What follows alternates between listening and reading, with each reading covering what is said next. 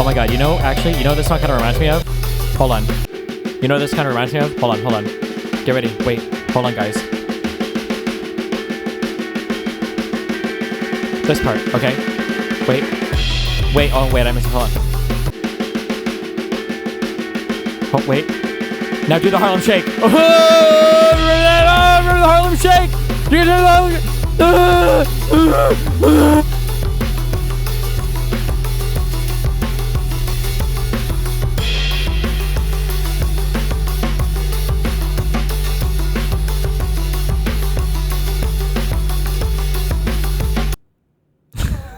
I'm sorry, what's up? Oh!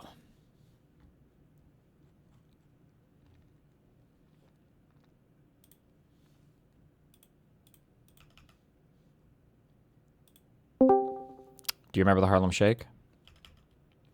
Hello? Do you remember the Harlem Shake? Hello? Hello? Did you ever do that? Burn down for what? That was another epic. Is that not? That's the Harlem Shake, right? No. I'm pretty. No, you're not. What the? Classic. Another hit piece, huh? Another day, another hit piece.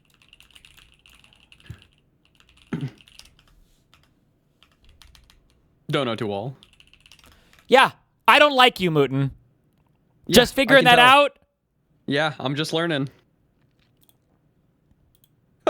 Or as they say in Minnesota, leering. Oh! Oh! Oh! God damn it. Shame on you for not staying downstairs and asking questions at the fucking Andrew Wilson Kyla panel. I'd already, I think, left. You were in the hotel playing Factorio, man. For the for the second to last debate. Oh, I should have run down. No, that whole thing was wild. Don't worry, we ratioed him. Yeah, we ratioed him. That's you saying. We ratioed him. Did you ratio him? Okay, I'm gonna be grumpy today. Fuck, I should have taken. I needed a drink. You need a Red Bull? Nathan? No, like alcohol. Because we have first ever TTS message. Oh, today? Yeah, yeah, today we have we're being TTS, attacked, man. and now it's gonna be. Oh, it's gonna be Can I glitched, hear then it? I'm gonna have to fucking redo shit, and then you're not gonna be able to I hear it. hate No. J Doctor Banana, man. I do too. He sucks. I hate that guy. Dude, you're gonna be in such a bad mood for the next month with TTS. Holy shit.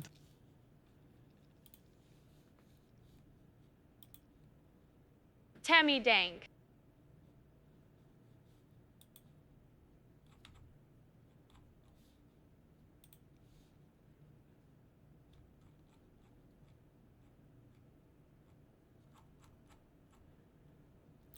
Oh.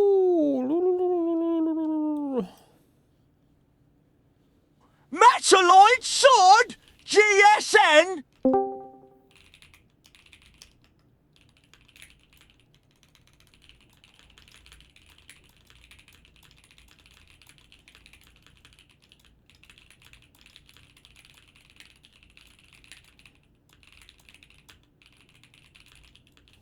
Okay.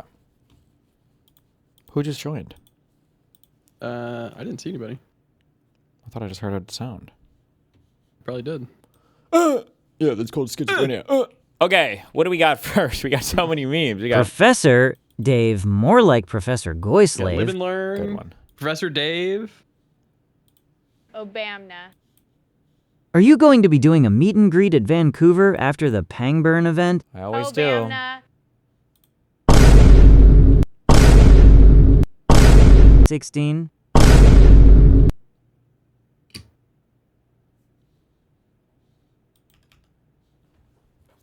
LLL? Interesting. Okay.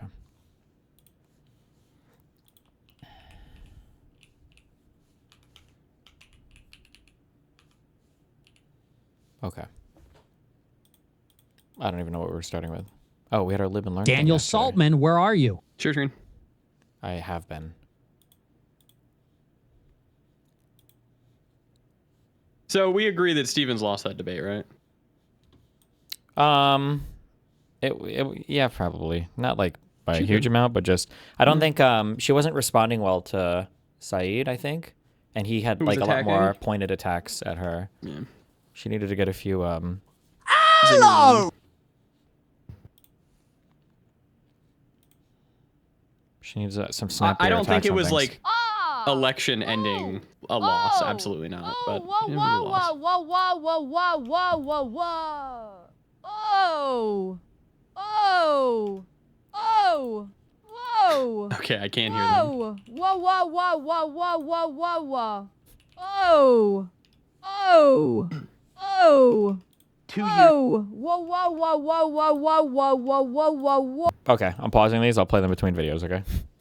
In a row now, it's dropped, and it has dropped ever since. Now we're all watching out of time with each other, out of sync with each other, and we have so many more options.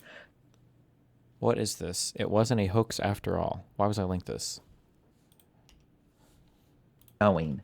2 years in a row now, it's dropped, and it has dropped ever since. Now we're all watching out of time with each other, out of sync with each other, and we have so many more options that nowadays you can just be like, oh, hey, have you heard of Swirletown? And someone's like, no, I literally never heard of that show. And you're like, oh, I spend every night watching it. And we're really spread apart. Whereas decades ago, if you just randomly knocked on someone's door, 1 out of 3 of them were watching Mary Tyler Moore. See, the Cosby Show was a thing that you could bring up at work, and everyone had watched it, literally. But today, if I'm even like, hey, so what do you guys think of Succession? More than half the people are like, haven't seen it. So I think about this quite often, actually. That's because of streaming. What? On, baby. That's just because of streaming, though, and like how the media, Okay, everybody just used to One is watch fucking cable. Sure. Do I want to watch this whole video? I don't think I want to give it. I don't think I give a fuck. Let's check our majority sloppers real quick. Fox News is really going, all hands on deck here about the greatest threat that this country faces, and that is New Jersey's own Hassan Piker. Many people are saying, hey, remember, okay, having a good model of the world means making good predictions, okay? So I try to see where I'm wrong on things, where I'm right on things, where I can adjust. I called it. That every motherfucker would be doing this tan suit shit. They would all be defending this fucking bullshit. that New Jersey is the breeding ground for terrorism in this country. And that's part of where I got radicalized, obviously, in New Jersey. And same here with Hassan. I mean, the reason I'm bringing that up is because they open with his birthplace, as if we're like talking about some historical, Can we deport him? This literally reads well, there you go. Okay. To be honest, my brain hadn't gotten to the racism part yet. Why have we deported him? Oh. It's just like it's almost like they're reading through his Wikipedia. Like, why is it relevant that he's from New Jersey? And you've just solved it. But anyway, here is Fox News over the weekend with their important story, the rise of Hassan Piker. Let's take a look. Hassan Piker is born in New Jersey to Turkish parents, but raised in Istanbul. He has family ties. You'll recognize this guy. Wait, look how close New Jersey is to Turkey. That's my favorite. The Jersey shores of Tripoli. Wait, is that border secure? I mean, Eric Adams says that it's the Turkey of America, I guess. This is my favorite too, where they go, "You'll know this guy," and then he totally mispronounces Cenk's name. You'll know this guy, right? The household name. The nursing home people watching this in the middle of the day are like, "Oh." Yeah, I know it. Yeah. Family ties. You'll recognize this guy. He entered political media as the Young Turks co-founder's nephew. That's Cenk Uygur, who you remember very much following in the footsteps. You don't. Piker starts building an online empire, turning his daily stream that everybody from Ro Khanna to Abdul El-Sayed. So I just want to say, this is a minute and change. You didn't have time to look up the pronunciation of the one proper noun that you didn't know how to pronounce? I mean, I think that they do this all the time with any name that is foreign. Like, they're trying to disparage people. It's why they still don't pronounce Zoran Mamdani's name correctly. Oh, yeah, Ruben goes crazy on Zoran's name. Zahran? I don't know enough about this Fox News guy, except that he interviewed Grace Mauser recently of DSA. So he's on this anti-DSA beat for Fox on the weekends. He's catching up, old man. But I do just love how he has the preface of, "You'll know this guy." I clearly don't, though. I've never heard of it in my life. Yeah. What's this, YouTube? What's that? Right. And the audience that is watching this definitely doesn't know who Hassan or Cenk are. I mean, or Cenk Uygur. Or Cenk. Yeah. Either of those three. Any of those three. But I find it interesting that Fox is even bothering to demonize Hassan, but we'll continue. We'll continue now. That everybody from Ro Khanna to Abdul El-Sayed wants to be on AOC, and he turned these live streams into an audience of 10 million followers. Part of why he is so front and center as a voice of young Democrats is political access with major progressive stars appear on his show. They're literally like, it's like Joe Rogan trying to get on his show. If you are a far left progressive Democrat, Joe Rogan of the left. Oh, now I get it. Be denied. He's called religious Jews inbred, defended Hamas, continues to do that, and apologized. Okay. He called the Israeli settlers inbred, and I'm sorry. Take a look at these freaks that are abusing Palestinians and torching their homes on the West Bank, and tell me that they don't look inbred. Like, It's deliverance. the Trumps look inbred too, gotta say. I mean, I think Eric Trump, Yeah, I think- a little bit Okay. of a vibe. We can make fun of people for looking inbred, and it doesn't just have to do with their Judaism. I would say it's borderline slanders to say he called all religious Jewish people No. inbred. He called the deranged settlers that are on video looking, I mean, with Wasn't buck someone in teeth. his chat like yeah, it was I can't remember. I thought it was I've seen a clip where it's like someone in his chat that was defending like genocide. But I do love that they have an addendum. They have an addendum to the America Deserve 9/11 piece, because like you may have already heard this one before, but we've also got this insult on Israeli settlers to throw at you. And apologized after saying that America deserved 9/11. In the latest firestorm, addressed college Democrats in a Mao-style suit. Look at that. And it's interesting, guys, because just think the list. It's the suit you can. I mean, look, Hassan is dressing in that manner, right? And he's trying to. It could be a evoke- Deng Xiaoping style suit. I'm telling you, Or a that Hillary Clinton. It could be exactly. He is giving homage to the girl boss queen of the Democratic Party, Hillary Probably Clinton. would have been scarier to this geriatric crowd if he said a Exactly. Hillary style suit than Mao. Right. They're like, what, he's just like a cat? Ow. It's kind of shocking because to mention like just focus like no mention anything he said in the speech. No, just It's- focus on his He attire. did it in this suit. I know. Look at what he was wearing. I know, and you know what's funny is that Hassan has been consciously trying to wear like button-down regular suits so that he knows wears them when- on stream now, when yeah. he goes on. I lost my mind listening to that Live and Learn panel. Unfortunately, Hutch didn't push back enough. Really? We'll listen to it. I feel like Hutch pushes back. The problem is it's basically always 2v1 because you've got Hutch is the lib. IRI is a lib, but he's not really engaged in all of like the crazy infighting shit. And He then just you've got wants like to be happy. yeah, and then you got like the two tanky apologists. So it's always Hutch is kind of like on an island there basically. Fox News, he says, I know I'm going to get clipped and I don't want to scare these grandmas. So it's like the producers were like, we have an avenue around that. He wore the Hillary Clinton mouse suit to this speech and we are going to be able to show him in that. Don't play anything about what he said, though. It might make too much sense. Yeah. Also, David Pakman did the exact same thing. As Hassan gave the speech in that suit. Well, and, this is David Pakman said that? Yeah. You want me to find it? Fine. Yeah. I mean, I'm like, it's actually quite instructive, honestly, to see how liberals are sounding exactly like Fox News. If this is like the road that he's going to go down here, attacking the DSA left as it surges, I mean, I'm all for making fun of this because this is genuinely harmful. And exactly at a time where the State Department is Trying to criminalize leftists. I mean, read Ken Klippenstein's reporting about this. It's astonishing. Babe. Like they're doing Yes, you this can. McCarthyite blacklist, and this is one of the largest streamers who I think.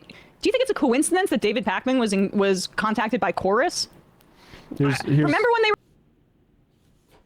What? Wait, what did she mean by that? Wait, what? What? making fun of Taylor Lorenz's reporting on this? Has there been any refutation about that yet? Because I haven't seen anything. None of her reporting was even validated, but good one. Go off, Queen. Legitimate about like their claims. They all cried and bitched about it, and now shockingly these same people are the ones that are the most anti-DSA folks who reportedly were in coordination with this company that was paying. Oh, I understand what she's saying. Sorry. All of the DSA hate is inorganic, and actually every person would love the DSA, but except the people that aren't, it's just being paid off. Oh, gotcha. Them for certain services or whatever. For their content. That's a here we go. classic. Ugh. Yeah. The Hate it when that Democratic happens. Party is showing the early signs of the same disease that destroyed the Republican Party. Republicans back in 2010. You know that Republican Party that's so destroyed right now? Yeah, the one that has continuously won over and over and over again. Okay, and Do you know, does this stupid fuck know what over and over and over again means? You know that they won in 2016 and lost in 2020 and then won in 20, right? Like, I don't know. Maybe she doesn't know what over and over and over again means. She also thinks that all people from Africa look like the same color black, too. I mean, according to her. So who knows? Maybe she's fucking I mean, the Tea Party did win, right? They kind of are the radical element of the fucking Republicans now. At one point they were, it's yeah. MAGA, but yeah. Yeah. But I'm just saying it's not like they've delivered a reliable series of wins. It's not for been these 10 guys. years. No, Yeah. they won one election. They won 2 elections, I guess, in the past 4 years. Or sorry, 4 elections. like pass its agenda, even items like abolishing Roe versus Wade that people thought they would never actually do. Anyway. Yeah, I care if my party's politically effective.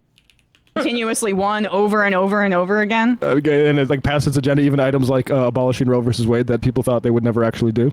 Fuck. Hold on. There was a politician in the 2010s who talked about this. Oh my god. Let me see if I can find it. Hold on. Talked about what? About losing Roe v. Wade. I'm trying to find out.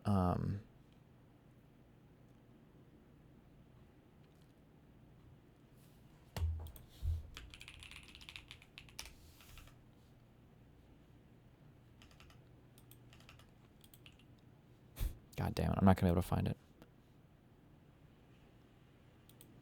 It was Hillary Clinton in 2016. We all knew this, you fucking morons. Everybody knew that Roe v. Wade was on the table. One thing I don't like about these weirdo fucking DSA types is they catch up to a very old conversation that we've been having forever, and they're like, guys, look at this shit. This shit is fucked. It's like, yeah. What do you think we've been talking about for years? No shit. Yes, it is fucked. Yes. No duh. We know this was going to happen. Yes, the whole time. That was why we were saying get to vote for Harris. Anyway. Yeah, I care if my party's politically effective, but I guess we just care if they're a little... He cares if they're a little uncouth or too close to populism or something like that. Also, like, I don't want That's the it? Republicans to... one thing I don't like about Republicans is how much they support Israel, but I don't think that's what we're talking about here. Anyway, let's just go... You should go pose at the White House again with the guy committing genocide. Yep. Not say anything. Say actually everything's fine. But anyway, here's a little bit more. He's got a finger to point. I can't wait. Their leaders laughed at the Tea Party. They hate him. The left and Democrats can't make the same mistake. There is a small group of far left extremists gaining influence inside youth groups and party organizations. There was a college Democrats convention, which I was actually invited to participate in, and I couldn't make it. Hassan Piker was dressed like Mao, and I guess... Remember what I said before we run through all of this, is that for the DSA lady on Fox News, for Hassan and his like cringy outfits, like we look at this and we're thinking like, oh my God, this is bad. Oh my God, this is bad. They're not thinking of it that way. For them, none of this is bad. It's all epic and based. And insofar as anybody thinks it's bad, it's only bad because it's hurting like the normie Democratic people. It's not hurting these weirdo DSA socialist, genocidal types or whatever. It's only hurting you're kind of like your ordinary Democratic people. That's who the Fox News hosts and everybody are attacking with these things. Destiny tried to show up and he was banned from entering. So Destiny's a creep and stalker, and that's why he wasn't allowed there. Creep stalker. That feel when a guy shows up that it terrifies you politically. Yeah, like I'm glad these motherfuckers are all afraid of me. I am your boogeyman. That's good. I am your boogeyman. What does his Twitter say? I am the political commentator that your favorite political commentator has nightmares about. That's true. And Hassan just admitted yesterday that he has nightmares about me. Mm-hmm. He focuses on Hassan's attire and then puts words in Hassan's mouth about like abolish the police, which Hassan is not a police abolitionist. And doesn't address anything. And then he recently appeared on Gavin Newsom's show too. So, but anyway, the point is this freakout is pretty widespread, and it's pretty disgusting to see who's participating in it. Disgusting. Is there more? Yeah, we can do something. I want to hear more about. I mean, does he get beyond the sartorial critique? He does this weird thing of not understanding why someone like Destiny, who has weird accusations about him in addition to like a rancid ideology. Rancid. I didn't even know he was still like around. Neither did I really. Yeah. And he wasn't allowed in this thing. And then we'll let Pac. Okay. Allegedly because the Mao-dressed Piker didn't want him there. Mao-dressed Republicans are going to put these clips everywhere. So yeah, we'll play this a little bit just more. keep going. Yeah, like people seem crazy when they see this stuff, and they are going to take abolish the police and abolish borders and abolish prisons and play them on a loop for 6 months. Democrats must act now and intelligently. The centrists don't really do anything, make very milquetoast fringe suggestions that you don't even really push for. Not working. Okay. This other thing of like end everything, it's a sort of destructive accelerationism. That's also not going to work. So I think that what we need here are no apology. Bruh. It's storming. Is it storming where you are?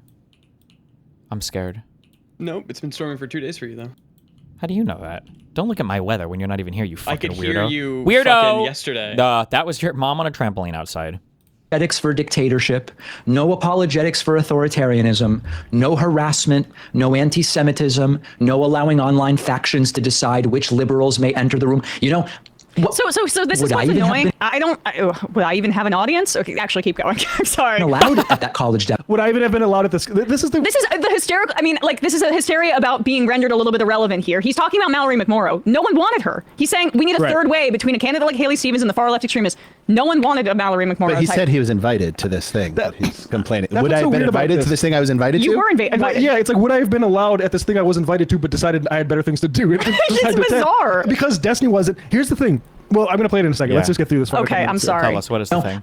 What, would I even have been allowed at that college Democrats thing? They invited me months ago.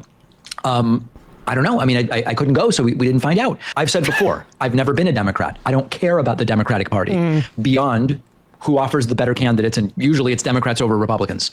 But we've got to make sure that we don't allow that party, if it is the vessel, at least for now, to something better than what Republicans are offering, to be hijacked.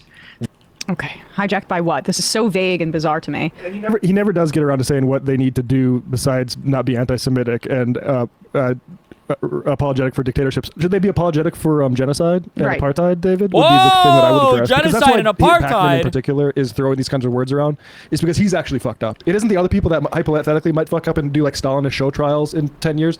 I agree that if that happens, that would be bad, and I will try to stop that from happening. We're not, like AOC said, we can't pass the minimum wage. We're not close to communism. What is happening is ethnic cleansing with American bombs. Yeah. And Pac-Man was into the fucking White House to say everything's fine, actually. Don't listen to these fringe leftists too much.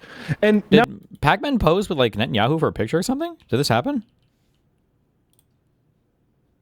Oh. Yes? Oh, gotcha. When? he needs to have his own finger to point because otherwise.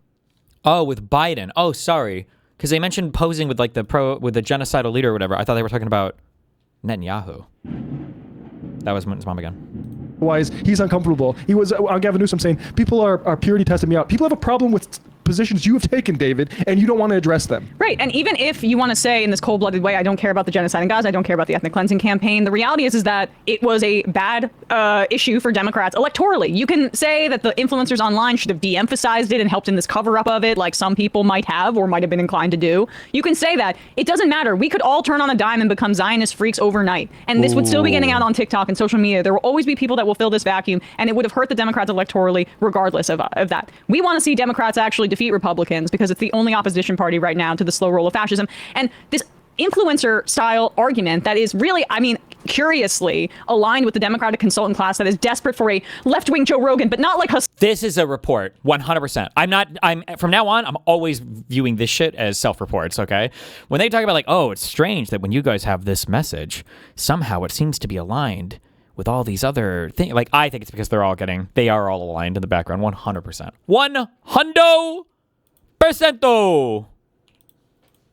Somebody else, curiously aligned with the way that they talk about it, by the way, is on an entirely separate track, this conversation, from what the voters want. That's what was so infuriating, frankly, about this Maine Senate conversation. It's like nobody cares what Maine Democratic Party voters want. It's like nobody cares what Michigan Democratic Party voters want. Do you care, Pac-Man, that in these districts where these DSA electeds won, that the voters wanted them and said they're representative of our interests? Why are we having this top-down conversation about how online influencers can manipulate the Democratic base into wanting something that they don't want? Because right now the battle lines are drawn. When he's saying we should strike a third way in between, and this is what the implication is, the crazy lefty and a Haley Stevens style corporatist, that's what Pac-Man's politics would be. The reality is that materially, there is there's a canyon in between those candidates right now because of the money issue. Like, the reason that money is coalescing behind corporatist centrists in these races versus these leftists is because that is what the battlefield is. The money left McMorrow because they understood what the real deal was and what the battle is. It's a battle right now for the institutions that they represent, for Zionism, for the billionaire class. They're going to go all in on a candidate like Stevens, because that's where that is what we're dealing with here, right? And you can't will into the middle of it a wedge who's going to represent some half measure. That's not where we're at right now. And the money is responsive to that reality. We should be responsive to it as well. Later in the clip, Pac-Man says he encourages his audience, like, you need to get active in these groups. You need to go to these young Democrats groups. And guess what? We, Majority Report or Hassan, don't need to tell people to, because those groups are already listening to us. We already won that battle. I hate. Bruh, I feel like these guys' audiences are hard to find in real life sometimes. I guess maybe sometimes they're even for the young college Dems. I don't know. Like, there weren't that many people in that room with Hassan. I was surprised how many people were at DebateCon. I'm pretty sure there were more people at DebateCon than in that room for Hassan's speech, actually. I was kind of surprised by that, but... I hate to tell you, but even not even just DSA folks. I mean young Democrats. Yeah. We drank your milkshake because you fucked up with some major questions and on foreign policy, and not just October 7th. But the thing with Pacman here is I'm getting a little bit annoyed with this playing dumb. I don't know even how you pronounce APAC thing. Remember that? But oh my God, they hate that joke so much, bro. It actually mind fucked these people. Holy shit. There's this little thing he's on now of why wouldn't the Maoist suit Hassan Piker want Destiny in? And Gary to put this up, Brian. The Maoist suit Hassan Piker want Destiny to come in because they know they lost like young Democrat groups. But David Pacman knows exactly why they wouldn't allow, because he himself withdrew from a speaking engagement because of reputational concerns, because Destiny was going to share. Damn, and they got all the talking points and everything. I wonder if they got these from Hassan. Very nice, very nice, very nice. Stage earlier, like a year earlier. Here's the Hassan revealing that on the stream. Hangburn regarding June 22nd event in Queens, New York. I forget to inform ticket holders that hey, it's the groups. David Pacman has chosen to withdraw from his scheduled appearance at the anti-Trump tour event. Wow. David, why did you pull out of this event, David? That's crazy. That's crazy. So the guy you chose to defend. So when the College Democrats of America do the same thing you did last year, when the College Democrats... You get the point. Why is Pacman playing dumb about that? Yeah. Shapeshifter, you got him, Emma. It's so true. People aren't morons. The voters for leftist candidates aren't into cults of personality. With the Plattner stuff, it showed the strength of policy because despite the things that came out, they still wanted those policies, and that's what matters. And exactly. What? What? The Plattner stuff, by the way, that wasn't a cult. Really? People supported him, though, literally no matter what came out about him. That proves that it's not a cult, because they just wanted the policies. That was like the most all roads lead to Rome rationalization I've ever heard in my entire life. We're seeing that. Although the slate woman would tell me, I forgot her last name. She would have told me, they just want some guy. Yeah, well, she can talk to Pacman about that. Yes, exactly. And guess what? Candidates will still want to be on our show. And not like Destinies. Hey, folks, don't forget to hit the subscribe. So let's talk about Slaughter.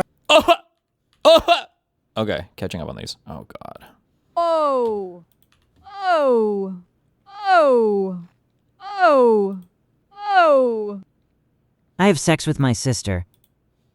Barack Hussein Obama, also known as Obamnay.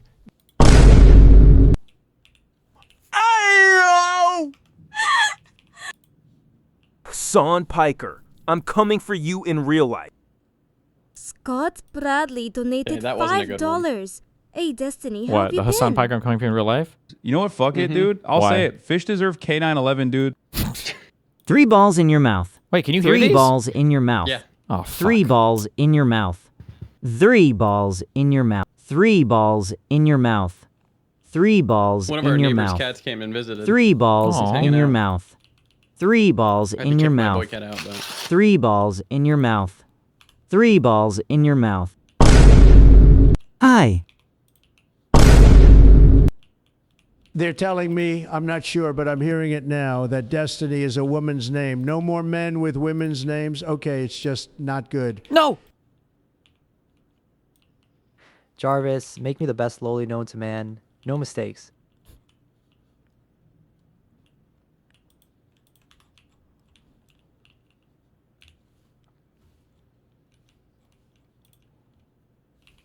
Okay.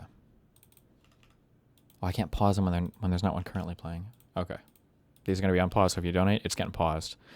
Whew. Good luck, guys. Oh, man. Our dick's hard. All right, there we go. How do you know? Sometimes the thing isn't even I just feel consistent. it. You just feel it. You just know when the show feel actually it. started. Why isn't there just You a just start feel it. now It like can be every seen. other fucking system? Welcome to Live and Learn, the only show that doesn't have a delay at the beginning and cuts off our intro. We're back. We Look had a at how little cool delay Guy there. But we're looks. back. Look how cool Guy looks. What does your hat say, Guy? Democracy. It's from Hell C-SPAN yeah. shop. Oh shit! C-SPAN has a merch store. I didn't even know. Oh, that. yeah. That's awesome. Destiny, the clip first. What the clip first? Kyle Kalinske and Crystal Ball clip. Is it about this or? I feel like the Democratic Party is so beholden to the point of view we heard from Representative Adam Smith that this country must exist the way it is, that you must let them kill as many Palestinians as they want, or Jewish people are not safe walking down the street in Manhattan. Like, if they can't kill... I do think that that's kind of fucked. Like, every time I hear Democrats say Jews need to be able to kill and slaughter as much as they want, as much as they need, that is kind of fucked up. I do wish that we wouldn't have that position. But thousands of miles away, Jewish people are not safe here. It is so nonsensical, but the Democratic Party feels locked in. I think the Democratic politicians need to be bullied into the proper position here. And I think that's the way to get it done. I mean, I hate to say it, but I think it's true. Also, at this point, I think a lot of people correctly have come to the conclusion Israel equals MAGA. It just does. Like, the entire population, Trump polls very, very popular over there. Netanyahu clearly made his bed and decided, like, I'm going to be with the Republicans. That's the thing. And so for Democrats to walk around pretending like there's any hope of somehow, like, you know, having a good relationship with this ethno-state and they're going to support you and like you back, and it's just not going to happen. There's no chance. It is by definition an ethno-state. You know, I mean... They're so proud of that, dude. Americans, nothing... I feel so bad for you Europeans because you guys have, like, all this other dumb shit you have to worry about in life. Nothing will ever feel as good as it does to an American to tell somebody else about, like, how their country works. Like, you just don't understand the feeling of just... It's like, imagine, like, the best cum in the world, the best orgasm when you're on the best MDMA high, the best everything. Nothing that you will ever have in life will feel as good as when an American can just tell some other country about, like, how their shit works. Oh my God, every day. Sometimes I wake up and I just go posting on European forums and I make sure I have, like, the most American IP address ever. I make sure that everybody knows I've got, like, my flag avatar and everything. And I'm like, Europeans? What do you guys mean vote? Aren't you guys all socialists? They need to be bullied, but also they need to be kicked out of office. I mean, that's the other thing. Is like, and that's happening because as much as the media loves to play up, oh, there's a divide in the Democratic Party. No, there is no divide among the Democratic voters. The base is with us. The base is very clear-eyed. Yep. So are independents, by True. the way. Like the majority. Independents and the base is with them. Yes, every single person in the United States of America is actually a socialist / progressive. Did you know that? Every single person is. Now, a couple people aren't, but it's just because they haven't heard about how fucking sick and base as fuck all of that is. But otherwise, yeah, basically every single person, a lot of people don't know this, that every single person is a socialist, basically. The country, but certainly within the Democratic Party. No, we've seen enough. We understand what's going on here. The only divide is between the base of the party and Democratic elites, leadership. establishments. And that's what's playing out in these primaries. And Israel's not the only issue, but I do think it has it's become the big one. The most important litmus test dividing line issue because it says so much about you. Yeah, you know, it does. do How you retarded are you? Stand for Do you these know anything liberal, about foreign progressive policy? values? Will you stand Do you give a up fuck against about big money? domestic Will you issues? fight when it is Are you uncomfortable? And anti-Semitic? obviously that has enormous applicability to whether it's, you know, fighting big money interest or whether it's fighting against Trump Big and fighting money, for this country and against the rise of interest rates, fascism, fighting for things like universal health care. Where you stand on big this issue noses. really says a lot to voters, and that's why it's become so consequential. Okay. Thanks, Queen. Okay, that's like you got the NPR tote bag, the C-SPAN hat, and then you're going through Whole Foods and picking up all the 40-year-old single moms, right? Hell yeah. Ooh. You say 40-year-old single mom is like, dude, 40-year-olds are smoking hot at my age. Okay. That was not a pejorative. All right. That was like, hell yeah, guy. You get those single moms. You're cougar hunting. I'm just saying, in the Bay Area, you got a whole buffet next to the Whole Foods buffet. If you're I interested, really don't appreciate this objectification thing that you have going on. It's not very progressive. I'm starting my misogyny arc. I'm sorry. What's going on, guys? How's democracy doing this week? We're succeeding as a democracy. We are functional. We're not going to go into further war with Iran, and everything is going well. The Democrats are doing fine. Based. Well, I would point to Troy Jackson as a success of democracy this week, that we were able to pick someone to replace Graham Plattner without shedding tears and anyone getting upset, I think, right? It was pretty flawless. Pretty ideal outcome to pick somebody that's close. Wonder why? Why were we able to pick Troy Jackson and not everybody was upset? Because that's their guy. Yes, exactly. Because Democrats realized that, well, we got to pick somebody. But because the progressives got their guy, All that talk. Sorry, hold on. I'm just about to lose my fucking mind. All that talk. What's the word? I'm thinking of a word right now, Moot. It's the C word. You know what the C word is? By any chance? You know what the C word I'm thinking of is? The C word I'm thinking of is? Capitulation? No. They said this about... Cock. They said this about Kamala over and over and over again. Coronation. They coronated her. She was just anointed. She just became the candidate. And it was like literally the downfall of fucking democracy. It was like the worst possible fucking thing in the world to these motherfuckers. But when it's their guy... they were the ones who were begging Biden to drop. Well, yeah, but they were saying they wanted an open primary. That would have been the fair thing, was an open primary, an open primary, an open primary. And when you say, it's like, well, I don't really know if we had the time left for that, dog. Like, shit was kind of like down to the wire there. They don't care. There needed to be an open primary. But now that it's their guy, well, I mean, what are we going to do? We got to be reasonable, right? The ticket's going to close. No, not a single complaint from any of these people. It wasn't democratic, but, you know, whatever. Closer to his politics, but apparently he's not squeaky clean either. I don't know. I saw some rumblings of some Oppo research or whatever, but we'll see. Well, I don't know if you guys saw the thumbnail, but past, skeletons in the closet, he did campaign with Graham Plattner. So what? Well, but just before you guys get into the person, I would say the process was pretty smooth. That's what I'm saying. Yeah, there wasn't some like big like, oh, this is a subversion of democracy. They're anointing a thing. The guy stepped down. They had to do something quick. And it seems like everyone's kind of on board now. I wonder why. To this day, I hear people crying about Kamala being picked, and democracy was eroded because of that process, which I think is concern trolling from right wingers mostly. Agreed, 100%. I think that there's a process, and with any of these situations, we have a right to push for someone to drop out, whether it's Joe Biden because he fucked up a debate or whether it's Graham Plattner. And it's not like there's anything inconsistent with... Pisco was 100% consistent on this also. I don't think Pisco was one of the people who... actually, Pisco made some of the strongest arguments, I think, in terms of the people that were crying about the process not being followed or whatever. So Pisco was not one of the people who was crying about the lack of election rules being followed or whatever, lack of democracy. Pushing those candidates out, especially when we're the ones who nominated them. Well, so he's also leading in like that. I saw the University of New Hampshire poll. He's already leading Collins, which was very surprising to me, of this guy who has not campaigned at all for this position, kind of gets slotted in last minute, and everyone's already just kind of on board. So I guess he's just generic Democrat. He might as well be. He's got good policies and all that, but people are just like, whatever, as long as it's not Collins. It makes me question, why do we even have campaigns? We should just like say go, like 24 hours before the vote. It's like, all right, Democrat or Republican, just go. I think it's never heard of. Yeah. I think it's consistent with the polls that were happening right before Plattner dropped out, because those polls I saw a generic Democrat starting to poll better than Plattner was. So, seems consistent on that front. Eric for the presidential, he seems like really, really strong. No shot. Who? That fucking Generic? Eric Trump. Oh, he said generic. I thought he was saying Eric, like Eric Trump was strong. Okay. Yeah. Joe Generic. Yeah, Joe Generic is my candidate of choice. Yeah. I'm not surprised. I think you guys nailed it. Like, generic Democrat does very well against Susan Collins, and Troy Jackson at this point is a generic Democrat. No offense meant by that. But who's a generic? I think you guys nailed it. Like, generic Democrat does very well against Susan Collins, and Troy Jackson at this point is a generic Democrat. No offense meant by that. But he seems just fine.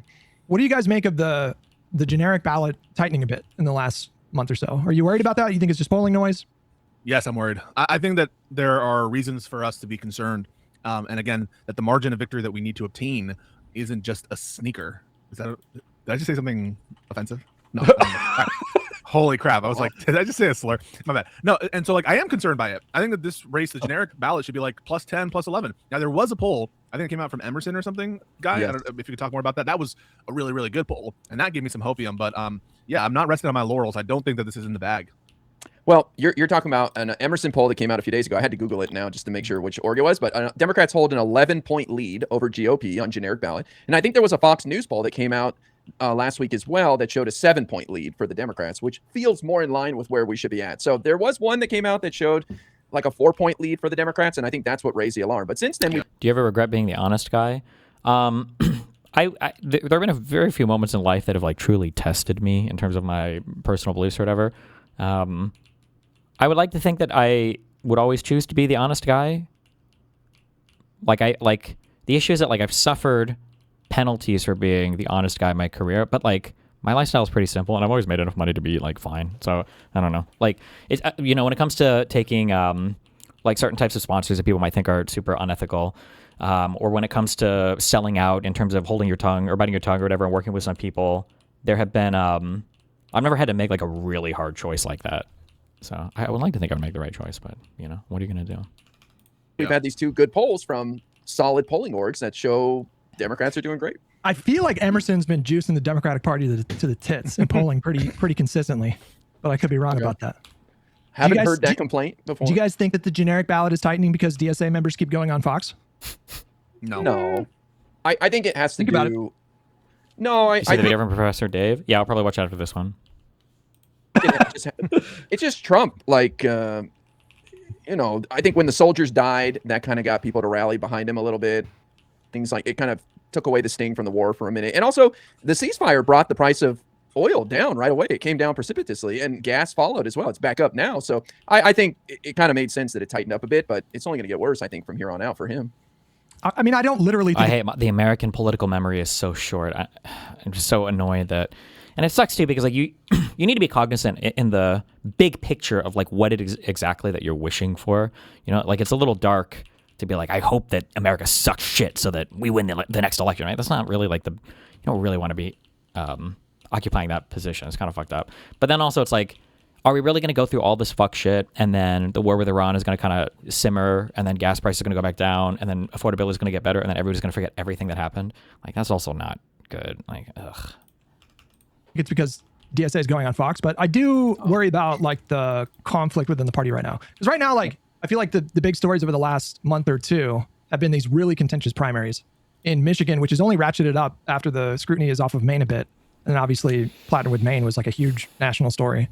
So I don't know. I think it's a combination of a lot of different factors, but I do think that infighting is not helping things at the moment. Yeah, I was going to say, I don't know if you guys all saw the DSA co-chair on Fox, but like, holy terrible fucking optics, Batman. Like you go on and they're just like, all right, we're going to read all the scariest things that Fox News will hate, like all the viewers will hate, and give you just don't explain any of it, even if it has an explanation. Just say yes or no to all of them. They peace code this woman. And it's just like, guys, abolish the Senate. Yes. Abolish prisons. Yes. And it's like, okay, just like might as well say like, destroy America. Yes. Like that was fucking terrible. So that, Hutch, I think there's some credibility that maybe there were some disaffected Republican voters who are now like, oh, wait a minute, that's our opposition. Like, let's go vote. That absolutely could be the case. So maybe, but I mean, I think the amount of people that will influence their vote in the midterms, as opposed to the economy, the war in Iran, those kind of things are like the big ticket items. And I think the concerns about socialism taking over the Democratic Party are much further back.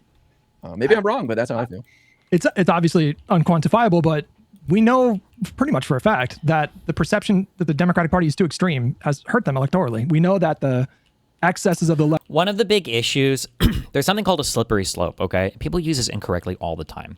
There's like a slippery slope and there's a slippery slope fallacy. Much the same, there's an appeal to authority and then there's an appeal to authority fallacy, right? It's not always a fallacious thing to talk about a slippery slope. I've given these examples before. Your kid is supposed to go to bed by 7 or 8 for school, and then, the next day he's like, can I please do 8:30, and then he's like, next week, and he's like, maybe 9 or 9:30, right? It's like a slippery slope. You're like slowly kind of like being lax on some boundaries, and then eventually, you're at some place you never would have been in the initial stage if you could have stopped it right then, right? The issue when it comes to this like socialist stuff that we're talking about, like is there going to be a socialist takeover?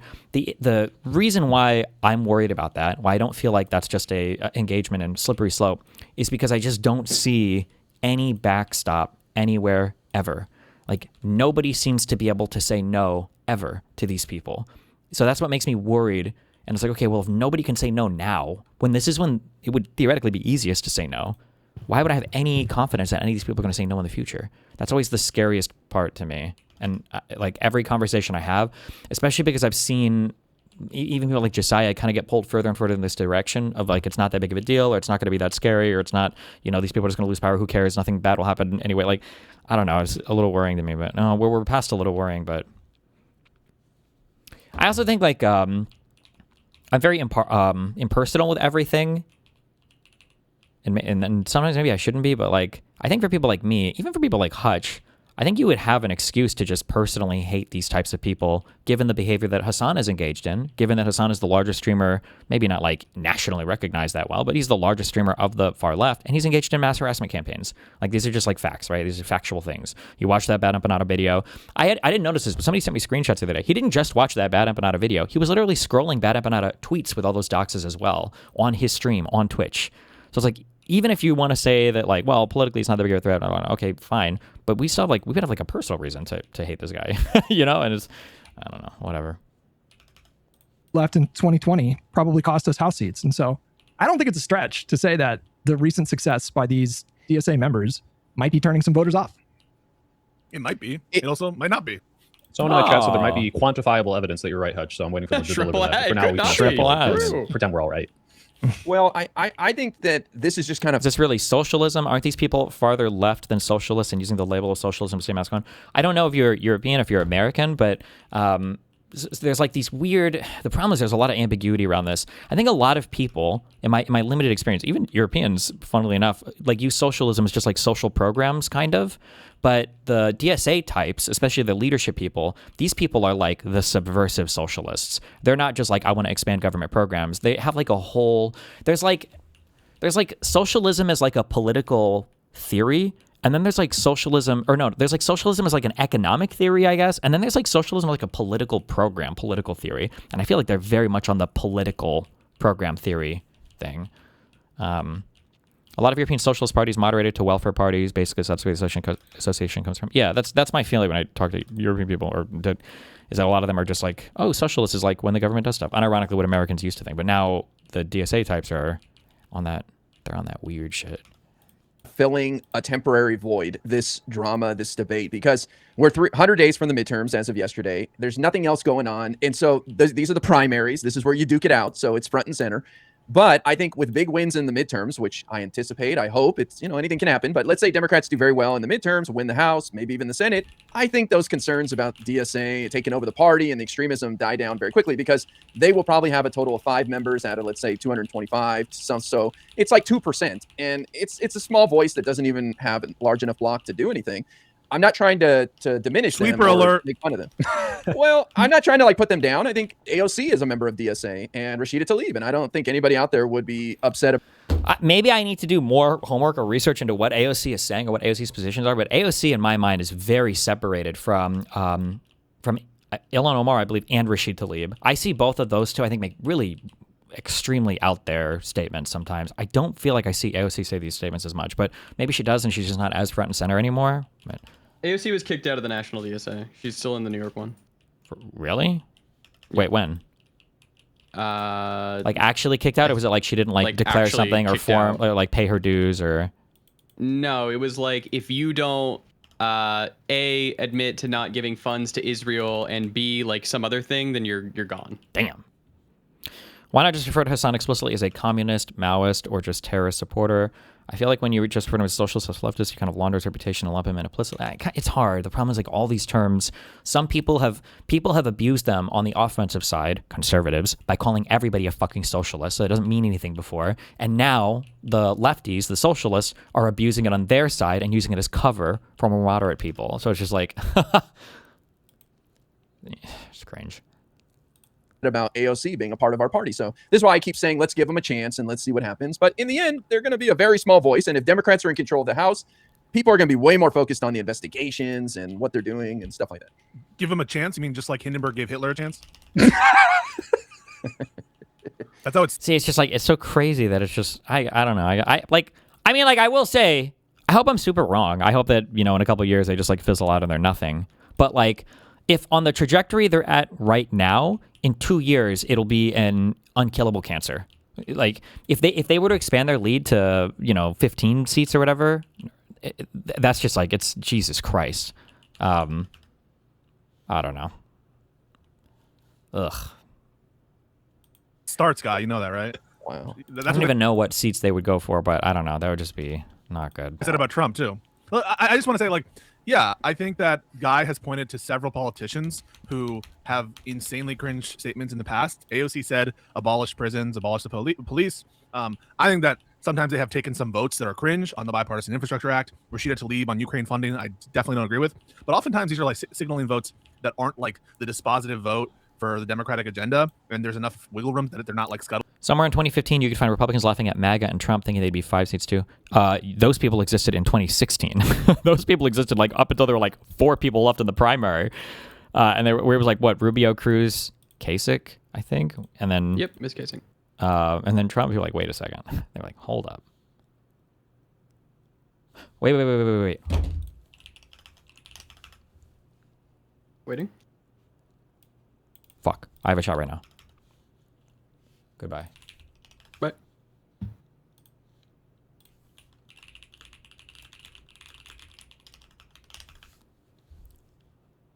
Holy shit. I'm lucky I just checked my phone. Oh my god.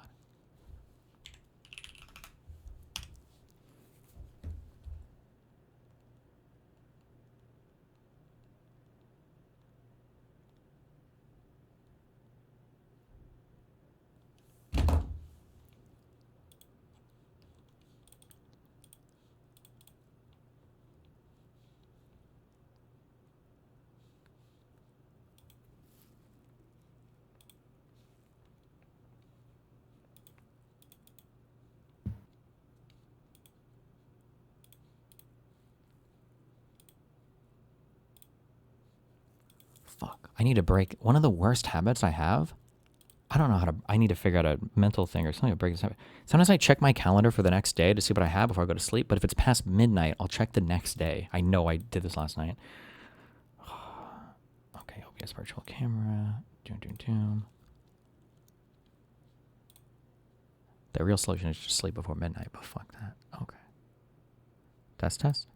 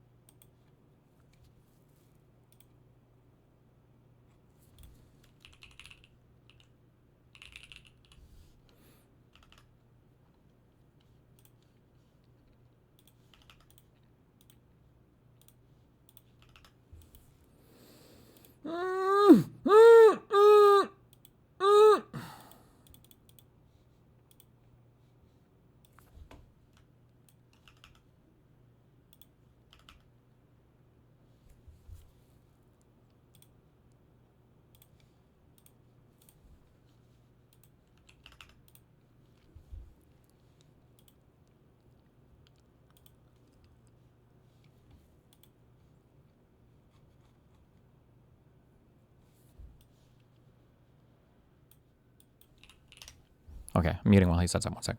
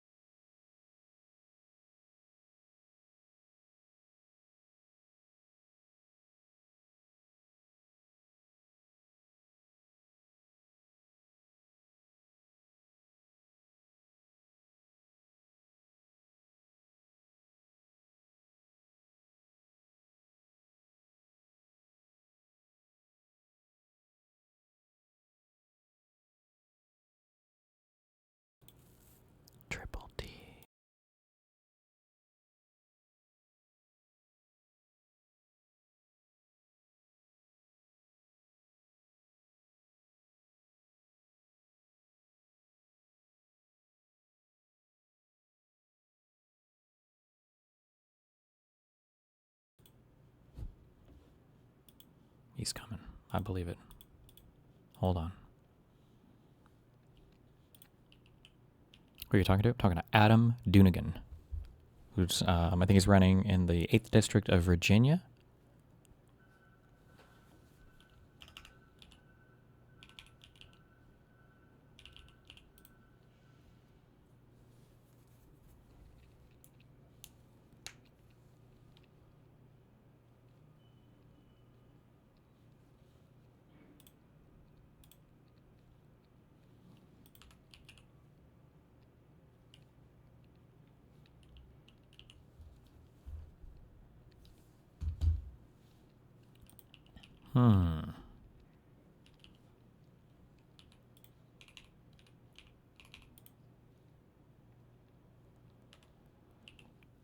Turn on TTS in the meantime? I don't know if I'll be able to turn it off. No.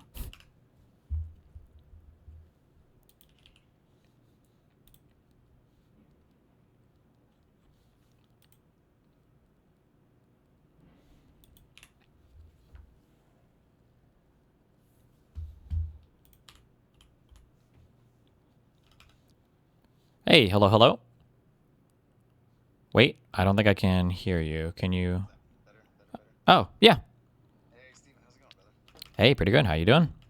Good, man. I've been a fan for a while, so it's good to talk to you. Oh boy, I don't know if that's a good thing or a bad thing, but thank you very much. Let me introduce you real quick. I'm joined by Adam Dunigan. Dunigan? Dunigan, yeah. Dunigan. Okay. Adam Dunigan. Sorry.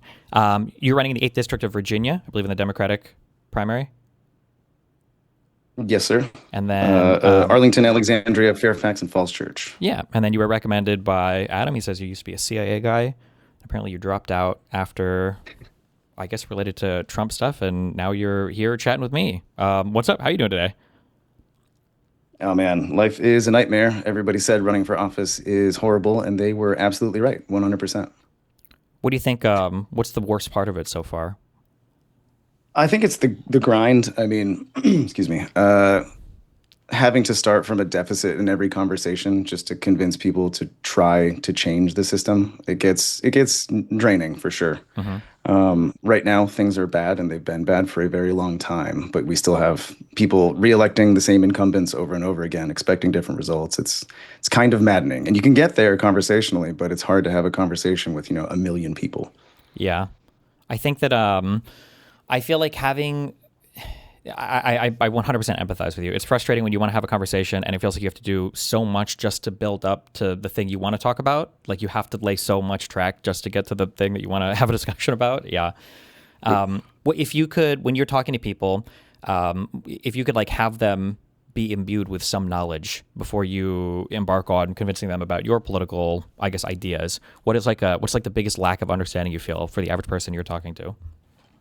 I don't know if it's knowledge. I would want to instill some sense of panic. It should. I always say this as part of my stump speeches. It should really freak people out that a guy like me jumped out of the CIA to come run for this office, to say who I am in front of a crowded room and try to instill some sense of urgency because things really are that bad. I kind of just want them to feel how close to the edge of that cliff that we are right now. And I don't see people reacting with the appropriate level of panic that I think they should at this point. Can you tell me what was the thing that I guess pushed you out of the CIA? Oh, I mean, there's tons of different reasons that I can give, but I can maybe put it in perspective like this. I was around enough like bad policy coming out of the executive between Trump 1 and Trump 2. I think there's plenty of examples of really short-sighted, horrible policy that's probably going to take us generations to claw back from. But there's also a fundamental unseriousness in the people in charge of oversight, and that applies to Democrats too. It's humbling and frustrating and really scary to put your life on the line or put the lives of other people on the line and then have the people in charge of those decisions or making those decisions not fully comprehend even why or what you're doing. I can't describe fully just how frustrating that is, but it's also born out of the nature of our legislature right now. They are looking at their next election almost exclusively, or they're looking up for the next office that they're looking to get elected to. And when you have that mentality, it's really difficult to do the intense work of intelligence oversight or have the perspective necessary to make good calls about what your intelligence organizations are doing. So yeah, I white knuckled it through the first Trump administration. And then when Trump 2 came up, I knew that I probably couldn't do it again. And then with Venezuela and everything else that you've been seeing, and it's worse behind the curtain than it is in front, trust me. With all of that, I knew that I had to go try to make an impact at the level I thought made the most sense.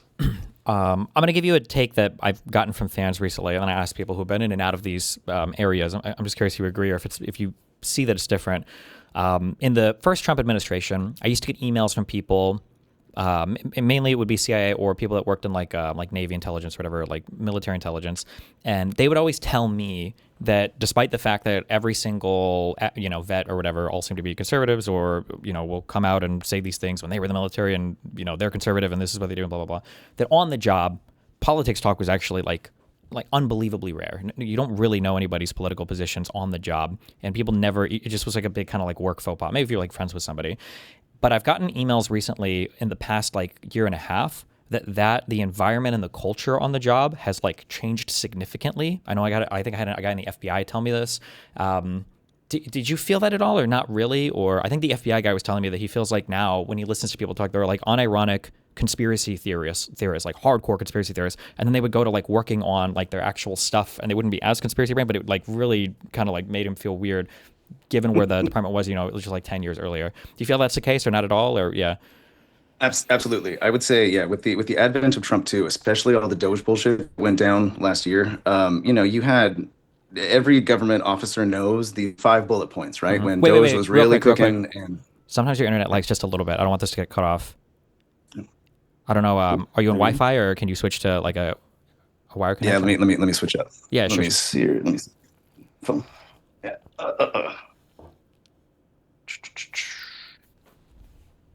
I don't know what's going on in my building today. Sorry, man. No, you're good. Maybe this will be better. How long were you working in intelligence for? I have 17 years of total service between Marine Corps and all the time I spent between CIA and other assignments. So yeah, quite a while. My whole fucking life, basically. Damn. Okay, I don't know if you've done anything, but everything that whole sentence is perfect. Okay. Yeah, everything seems magic. perfect. Okay, right. magic. Okay. Okay. Yeah, I have to be somewhat circumspect when I talk about like my length of service, just because there's rules about cover and stuff like that. But yeah, I spent quite a long time in there. I'm sorry. Remind me of your question that you just asked. No, you were just about to say you were mentioning something about the 5 pillars of something. Oh yeah. No, so I was the 5 points. So like every government officer, when Musk was really cooking with Doge, every government officer got an email saying, tell us what you did today. Give us the 5 bullets of what you did to justify your job. That also went to everybody in the intelligence service. So theoretically, were you to be a young intelligence officer in a station abroad somewhere, you had to justify yourself to these little fucking Doge lunatics just like everybody else. And it was infuriating. And that really sparked conversations in these tight, small team areas where people's political allegiances did come out. We were talking about this because if you were on, the correct side of history, you're like, this is insane. Why are we allowing this to be done to our government? And then if you had some hardcore MAGA conspiracy types in your small team that you wouldn't have known before, they would argue with you. And yeah, the fracturing of camaraderie and esprit de corps definitely is something that happened out there for sure. Yeah. Okay. Now your video was lagging again. Your audio is coming through, but your video lags a little bit. It feels like what have I done? Hang on. Yeah, you're good. Are you using is it like a wired connection or is it like a cell phone hotspot or? I'm gonna switch to a hotspot and that'll be better. I promise you. Okay. All right. Let's see here. Got me now? Talk. Oh my God. Oh yeah. How about now? Better? No, I don't think so. Moving around. What the fuck?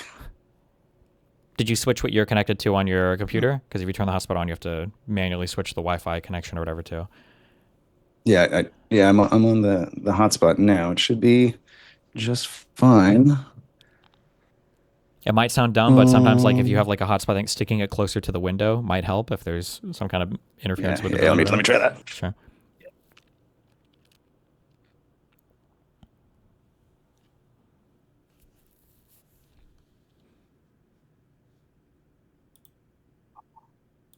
done like 4 video interviews today, and this is the only one it's fucking up on. Sorry, man. You're good. You're good. I want to say All it's right. good now, How's but that? I feel like Yeah, I believe in us. I think this is gonna work. okay, we're believing right now. It might also help. Also, I don't know if there's a way to turn down your video is like at 1080p. It's very maybe if there's like a 720p option. I don't know if you could do that under like video. We're doing like a whole tech thing now. Sorry, I just wanted to lag when you're speaking. Yeah, no, I got you. It should be fine now though. It hasn't lagged at all. It never lags when you're troubleshooting. I don't know why, but it hasn't lagged now. We should be good. Hopefully. Okay. All right. Okay. I'm Let's praying. see, man. Okay. Thanks for working through me. No, you're good. Sorry for yoinking you around on that. Okay. You were the 5 points of. Can you rerun that again? Sorry. Yeah. So, talking about politics introducing themselves where they were not before in intelligence and military services. Yeah, 100%. So, when Doge was really cooking, right? Oh yeah. Okay.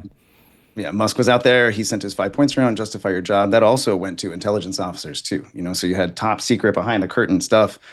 And you had these lunatics, these 22-year-olds off Twitter that were making calls on things they just didn't understand. It's a different expression of the same unseriousness that I saw in oversight. And it infests everything. And it ruins the small team camaraderie that we had. Yeah, I sympathize with that 1,000,000%. One of the most frustrating things I find with like the current, I guess, administration, I don't know how to put this into words, but like there's kind of like there's like a myth to how intelligence works and really the entire government works. Oh, yeah. And then the Republicans and kind of the Democrats like kind of sell this myth of like how things work. But once the TVs are off and they go behind the scenes and they start to work on stuff, like everybody is like doing real work. But I feel like over the past several years, I describe this as like the mask is like melted onto the face to where I feel like there's actually an actual lack of understanding of what these things do, like how these intelligence organizations work and, how you're supposed to collaborate and coordinate with them and what each individual person is supposed to do. And because of that lack of understanding, you just get into such a ridiculous environment that genuinely the people up top don't know anything about what's going on. Like I can't imagine the decay or the rot that has run so deep in ways that we don't even see publicly. I had a friend that worked at NASA, and he told me one of the funniest things that he saw was when they offered to do that. He complained about the stupid emails too. He said that their team leader, their manager, whatever, was like, just write whatever. This is stupid. I can't even believe you guys are wasting time on this, because his guy didn't like that. But when they offered to do those big buyouts, his feeling was that what they were trying to do is they were trying to do these like buyouts of a lot of the older guys so they could get like fresh faces into NASA or whatever. But he said what happened was literally the exact opposite. You would get guys who had been working at NASA for a year, if that, who were now getting like this like 1 to 3 year like kind of pension thing.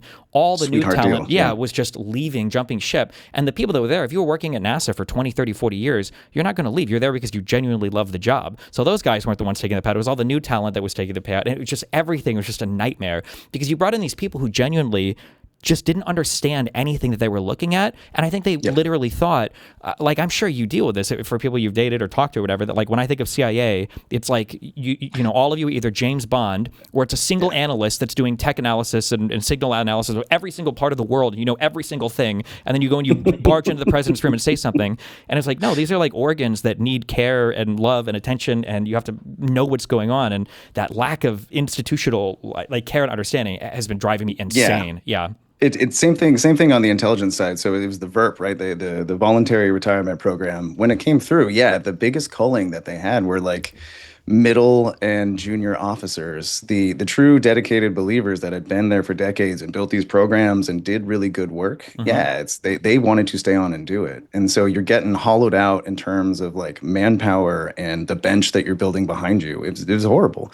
And then on the other side, completely independent of that, for guys like me running for office, you got like the what's the word I'm looking for here? You got like the tankies online, or like the some of the online commentators where like, just because I was in the Marine Corps, even like they'll never forgive an American military member. Just because I was in the CIA, I'm a war criminal, coup fomenting. You were the guy in the pictures in Guantanamo, in Abu Ghraib. Yeah. You were the guy. Yeah. And it's kind of frustrating too, because like, I don't know. I understand the skepticism, but it can't be cynicism, right? Like we have to cull the entire political bench, for the Democrats especially, for like operators, people who are there to do a job and then leave with their dignity intact. So like I'm self-term limiting, for example, you know, and I'm out there. And I don't think there's a lot of daylight between like the DSA and progressive Democrats or whatever. Like there's some basics that we want to get accomplished. Like we just want people to have healthcare and dignity and life to not be horrible for most people. And I'll still get torn down despite being on their side and bringing a skill set that I think is very necessary and a mindset of mission focus. They'll still tear me down on that side, where on the Republican side, they're just lockstep. So not only are the policies hollowing out the government, but the people trying to get into government and try to rebuild some of the capacity that we've lost and some momentum that we need, yeah, we're hollowing that out too, just with like the conspiracy brain stuff that you see online. Like go on my Instagram and then see some of the comment sections in there. It's fucking nuts. Yeah, I think one of the scariest things for me when you talk about this like hollowing out thing is I think that the United States has built up so much over the past 250 years. We have so much resiliency when it comes to our economy, when it comes to our our military or intelligence apparatus, that it takes, you can throw so much horrible stuff at it before it like truly starts to have some, I don't know if you'd say catastrophic failures. But the thing is that like once we start to hit that point, if we haven't already in some regards, it's going to be really, really, really, really, really hard to come back. Because I think that because when all of this stuff is working well, I'm mostly saying this, I guess, kind of to the audience and to convey something, because I know you understand this, I'm not telling you this, obviously, right? But like for intelligence work and everything else, like when all of this stuff is going well, nobody really has any idea what's going on. You see the 9/11s, but you don't see the things that didn't become 9/11s, or you see when things are, and man, it's really terrifying to me to see a lot of these organizations, like even when there was the Durham report on the FBI and the Crossfire Hurricane and everything, even coming away with that, like the takeaway was basically that I think that people got a little bit ahead of themselves for reasons, and maybe you could solve some of these issues with red teams and everything else. Like that environment of like maybe the FBI made mistakes here and there were problems that could be remedied with different procedures in the future. To go from that to Kash Patel, like, did you ever serve a warrant on God Emperor Donald Trump? Because if you did, you're fucking out of here. It's like, it's genuinely... Children's author Kash Patel. True, yeah. It's multiple books, too. Yeah, it's genuinely terrifying to me. And then to the conspiracy stuff you talked about, or like the need for good stuff, like, I don't think that we should be indiscriminately using our military, all across the world to kill whoever and all of that. But when somebody like Kamala says, like, we need to have the most lethal military, I mean, that's true. It's a military. Like, when we do have a mission, we want to be able to execute on that mission as precisely as possible. And it's one of those weird things where it's like having a more lethal, precise intelligence apparatus, military apparatus, in a way, I think kind of does make you less prone to bombing, schools with 200 and whatever girls in Iran, or making catastrophic mistakes that result in a bunch of people dying. So, yeah, and it's just I always say, and like this is my response a lot of the time online. I'm kind of like unhinged online just because like I don't respect Reddit. Like it's fine. Like I let it out there.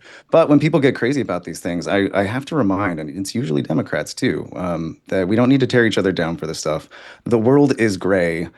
And organizations aren't monoliths. And there needs to be like steady hands on wheel at every level of government, especially at the elected level. And they just don't seem to understand that. Like the vulnerability presented by having a Kash Patel as head of the FBI, for example, is, imagine if we had another 9/11 right now. Imagine if we had, right? Exactly. So like, it's not just what they're actively doing to degrade the republic, but it's also the lack of preparedness for when shit hits the fan. And it will, and it always does. And the readiness we're sacrificing right now is a completely unforced error. Iran, the war on Iran is like kind of what got me famous as a candidate and a commentator now. And it's not because I have any special insight as a former CIA guy or a military guy. It's just I can synthesize information and speak rather directly about it, and we don't have anybody in our government doing that. It's really scary. Yeah, I think it's a combination of the current White House is, at least for Trump himself, appears to be legitimately clueless about everything in the Middle East. The people that are negotiating these things are, as much as I hate everything weird about this administration. Like Kushner at least seems like he's a decently bright guy. Witkoff seems like a total moron. And then you have these like warring factions, you know, in the White House, and then Rubio in the State Department, who all seem to be on their own tracks of negotiation, who are like using Iran and negotiations in Pakistan for like they're jockeying for future presidential runs. And it's like we're like on the precipice of so much horrible stuff, and it all just feels like a big, stupid reality TV show. Supported by inertia created over political generations of people, of the voter and the American population, just assuming that all politicians were like this all the time, and now not being angry enough about people actually being the worst caricatures of how politicians can be. Rubio is the best example, man. Man sold his goddamn soul. And now he's publishing, like, you know, the report that came out on Cuba recently, where he's labeling, I know you and Mr. Piker don't get along very well, but God damn it, man, like, he's probably not like a domestic terrorist. Like, he probably doesn't need to be labeled by an official State Department product, because if we're talking about that, we're not actually talking about the work that needs to be done. And you're right, it is clearly just positioning for their own presidential runs eventually. It's very, very clear political pageantry, but it's coming at the expense of the business that our government needs to do. One, to like just manage this country, and two, to reclaim some credibility on the world stage after everything we lost. You know, they're fucking laughing at us, and it kills me. Yeah, I actually do think Hassan is a domestic terrorist. No, I'm just kidding. I'm like half kidding. The problem is that, like, so I do hate this guy with all my heart, all my passions. But even if these were legitimate charges or indictments or whatever else, like, I couldn't truly, like, if you were to put a gun to my head and ask me, like, how credible do you think this investigation? I don't know. I really couldn't say with this administration. And all of the, I'm like the institutional simp guy who I'm like, guys, it's actually kind of important that we have a functioning government. And these things actually are doing a lot for us, even if things seem rough right now. Like, there's a lot going on that's working right now. And I know it's hard to see. But then, yeah, when you just see ridiculous thing after ridiculous thing, I know you can't comment like necessarily too directly, but it was just astounding to me to see Tulsi Gabbard, you know, talk to Congress and say the IC had basically no hand in saying whether or not Iran, you know, was going to be an imminent threat or not. And she tried to pawn that off as like, you know, well, we don't make that determination. Like, of course you make that, at the very least, the recommendation to the White House. Who else would there, Tulsi? Yeah, but like the idea that the White House is just like completely shooting in the dark. So they're like hollowing out institutions that they're not even bothering to abuse. They're just like, it just feels like everybody's flying dark and yeah, I would say it's chaotic energy. I just put out a thing. I do Iran war updates like every 2-3 days, when I can write a term paper at 5 o'clock in the morning and film it. I just said the other day, you know, in negotiation or foreign policy, parallel positioning, you know, so like a little bit of escalation to get some de-escalation, the seesaw can actually de-escalate. There's no 5D chess behind any of this. Like, there's no strategy. It's just chaotic energy and a bunch of, you know, different people with different objectives, none of them in the best interest of the American taxpayer or voter, pulling in whichever direction suits them best. It's really obvious to me, like, not just as an intelligence officer, but just like as a human being. Like, I can spot a fucking idiot, and half of these people do not belong in the buildings that they're in charge of. It's really, really scary. Patel's a good example of this too, because like, you remember when Kirk got shot, and all of the energy around that. Jesus. I really like some of your responses to this too, like the idea that we're not gonna back down rhetorically on these things until, you know, there's like unilateral or unanimous walking away from this kind of language. Patel was doing the exact opposite, man. Like, basically fomenting more right-wing anger against it, trying to turn this into something. Luckily, they're incompetent and they couldn't manage the narrative, especially with, you know, everything that came after with Erica Kirk. But Jesus Christ, there was this moment where you had the acting or the you know, director of the FBI who was pouring gasoline on an already lit fire. It was nuts. And it's the consequence. It's the consequence of generations, and this is a Republican and Democrat thing. It's the consequence of generations of politicians who were already themselves somewhat unserious, a little bit too much self-interested, but there was some competence back there, and there was a bench that could govern. We have lost that right now. And unless 2026, unless we get that back, I worry about more dire consequences ahead of the presidential in 28. Yeah, I 100% agree. Obviously, I think that a lot of the rot, I think, runs really deep on the Republican side right now. I think that it's really hard for Democrats too, though, to just like, I don't know what it is. Hillary tried this, you know, like, America's already great, and obviously Americans didn't vibe with that. But like, we have to find a way, and this is hard. Sorry, I had a burp. This is hard sometimes even with my own audience. It's hard to be like, we need to improve these things, but like we gotta take credit for and give credit to where we're at right now. You know, like while everybody is screeching and screaming that like America is like a ruined, hollowed, destroyed country, and it's like, okay, well, hold on, like we're doing pretty good for literally a destroyed, hollowed, ruined. We still lead the world in like 20 different categories. We still have like our massive AI. We've got our huge GDP. We've got our standard of living. Our consumers are doing decently well. We best colleges in the world generally, or we used to. I don't know what the fuck is how much the administration is destroyed all of our research, everything. But like, yeah, we can improve on things. But if you start from this position of like everything is horrible and destroyed and just completely fucked, then how do you even begin to improve on anything? Like the only subject for every conversation is basically how do we tear all of this down and rebuild it completely anew? And it's like, Jesus. Which is where I think the left is going wrong right now. So like the online left, like the tankies, et cetera, right? Like there is no substance behind the activism. And it's really frustrating too, because it's a lot of passion, it's a lot of kids, it's a lot of people who want to build something new, but it's being wrapped in rhetoric that is just destructive and counterproductive. You know, we cannibalize ourselves on the left needlessly, and we force ourselves into positions where we have unserious or unviable candidates with a whole bunch of momentum behind them, and then wonder why we're out of power when those candidates kind of flop or lose or later demonstrate themselves to be unvetted or whatever. Plattner is a great example of this, right? So I've only been in politics for 6 months, right? Like I kicked the table out from under me in December at CIA, and I launched this campaign 3 weeks later, and I'm trying to bring that exact mentality back. Like we don't have to be ashamed of this country. It is not a complete disaster. Like there are plenty of things that are working well, but that's only the result of dedicated people pushing forward on things to help their fellow citizens and being good civil servants and being good stewards of the republic. We need to encourage that, and we need to encourage pride in that too, because if we go the other direction and just tear things down, we will have nothing left. I agree 100%. You are running against an incumbent, which I am indeed. Yeah. Which I normally don't like. I'm curious, what is it? What are the things that you think that you're offering or that your platform is offering that you feel like the guy you're running against, ideally, isn't hitting, and then maybe even broadly what you feel like the Democrats are kind of missing in terms of their platform that you feel like they need to adjust or update? Yeah, so I did the math in my brain, my political special brain. I said, starting for the assumption that we would like to win the presidency in 2028 because things will get worse if we don't. What would be the biggest impediment to us winning the presidency in 2028? If the Republicans put forward like a dark horse, amazing candidate that's the true unifier of the people, probably not going to happen. So I'm not worried about that. What I am worried about is the resentment building from 2024 and the losses that we've experienced over time. You have to create a logical break in the minds of average voters if you want to take back power durably and long enough for it to matter. So the political pendulum has swung back between each presidency now, and we see the results of what's going on. So if we want a Democratic president in 2028, then we have to create a logical break. And there's two jobs in that, right? The Democratic Party has to change its perception in the minds of average voters, and we have to win more seats. So it's flipping seats from Republicans and evolving the party forcibly.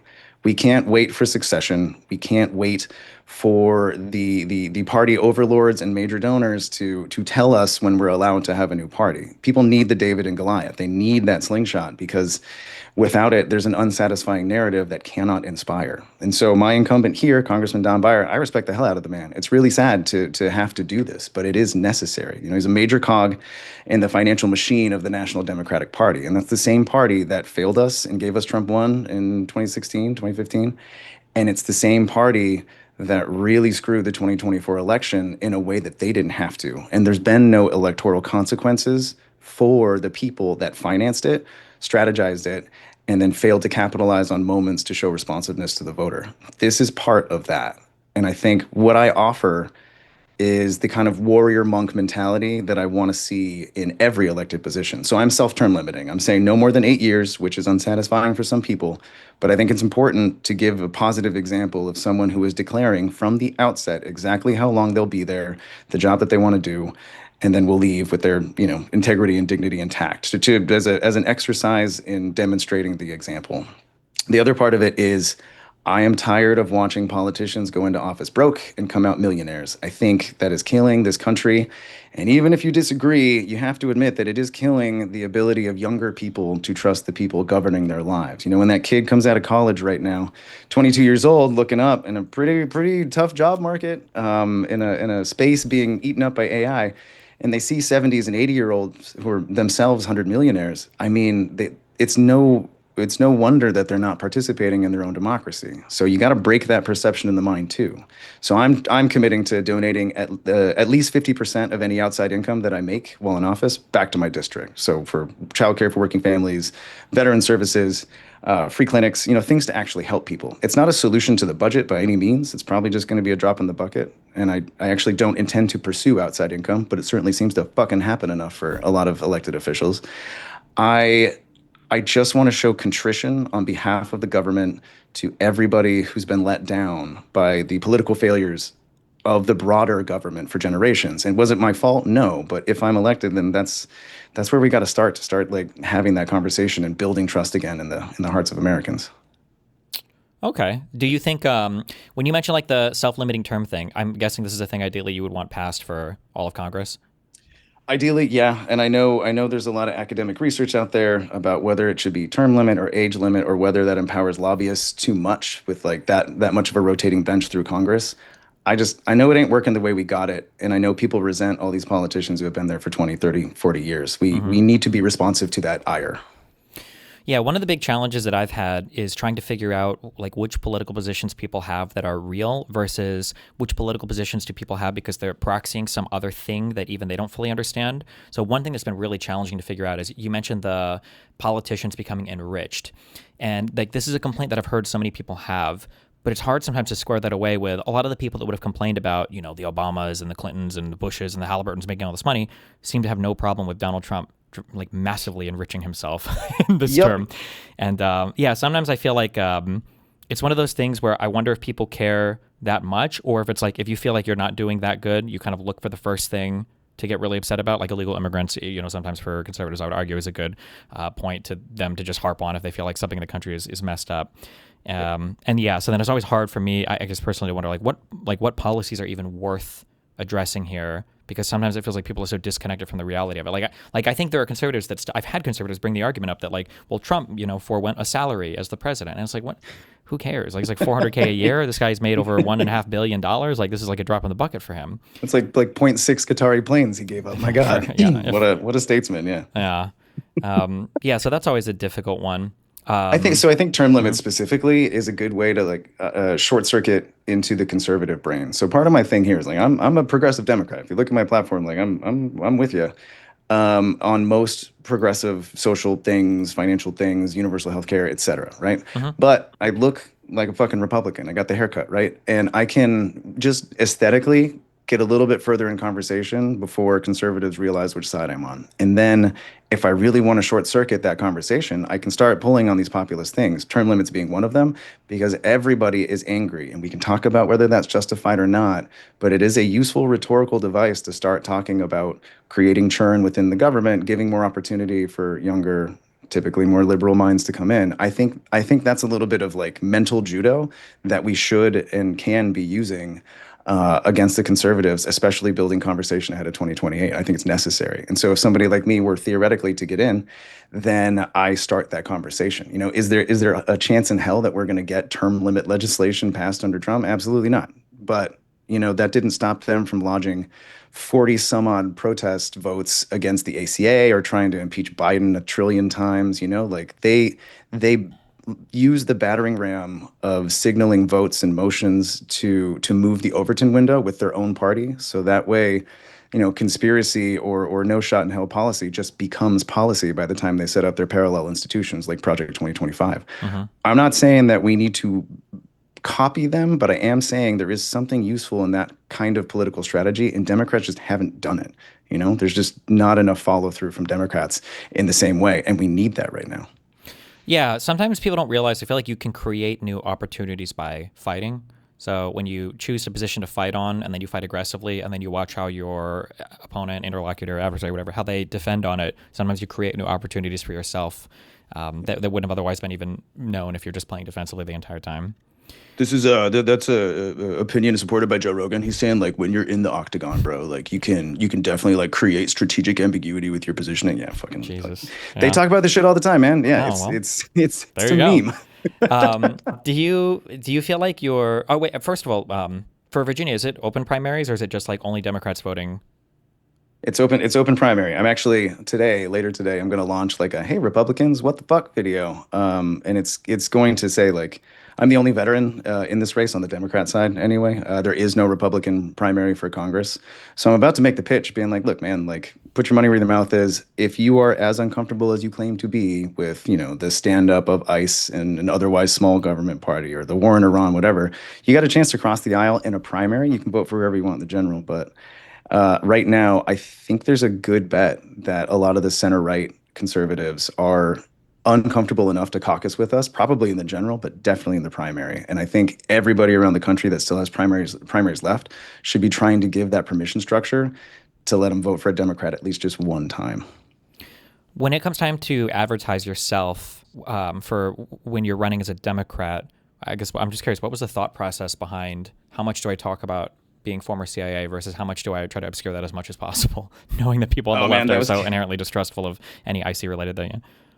That was kind of made for me. So I met my my initial communications director. He's a bro. I love him and take a bullet for him. And I wanted to be very subtle. Like I don't know. I like the idea of coming in with humility and saying like, yeah, I have an intelligence background. Yeah, I was in the military. But like the first few things that he put out about me with like no pass by for me was like Marine Corps, CIA, fucking coolest guy ever. And so the tone was made for me after that. When it comes, I guess you can kind of hear how I talk now. When it comes to actually discussing CIA times, like I have to be pretty circumspect, but like there's nothing really surprising in it. Intelligence work done properly is super boring. That's like, the idea is a million times, yeah.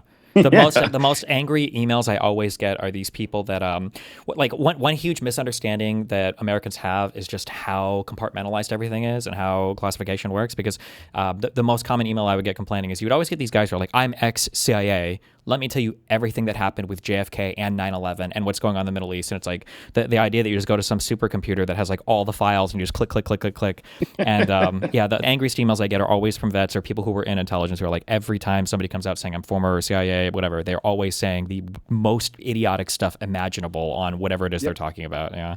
Oh yeah, people always ask me about Kiriakou, right? So I get Kiriakou a lot because he's entertaining. He tells a good story, but I'm like, it is just a fucking story, man. Like anybody who claims to have been like doing the ops and the analysis and the tech and whatever, like no, there's like a trillion parts of the bureaucracy. Half of them are incompetent. Like there's nothing magical behind the curtain. There's just a lot of people really dedicated to one specific thing. So a lot of the stories that come out and they're like, yeah, I remember going into the files physically. I was in the basement of CIA. Like, well, first of all, man, there's a gym down there. There's no files. Yeah, because you guys moved them all because you threw them all in the fire burner or whatever that Bondi or yeah, we do. Yeah, about. It was boiler room. It was boiler room every day over there. Yeah. One of in the beginning of this, I asked you that question of like, what piece of information or knowledge could you imbue on somebody before you started talking to them? One of the things that annoys me is you brought up at the beginning of this that people aren't like alarmed enough. And sometimes I feel like it really is because of a lack of understanding of the process and stuff that's going on behind the scenes. And there are so many things that like outwardly, they don't seem that different, but like if you had an understanding, they're dramatically different. You know, with relation to like intelligence stuff or military stuff, one of the examples I always give is for Israel, Gaza, you know, whatever your beliefs on things, sometimes you'll get you'll get like ISR videos and stuff of a drone or whatever, and then people getting bombed, and then people will go online and like, oh, they're killing civilians or whatever. And, you know, people are like, oh, well, you think it's impossible that Israel kills civilians? And like immediately, like if somebody were to tell you, you know, like a soldier just shot a fleeing Palestinian kid because I think he hates Palestinians, that's not like immediately the most unbelievable thing in the world. Like it's a war. I'm sure they're disgusting Israelis. I'm sure they're disgusting, you know, Hamas people, whatever. Like I'm sure that can happen. But when you're talking about like intentionally killing civilians that's involved with like surveillance and recon, you're talking about so many levels of people who are like, we're going to kill that innocent civilian. Okay, what's the best weapon to kill that innocent civilian? Okay, when is that innocent? And it's like the claims seem similar. Okay, well if they shoot civilians, you know, and kill them, why couldn't they bomb one, you know, with a $500,000 munition or whatever? It's like it's such a different claim that when people think it's all the same, it's hard to explain sometimes. Like Netanyahu going to DC and then convincing Donald Trump to do an existential war with Iran, this is wrong on so many levels. And then for Tulsi Gabbard to come out and say, well, we didn't make that determination. It was like, excuse me? What? Like, one of the things that has I'm sorry, I'll stop running. One of the things that's driven me crazy from the very beginning is that Donald Trump comes into office as the U.S. president. My guess is, unless there's some secret guy in Area 51, the U.S. president probably has more information available to him at his fingertips than any other person on the planet in all of human history. And I feel like this guy gets all of his information from Twitter and Fox and Friends. And I feel like you have a whole intelligence community that you can consult and ask questions for. Why the fuck would you listen to Netanyahu or any other world leader or anybody outside of your own State Department and your intelligence and everything else? Like, what? And then sorry, to loop back to what you said. People don't understand how aberrant, how off everything is right now because people really never understood it in the first place. And that's my biggest irritation. Yeah. I would think I agree with you, and I think even inside the federal architecture, people had no idea how much we were like, trust me, bro, for all of the things that held the government together. Like, I don't think even people deep in these processes and in parts of the organizations, like intelligence, for example, they didn't realize how fragile this was because we were just built on norms and the assumption of good faith operation within those organizations, and it's just gone on the part of political appointees and maybe even some of the senior managers, and it's pulling out the worst in mid-level and line officers like myself with the fracturing of camaraderie and esprit de corps amongst small groups because they are forcing political conversations and politicization of areas of the government and military and intelligence that was never present before. It's really unnerving. I don't think it's too late yet. Personally, I think we can come back from it, but we have been in this process that should be concerning to everybody, but it's hard to get them to care enough or understand just how bad it is because they have no frame of reference. Yeah. Just a final bit on the intelligence thing. Like, it's irritating how much with some of the declassified file. It's hard to explain this to normal people because it feels like you're telling them that they're just stupid or whatever. But when it comes to like the declassifying stuff that Tulsi's been doing or was doing, I guess when she was there and the Trump admin are trying to do, it's also annoying because people don't understand sometimes. It's like, a singular piece of intelligence doesn't mean anything. And there's a reason why, especially as the president, but anybody is asking for, like, I need you to compile all of this into an assessment where you're like considering the strength of all these things and how they're corroborated with other pieces of intelligence. And that process is really important. And when people start to like declassify bits and pieces of things, like just because people don't understand how, like intuitively, I guess like how it works, it seems like, oh, okay, cool, but we're getting more access to more information. But it's like, it's the worst. It's just so, oh God, it's a bastardization of like every part of the process. And it drives me so crazy when it's like, what about, did you see like this one leaked thing from this one leaked email? And it's okay, well, what is like the context of all of this? Because this matters, it's important, Yeah. Well, and every single story that's broke that way, and the mainstream media has been super guilty of this, is like no context, no nothing, spun out into this massive thing. And then when it boils down or, like the wider context is published, it's like a fucking shrug because very few times in anything within government is something going to be a smoking gun or obviously illegal or whatever. It's usually more banal and shitty than anybody suspects. And everybody wants some dramatic narrative. And there's incentive, obviously, in like new media and old to sensationalize everything. You've talked about this before on your show before, I know. I have a lot of respect for guys like you out there and several other people in the commentating space that are like, okay, guys, let's think about like scenarios, what this could be.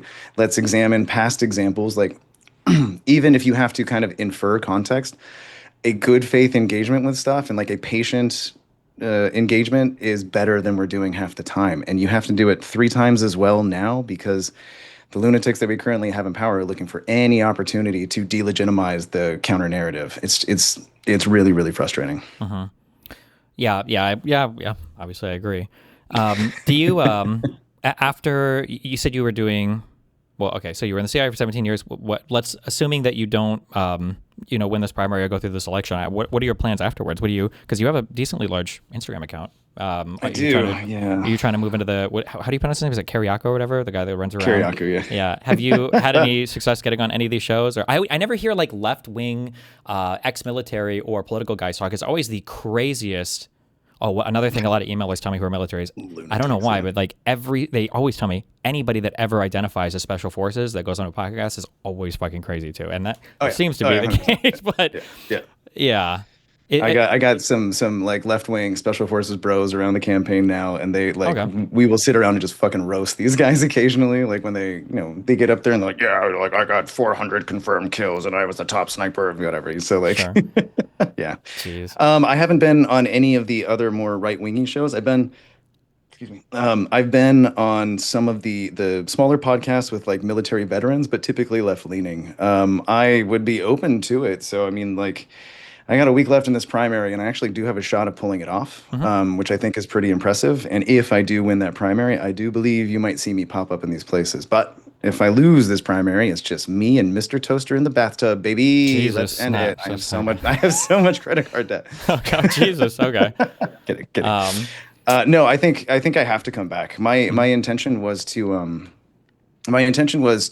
give this a shot. It was a moonshot, shot in the dark, suicide mission kind of thing, and now we might actually pull it off. And there is a mass of people behind me. Yeah, we have huge social media accounts now. I've got hundreds of people here on the ground locally in the district that are like believing in this, and the incumbent just yesterday passively endorsed us. So Congressman Byer got up there, we were at a speaking thing, and before he got down, he's like, I hope you vote for me, but if you don't, vote for Adam. And that's pretty huge. Yeah. Like, I'm not looking for permission or endorsement, but I think people are reading the writing on the wall. So I think I have to come back for next cycle and run again for 2028. Whatever devil may care, whatever may come after that. There's just too many people that are writing on this, and I think if I'm going to live my convictions, and I believe half of the things I'm saying on this campaign, if I walk away after a loss, I'm just going to be doing a disservice to them. Okay. Can I ask a personal question? Do you have any tattoos that we need to know about or anything? Or I do have a Totenkopf, but it's a tramp stamp. It's like right back here. So they like cancels out, I think. Okay. All right. Yeah, exactly. It's very progressive. And it has a bow. Yeah. Oh, that's it. Okay, that's cute. Something I'm kind of curious about, because this has come up a lot with different departments in the United States. How do you make the decision of, like, things are bad and I need to stay in this thing so that I can be like a voice of reason or some good pillar here, versus this is bad, I need to move parallel and then try to, force change from another vertical, another part of the institution, or even just go completely outside of it? What does that process look like in your head? I think for me, the challenge I make to myself when I introspect on these things, or the process I did about deciding to kick the table and run for office, is there anybody else doing what I'm proposing? And if there's not, somebody's got to step up. And then the other question I always ask myself is, which course of action is more convenient? And am I weighting my decision based on that at all?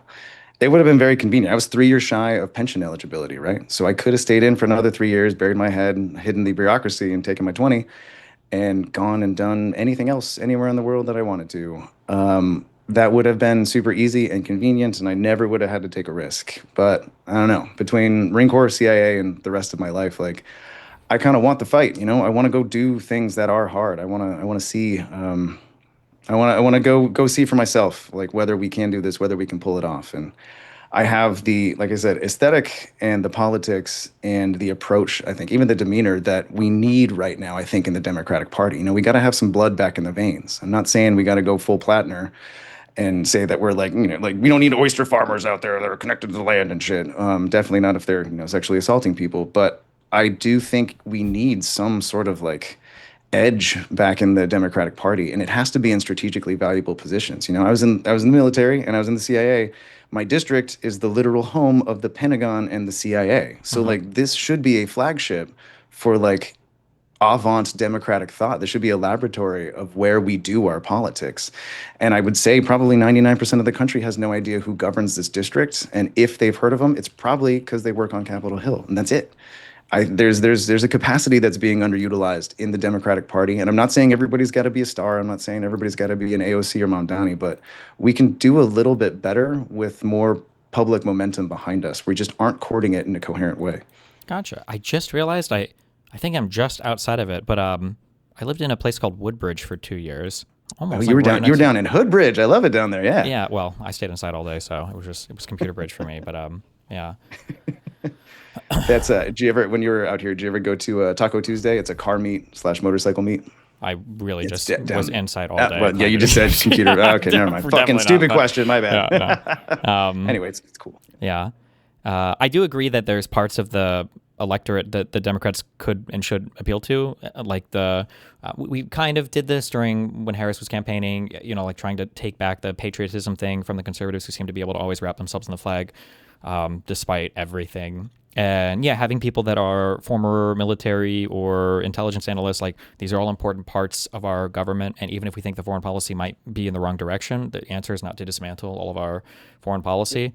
And then I'm sure you sympathize that the idea that we're having what I would consider to be a lot of stupid or worthless conversations right now, like should we be hiring or firing people based on how allegiant they'll be to the current president? I don't want to have that conversation. I think we should be talking about like Russia and China and the types of foreign interference, multilaterally that they're engaged in at so many different points in time, but we can't even have that conversation right now. And I feel like I feel kind of nuts because like I spent so much of my career tangoing with the Russians and the Chinese in the intelligence world, and like I know firsthand the Russians are not our friends, the Chinese are not our friends, and I get that like really snarky trolly response sometimes from some of the more like lefty blue hairs that I talk to, and they're like, oh, is China bad? I'm like, well, yeah, man. Like, I'm not saying that like they're the big bad enemy, this caricature, but we should probably be on guard and have competent statesmen and politicians that have a defensive posture against the incursions of America's enemies. I don't think trying to drive out anybody who has experience in these sectors, like military or intelligence, like we cannot just excise them because you saw a movie one time and have a flawed understanding of what intelligence does. And that does seem to be what at least a few of them want. Yeah, a huge part of it, I would say, yeah. And then people don't always understand what it means to have like an adversarial position against a country. Like as an American citizen, like I can go to Beijing. I'm not worried I'm going to get abducted in China. It's not like China's going to be bombing the United States or killing us.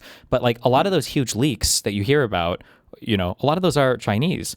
My ex worked worked for Lockheed, and she was working when I think wasn't it every single SF-86 was hacked by a Chinese? Every single one. Every single one. And so many of the big credit card database breaches and everything else, obviously the Guccifer 2.0 stuff with the Russian stuff. And then who knows how much more of that is being worked on now. I don't even know how many people in IC are even allowed to look at that stuff anymore because we're so obsessed with other things, with looking for Antifa, I guess, of the United States.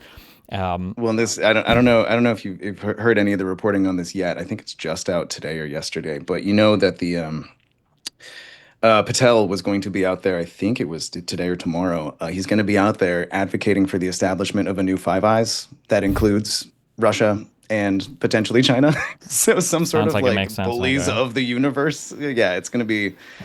Yeah, and it's just the consequence of not understanding the reason these multilat institutions and customs were set up. Like Five Eyes was supposed to be, the boys, us against them, where we could, organize within NATO and within other multilats. And now we've just diluted our participation in all of these things so much that we're pursuing policy that is objectively insane. And we're downplaying the very real threats that are posed to us from people who are hostile to the United States. It's nuts to me, having lived this for so long and hearing some of the comments coming, especially out of the right, but sometimes out of the left. Yeah, it's wild. Yeah, because the left feels like they can't defend any part of the military or the intelligence community at all anyway.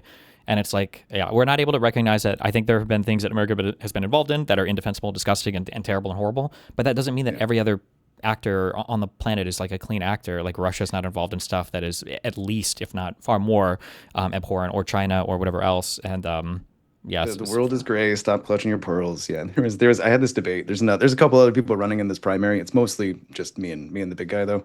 But there's a couple other people running, and they're trying to gin up controversy at least occasionally. And part of my stump speech, I always say, like, my job in the CIA was to try to convince, and sometimes successfully convince, foreign enemy intelligence officers to do what's in the best interest of the United States. And if I can do that to a Russian, imagine what I can do to a junior congressman from Kentucky or whatever. Sure. like whatever.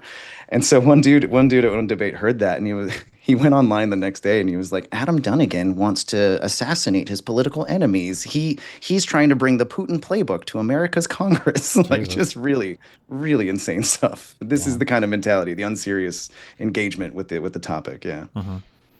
Were there any other topics or anything you want to chat about? Part of your platform, issues with the Democratic Party? Yeah. So Democratic Party writ large, I actually had one question for you is, like, as you're trying to navigate the space, like the Unfuck America tour and a bunch of other stuff that you've been doing, like, where do you see the gradient of ideas happening? Like you went all over the place. You guys were doing a bunch of stuff. I am noticing there's like so I grew up in Los Angeles, right? So I still got most of my friend group back in LA. Their ideas are pretty lockstep with like all the East Coast progressive Dem stuff that I'm doing on this side. Like there's kind of like a homogeneity between democratic ideas that I've noticed, at least with the people that I'm talking to most. Are you seeing a gradient in the Democratic Party, considering like all the interactions that you've had? Like where do you see heterodoxy?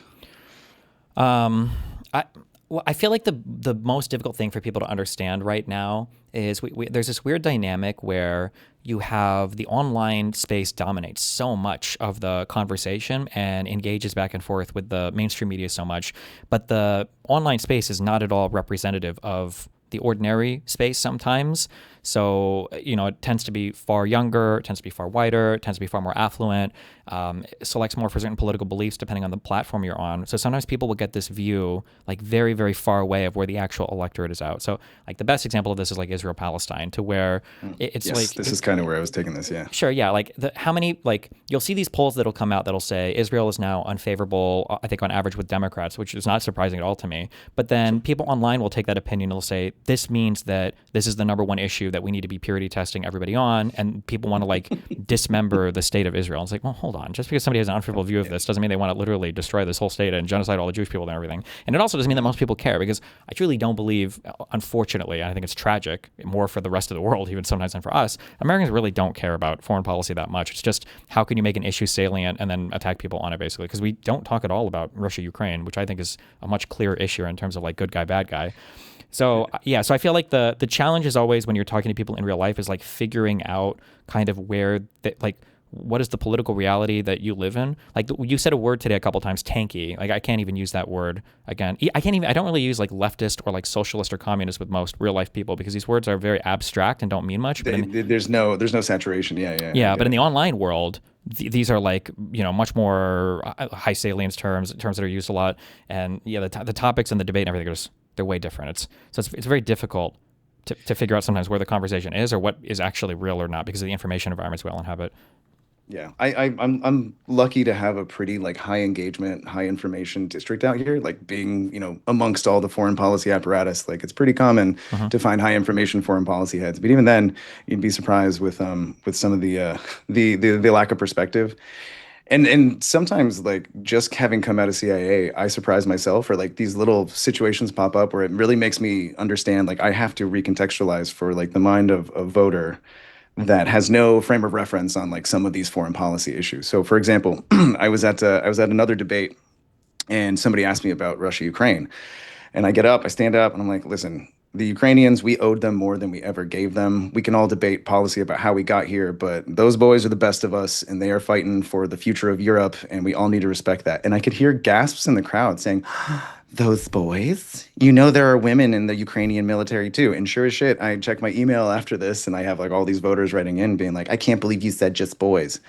I forget that people that are not in these like policy circles, they don't realize that like even Ukrainian women refer to all Ukrainian soldiers as the boys, chłopcy. It's the word they use for it. And it's a term of endearment and it's in Ukrainian, but like, that's normal for me because we all talked this way behind the curtain in CIA. Some of us, I speak some Slavic languages. For me, it's completely normal, but I have to couch myself to be very careful of the language police within a space that otherwise agrees with me completely on these issues. It's been an interesting process to figure that out.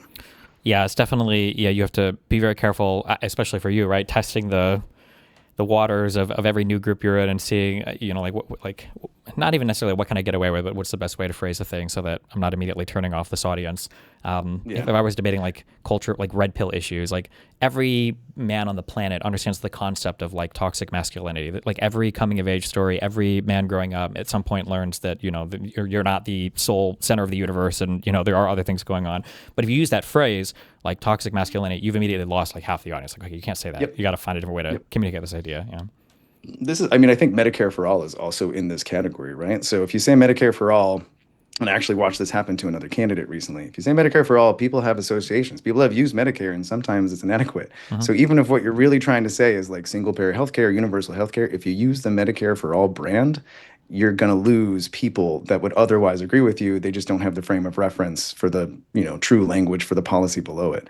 It's frustrating. And honestly, like my cognitive load whenever I'm talking in front of crowds, because I never public spoke before I launched this campaign.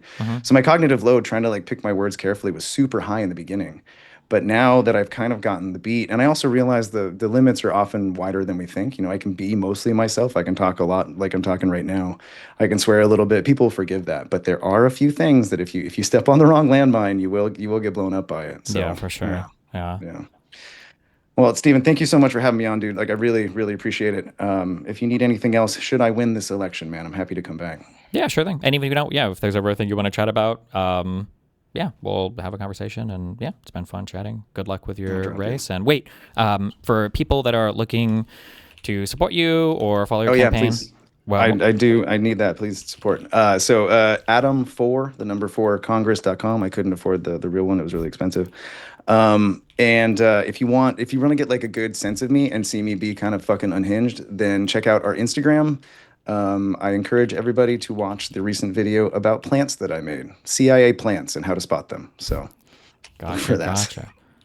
I encourage you to show it to your stream. They'll get a kick out of it. All right, that's on your Instagram recently. That's on the Instagram. Yeah, it's from like 2 days ago, I think. Yeah. Okay, cool.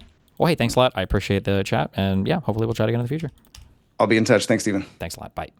Bye. Wow, what a guy.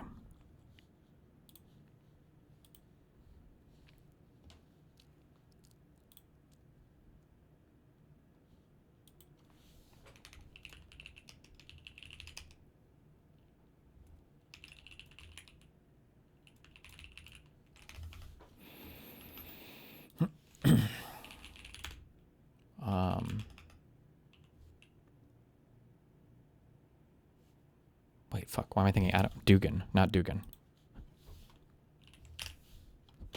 Not the Russian guy. Dunigan.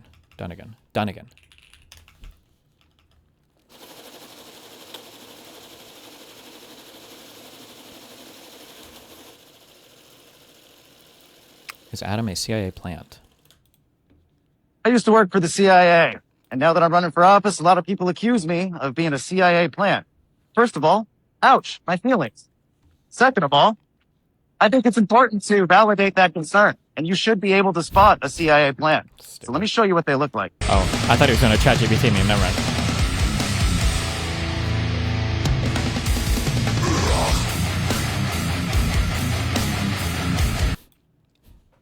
Okay.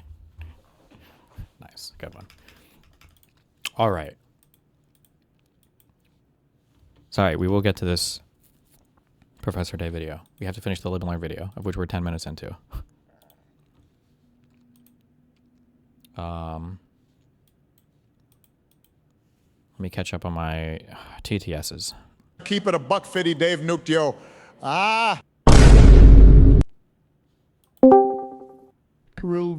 Master National O-bomb now.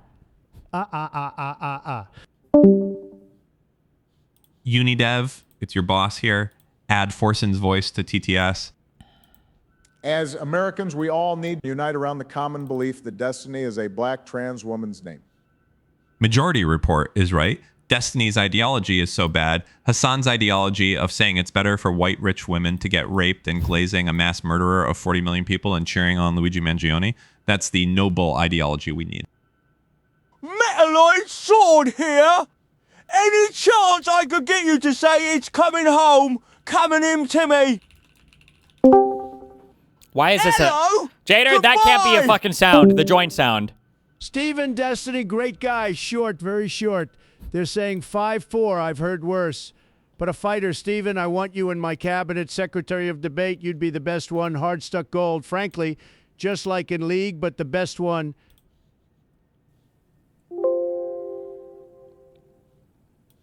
What a fucking liar, dude. What a fucking Weasley little liar, dude. What a fucking Weasley little liar, dude. Holy shit, dude. Holy fucking shit, dude. Literally lying, still lying to his audience. Sex cult. Bullshit. I haven't even lost my virginity yet. Dian here, undefeated debate bro, and Sentient Egg Shervine is on Wick's show later. I remain the only person to steamroll that bald fuck during our debate on Jews. Shrimple as Forsen. Obama. Jesus. Stop. Jader? Jader, I swear to fucking God. You promised me we could be together. L L L L L L L L.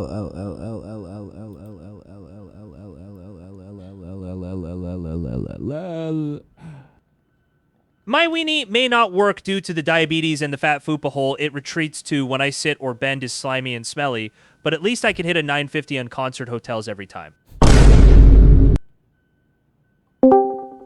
Hey everyone, Snarkman here. Sorry, it's taking so long to put out my YouTube video on doxing. Apparently my editors keep quitting because it's too much work to piece it together from all the misspeaks. Which is nuts. I don't misfeed that. Okay, maybe that one was. But it really Ivant that. God damn it. Okay, got this girl. Fuck off.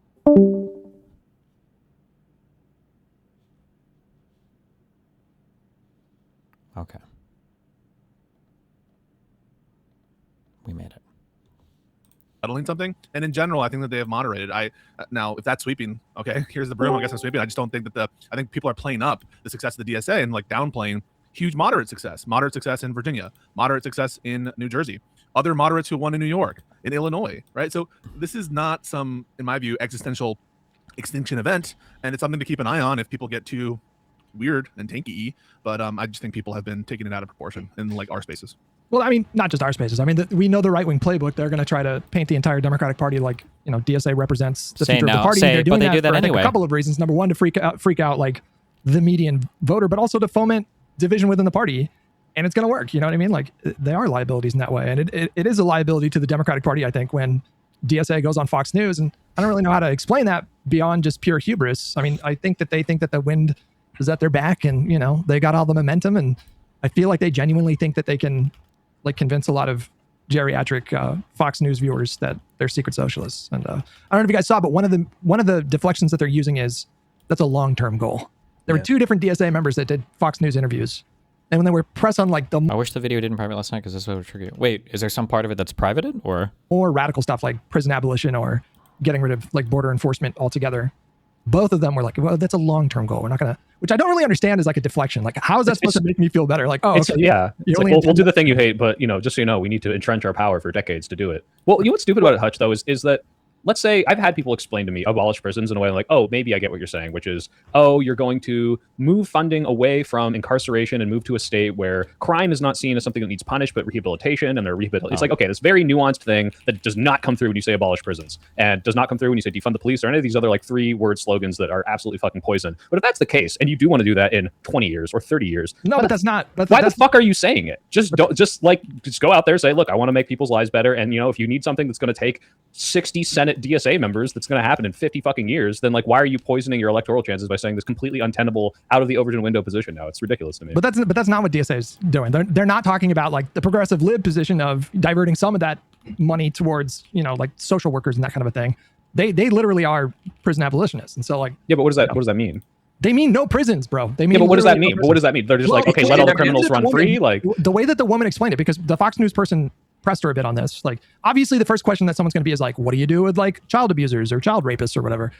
And her explanation was basically that, you know, if they execute on their broader economic agenda and address people's material conditions, that you could. Yeah, this is what I don't like about a lot of lefty positions is that the lefties want to run and they want to say like, we are, you know, this is what we're offering. Okay. That's different from the Democratic Party.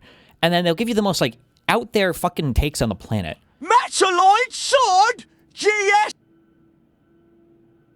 No, I'm pausing this. We're done with this. They'll give you the most out there fucking takes on the planet.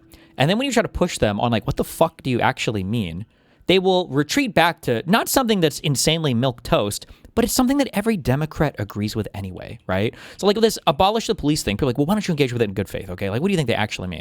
And it's like, well, if you're saying that what they mean is that our current prison system isn't providing the proper support for people so that they, you know, don't go and re-engage in crime once they get out, and that we need a better way to deal with suspects, especially people having mental health issues. We need a better way to deal with I don't know, with rights for prisoners or get private prisons out of here, whatever. Like, fine, whatever you want to back it off to, or some theoretical future where we don't need these types of prisons anymore, fine. Whatever you want to back it off to, that's fine. But now you've retreated to a position that literally nobody disagrees with. I don't even know Republicans disagree with these positions. They become so milquetoast.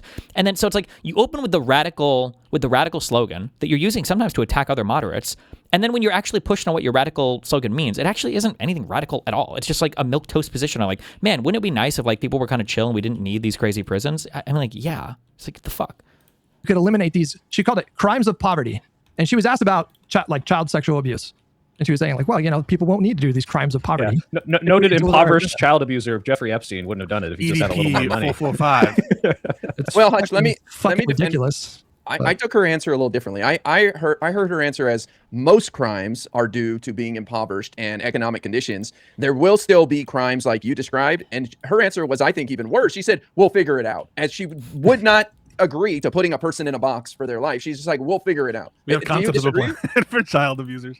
Pretty much. You disagree, Hutch, that she was saying maybe most crime is due to economic Oh conditions? yeah. No, that's what she was saying, which is ridiculous. It's fucking ridiculous. So yeah, like I feel like if I read the book that these guys all base their ideology on, which is it's like the prisons for the future, or like abolish prisons. I forgot who wrote this, but it's like, okay, so you have some sort of vision for the future where you lock some people up, but it's not for punishment, it's for rehabilitation. Like there's no, I think the straw man extreme position is just let criminals run loose and kill people, but they have this like ideology of like, well, if we fix everything with communism or socialism, then there'll be way less crime, and then we won't really need to punish people, and then we'll have mental health facilities. And it's like, okay, like sure, if this is your ideal, but like we're nowhere close to that. You're not going to make it happen in 4 years or 8 or probably 20. So why are you talking about it? That's it's just not going to happen.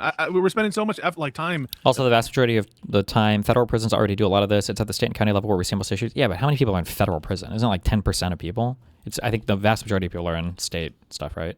Worried about it. Yeah, maybe it does mean that they have bad judgment. Like, why did a science explainer guy decide to bash you personally and not anyone else? I'm just the easiest guy to hate on the left. We'll get to his video. The sad thing is that from the little I've seen, because I haven't watched a ton of Professor Dave Explains, he does seem to do pretty well on the science stuff, but nobody can escape Israel-Palestine when it comes to just totally breaking your fucking brain and hating Jews. That's just a pastime at this point.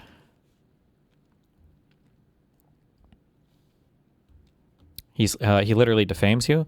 Yeah, because well, I mean, people already do this to me, but like when somebody this is one of the reasons why I hate the term genocide.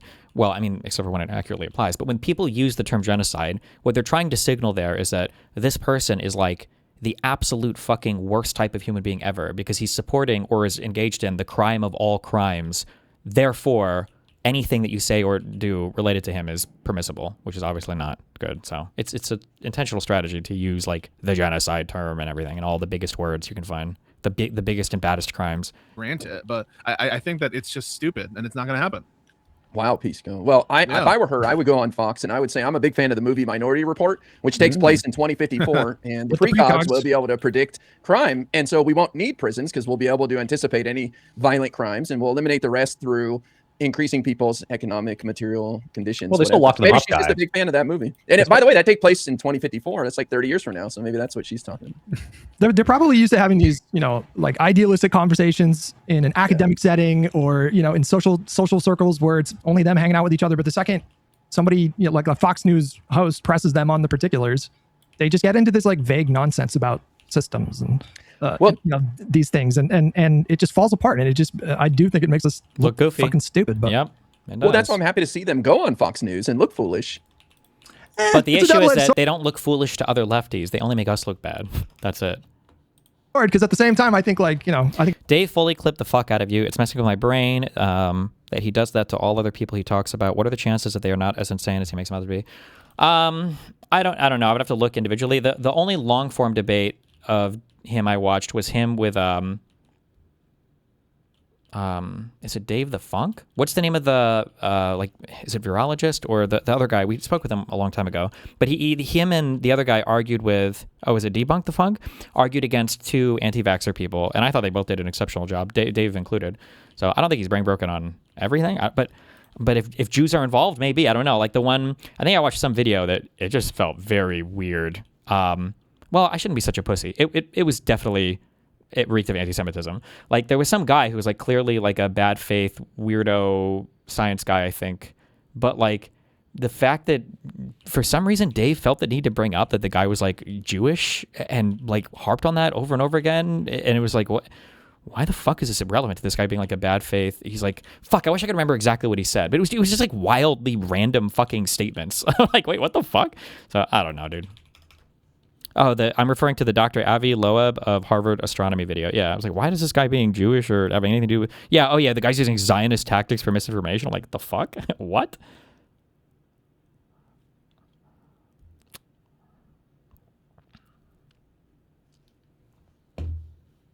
I think it hurts them and they think it helps them.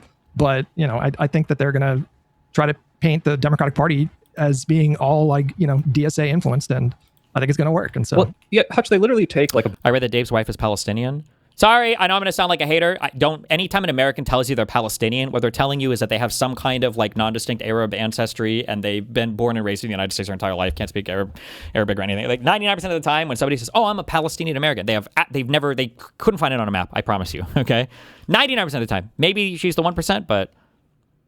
position that the whole Democratic Party probably is in agreement to some extent on, and make it sound bad, which is defund the Pentagon, which they're saying what we've been saying for years, which is, hey, the military industrial complex is too large. We put too much money into this. We should put money into like other social programs. So not. No, you're doing it. But then they're like defund the Pentagon, and then some of them are like, literally, we shouldn't have a military that goes overseas. That's not. So it's like you're doing it again. It's not some of them. It's in their platform to completely dismantle the Department of Defense. Oh, is it really like we won't have a military base? Yes. Oh, okay. Well, that's Avi Loeb allegedly uses anti-Semitism to deflect criticism. Yeah, he might. It wouldn't surprise me. I mean, people will play into anything, but like that doesn't mean you have to be anti-Semitic, right? Like what? No. Even more fucking yes, insane. That is in their national platform. Jesus Christ. Okay. It's what about that guy? the Should Department we? of War.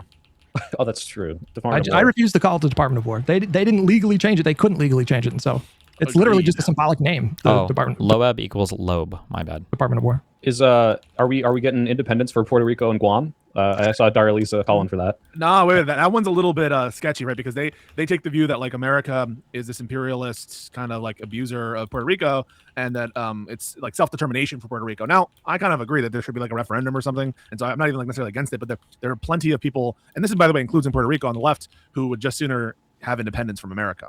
So I thought when they vote, it's like 90% want to be in the state, right? I don't think it's 90%. Something high, right? I don't know. Like I think something last referendum. It's literally. Sorry. Only 10% want independence, so 90% don't want independence. But yes, not 90% want to have statehood. Excuse me. Yeah. Oh yeah, I don't know about that. Yeah. Well, there's an argument for it. My understanding is they believe they'll lose their culture if they become a state. That they'll lose their who they are independently of the United States. Yeah, I'm cool as long as they like. I actually do agree that there should be a referendum. There should be some vote. There should be some process. It shouldn't just be like statehood without consent kind of deal. I do agree with that, but it's just not. There's a significant amount of sentiment on the left that would prefer independence of Puerto Rico as opposed to statehood. That's why I don't think it's like a foregone conclusion that they would just push for statehood. Now, I think Puerto Rico should become a state, but I also think that there should be a referendum. It's kind of like, I wouldn't vote for Brexit. I also wouldn't want a Brexit referendum. That was a bad comparison. You guys can move on. Pisco, you ended up in an impromptu fucking 2 a.m. debate last night. How did that even? Well, 2 a.m. for happen? you. Yeah. So I was It was everyone but me and Hutch, actually. It was almost a Live and Learn episode. Should have also jumped Wait, in. Guy, were you? Did you jump in that debate too? did. And Josiah was there? Like 2 hours, yeah. I didn't hear the whole And thing. you were there, and you were there. So yeah, so how that got started was my internet was spotty. I fixed it just now, so we're good. And someone had added me under a Josiah post. Josiah was like critiquing this woman on the DSA Fox News. I'm gonna be honest, I didn't even watch the clip. And someone added me and was like, I think Pisco's view is he thinks that all of these people should be in the coalition. And I like don't know. I like have this perennial issue that people are just vague and I'm sorry it pisses people off. They don't explain what they mean by in the tent, in the coalition, and that caused a bunch of problems. And so I opened it up just to cure his confusion. I cured his confusion, and then some other people started joining. Then Josiah joined, and then it just snowballed after that. But that's what occurred. Some random person added me, and this occurs a lot. And I think it goes to my good faith is I'm willing to engage with all these people and offer my view. But instead, people just lie about my beliefs and say that I'm, I believe things I don't believe. But ultimately, I think we got through our view, Josiah and I. Should we watch just a little bit of this? Because I think people should deserve some context. I want to show a little bit of this Fox clip. Okay, go. All right. This is the DSA's radical agenda that threatens America. So let's see how she handled this. Oh, hold on. True. Okay. Give me sort of a true or false on these. Abolish the Senate. True. Okay. Replace the presidency and Supreme Court as we now know them. Yep. Abolish. Oh yeah, I will say that when I get to that video, my understanding is, from what I'm aware of, is that the Professor Dave guy is like a really well-known like debate bro, and I say that in the best sense possible. I appreciate debates. I think it's good, and he does challenge a lot of these like weirdo lunatics to debates. I wonder if I'll be one of the only people he'll make a video on that he won't ever have a debate on related to if it is all Israel Palestine. ICE. How do you not immediately? Gotcha. The Senate. True. Okay. Replace the presidency and Supreme Court as we now know them. Yep. Abolish ICE. How do you not immediately? Gotcha questions. Like you probably have a nuanced position on this, and she's like, "Oh, replace the presidency." Oh yeah, true. Okay, good. Let's just keep going. He stated multiple times in the comments that he's not going to debate you. Okay, based. King. Absolutely. Abolish borders and give amnesty to anyone currently in the U.S. illegally. Here it comes. Here it comes. As a long-term plan, yep. There it is, yeah. Defund the Pentagon. Absolutely. Abolish prisons, at least in large part. Wow, she gave her a little charitable thing there. As part of a long-term program, yeah. Okay, so no prisons. Government or public ownership of most large corporations. Yeah, absolutely. Hello and welcome, everyone. I'm like holy bad optics. Like, That's awful. It's not, listen, I love you. You're my boy. It's not bad optics. It's bad ideology. It's a rotten ideology. It's a stupid ideology. Well, I want to abolish the Senate. It's completely disrepresentative of the country. I don't like the idea. That's like the one thing that I think is fine. But it is radical. Like I would never honestly like push the Democratic Party to take that position. But privately, I'm not in favor of abolishing the Senate. I just want it to be this population. That's bad. That's called abolishing the Senate and making it. No, just it's not. You still have an upper chamber, and you have a lower chamber. They're elected differently. Don't.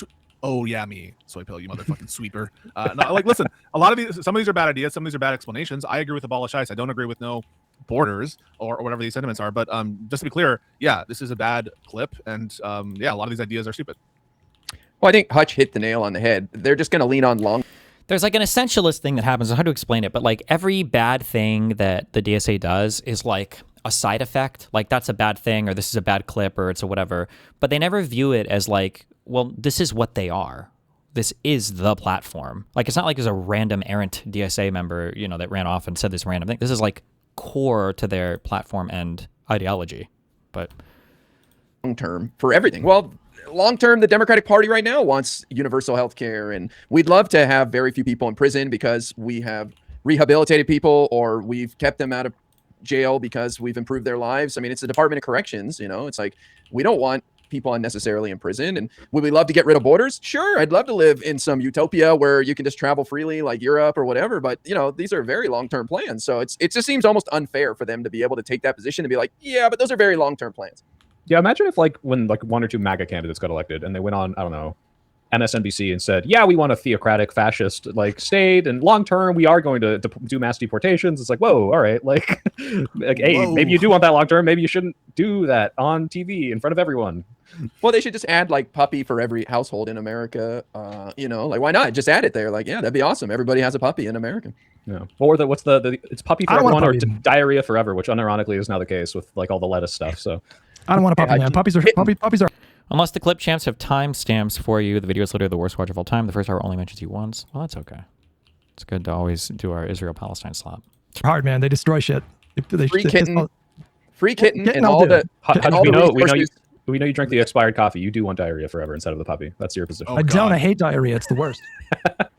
Pet care for all and a free kitten or puppy for anyone who wants it. So you don't. Universal pet care is sick. Universal pet care. Yeah, I mean, might as well just add all these things. I think that's why I don't mind these guys going on Fox and doing interviews, because it just exposes like how ridiculous it all is, you know. And like now they have to actually back it up. Like, okay, well, how do we get there? And they're not going to have any idea.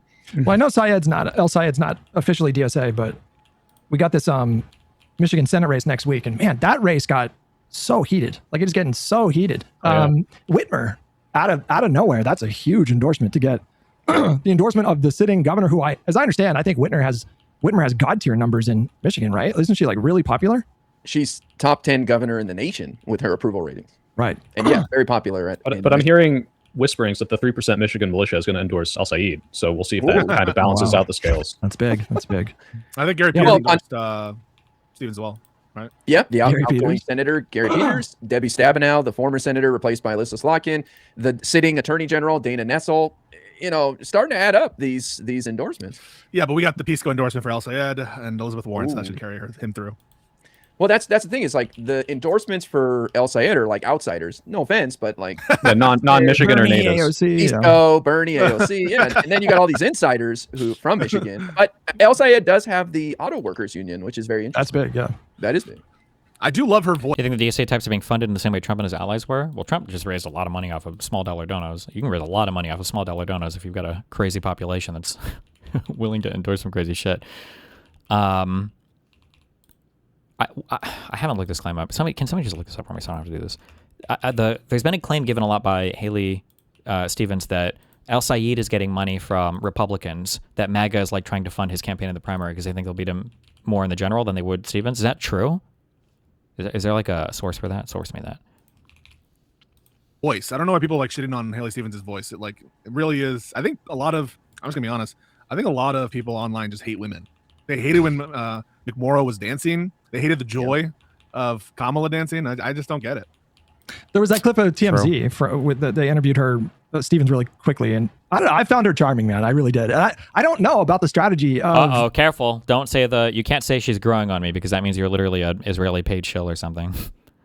Careful.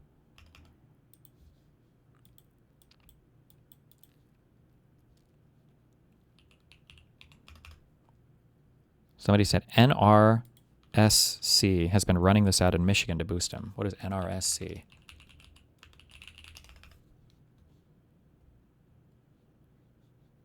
The National Republican Senatorial Committee. Meet Abdul El Sayed. I'm the only person on the stage who said, and have the courage to say that we gotta apologize. And that's not all. Abdul campaigned with anti-Israel radical Hassan Piker. He called to abolish private health insurance, and he's championing socialist tax hikes with Senator Bernie Sanders. That's why we need a Dr. Well, this is an anti-Abdul ad, no? Abdul El Sayed in the Senate. Too radical for Michigan. Too radical for the U.S. Senate. Reject Abdul El Sayed. This is not what I was talking about, but it's meant to make him more popular among Democratic voters. You think that is? Is it? I have no idea. Okay. All collectively, making fun of the way that she sounds. Like, I think that's just pretty bad look, like pretty bad electoral strategy. Well, she's turned it into they're making fun of you, Michiganders, not me. They're making fun of us. Which is smart. That's a smart way to handle that. That's very smart. No. She's a genocidal freak, but I'll endorse. I think AOC gave another good answer, which she's like, I don't know why we're getting all this. I mean, she should know why we're getting divisive rhetoric in the primary, but she's like, whoever wins, like, we're full forcing endorsing them afterwards. And the polls are pretty close right now, right? It's like within. Just as a quick thing, like, people keep saying this like it's just obviously true that we should fight in the primaries. But again, I don't know. For some reason, these guys, I don't know if it's intentional or not, but they pretend not to understand this. Like, there is a certain level of fighting, of course, that, we're going to have. It's primaries. They're meant to, be fighting times, unless, of course, you're fighting lefties and they get really ass-pained about it. But there's also stuff that you can't really come back from. Like, again, I think this is why I don't like, again, the genocide rhetoric. Like, calling somebody genocidal and then pretending like you're going to be able to rally your people to enthusiastically support them in the general is just not realistic. Within, like, a few percentage points for either of them going against yeah, I've been trying to get a sense of the race with polls, and I have, like, no idea who's ahead. I have no idea who's better positioned against Rogers based on polling. So Rogers, yeah, because El Sayed drops they drop like 3 internals a week that have him up 15 points or something like that. They literally like drop like 3 internals a week. They've been doing that for a few weeks. That many? 3 a week? I didn't know that. Well, they are flooding the zone. They have a El Sayed plus 16 done by Fighting for Michigan PAC, and then they have El Sayed plus 13. But then there was one done by Glenn Gariff Group, sponsored by local news orgs, Detroit News, WDIV, and Stevens plus 7. So I agree. I think it's somewhere in the middle where they're probably within 4 or 5 points of each other. I don't know. I lean on El Sayed right now. Just taking a look at some of the results on for some of these other like races in the country. It does seem like the anti-establishment wing has a ton of traction. Like, they're definitely dominating the conversation. So I definitely would not count him out. So Hutch, what do you feel about that? What's your reaction?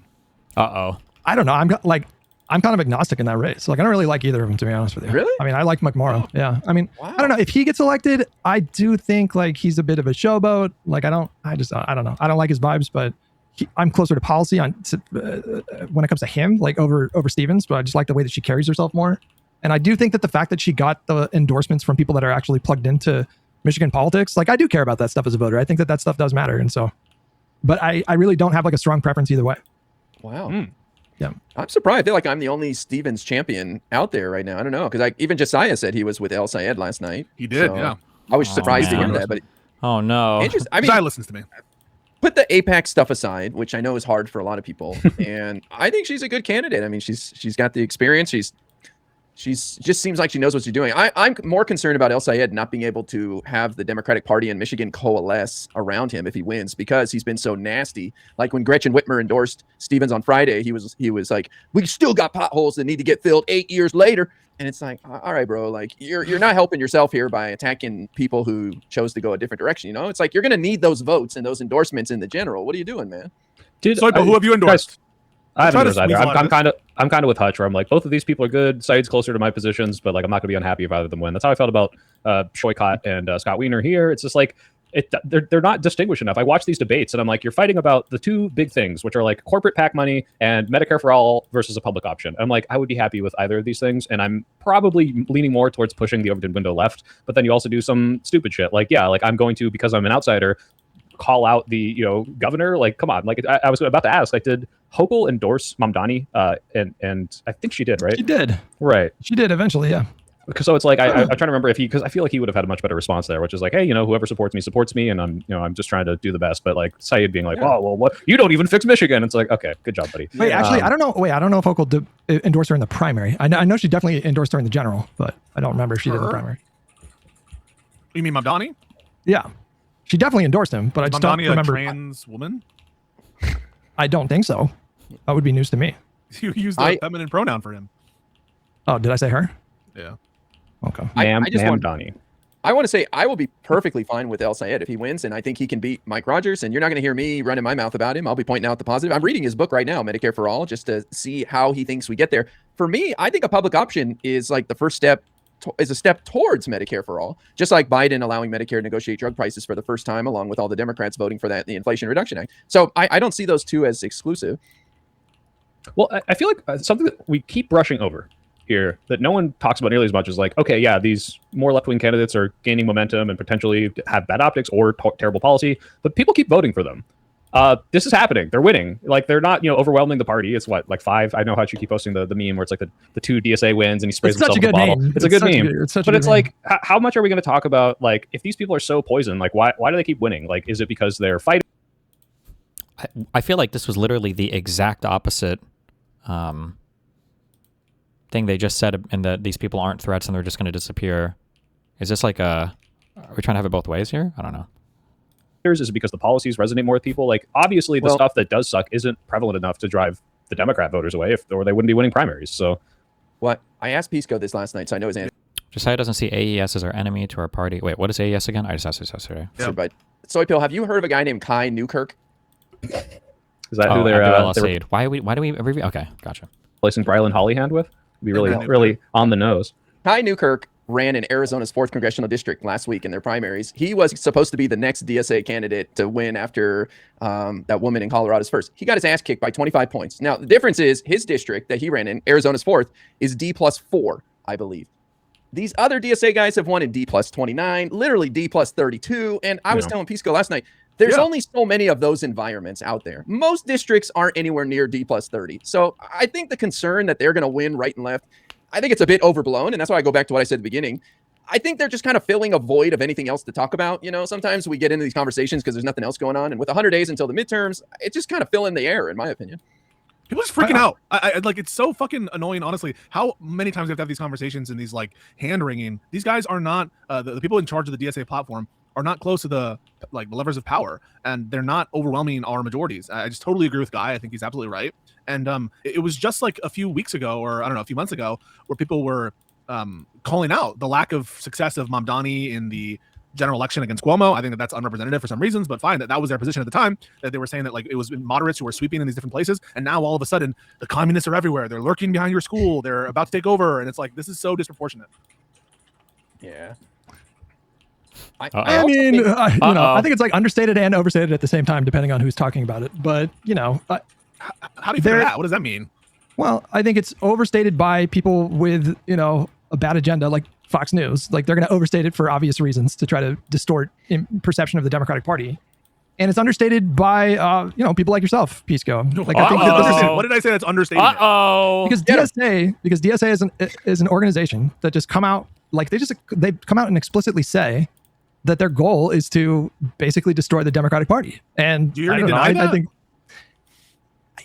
I don't know if you outright deny it, but you don't. It doesn't sound like you talk about them or treat them as they just explicitly present themselves to be. It's like you're just like, well, they say that stuff, but it's not that big of a deal. And it's like, well, there's I two don't really questions. want. One is like, what are their true intentions, and two, how much of a threat is it to actually like scuttle the Democratic Party? And one can have the view that many of them, maybe even the people in charge of their platform, maybe even the people who are in charge of leadership of this organization, do want to like disfigure the Democratic Party and take over or whatever. So that's not inconsistent with the position that they're not in a position to do that. And so I don't see an inconsistency. And I just see us looking at election results and noticing that, yeah, these victories don't, and many times. I think I have to, I thought about this a lot last night, actually, because like the theory of mind stuff, like what are these people thinking is actually kind of important to me.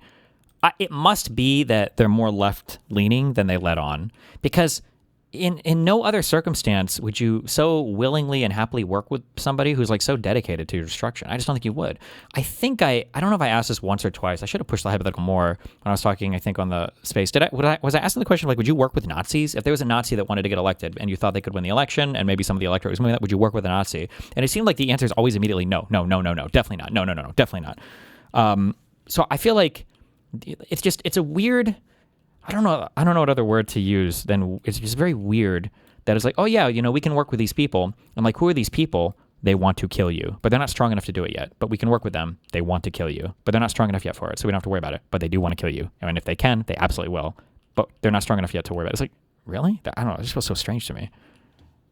The victories are of people who are palatable to at least you, palatable to many Democrats, people like AOC, and so much so that when I bring up AOC as an example, they're like, "Oh, that doesn't count." Mamdani, oh, you mean the most moderate one of DSA? It doesn't count. And so the only people who count are the craziest concentrated like DSA members, who I'll grant are fucking insane, but just have no way to get to power.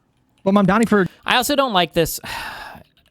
I should use this heuristic more. Like, if you were going to try to take over a political party, right? Like, what would you do? Like, what would be like the strategy, the way to get it done? Right. Well, one way would be you need to get some kind of establishment foothold. And then from that establishment foothold, then you can support your more radical elements, and then you fight from there. So when people are like, well, Mamdani's not that radical, it's like, okay, well, one, he's in a real position of power. This is an executive level position and not a legislative position. So he has to govern at least somewhat responsibly, or else New York would go to shit and it would be horrible. But also, him being more moderate there, but still identifying as a DSA member, gives him the power to support more radical people. And then the more radical people can always say, well, look at Mamdani, he's not that radical. And it's like, well, sure, but like, who's he supporting? Right? Like the people that he seemed to lend his endorsement to, at least one of these people was kind of fucking insane. And the idea that he's, well, at least as he's governing, he's not being radical. Well, sure, but he shouldn't be. That wouldn't be the strategy. You want him to be somewhat palatable so that he can continue to endorse and support insane fucking people. But then you can always point back to like, well, look, he's not that radical. And it's like, I don't know how I feel about that argument. For example, I mean, I don't know, winning a seat in the U.S. House of Representatives, that's not nothing. I mean, their numbers are small, like I said a moment ago, but, Michigan is not a D+30 state. Maine is not a D+30 state. And Mamdani, like, he has for sure, like, optically moderated, but with his endorsements in those New York races, I think he really revealed his hand. And so, they would not have gotten over the finish line without him. Like, you don't have Daria Lisa, serving in the next Congress if he hadn't stepped in and helped her unseat an already progressive seat. And so I don't know. I find that. I mean, I agree that Mamdani was a kingmaker in that respect. The question is one about threat and proportionality. And I also think, let's just get things off the table. So any comparison to AOC doesn't matter, right, guys? In the chat, just discount AOC, even though she's endorsed by the DSA, even though she's a standard bearer for. So she's not. Can somebody link me that story real quick, just so I can have this? That the national level DSA, I guess, did not endorse her, or no longer endorses her, related to the Israel weapons thing.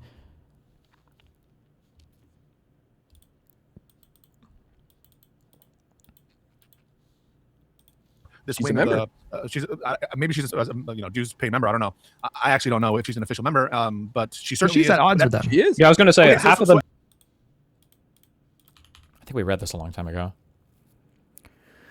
On Sunday, June 23rd, the DSA National Political Committee voted to endorse Representative Alexandria Ocasio-Cortez so long as she fulfills the following conditions: publicly opposes all funding to Israel, including the Iron Dome. Jesus. Participates regularly in the DSA Federal Socialists in Office Committee. Publicly opposes all criminalization of anti-Zionism, such as bills advancing the IHRA definition, which conflates criticism of Israel with anti-Semitism. Holy shit. publicly supports BDS to end Israeli settler colonialism.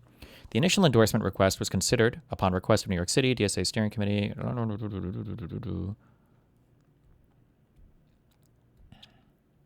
Because we have not seen evidence of AOC meeting these conditions, and at the request of the New York City DSASC, the NBC is withdrawing our conditional endorsement of Representative Alexandria Ocasio-Cortez, although she will remain endorsed by our New York City chapter. So the national level thing withdrew their endorsement ever. I don't know if this has come back. This was 2 years ago. Maybe they re-endorsed her or whatever, but...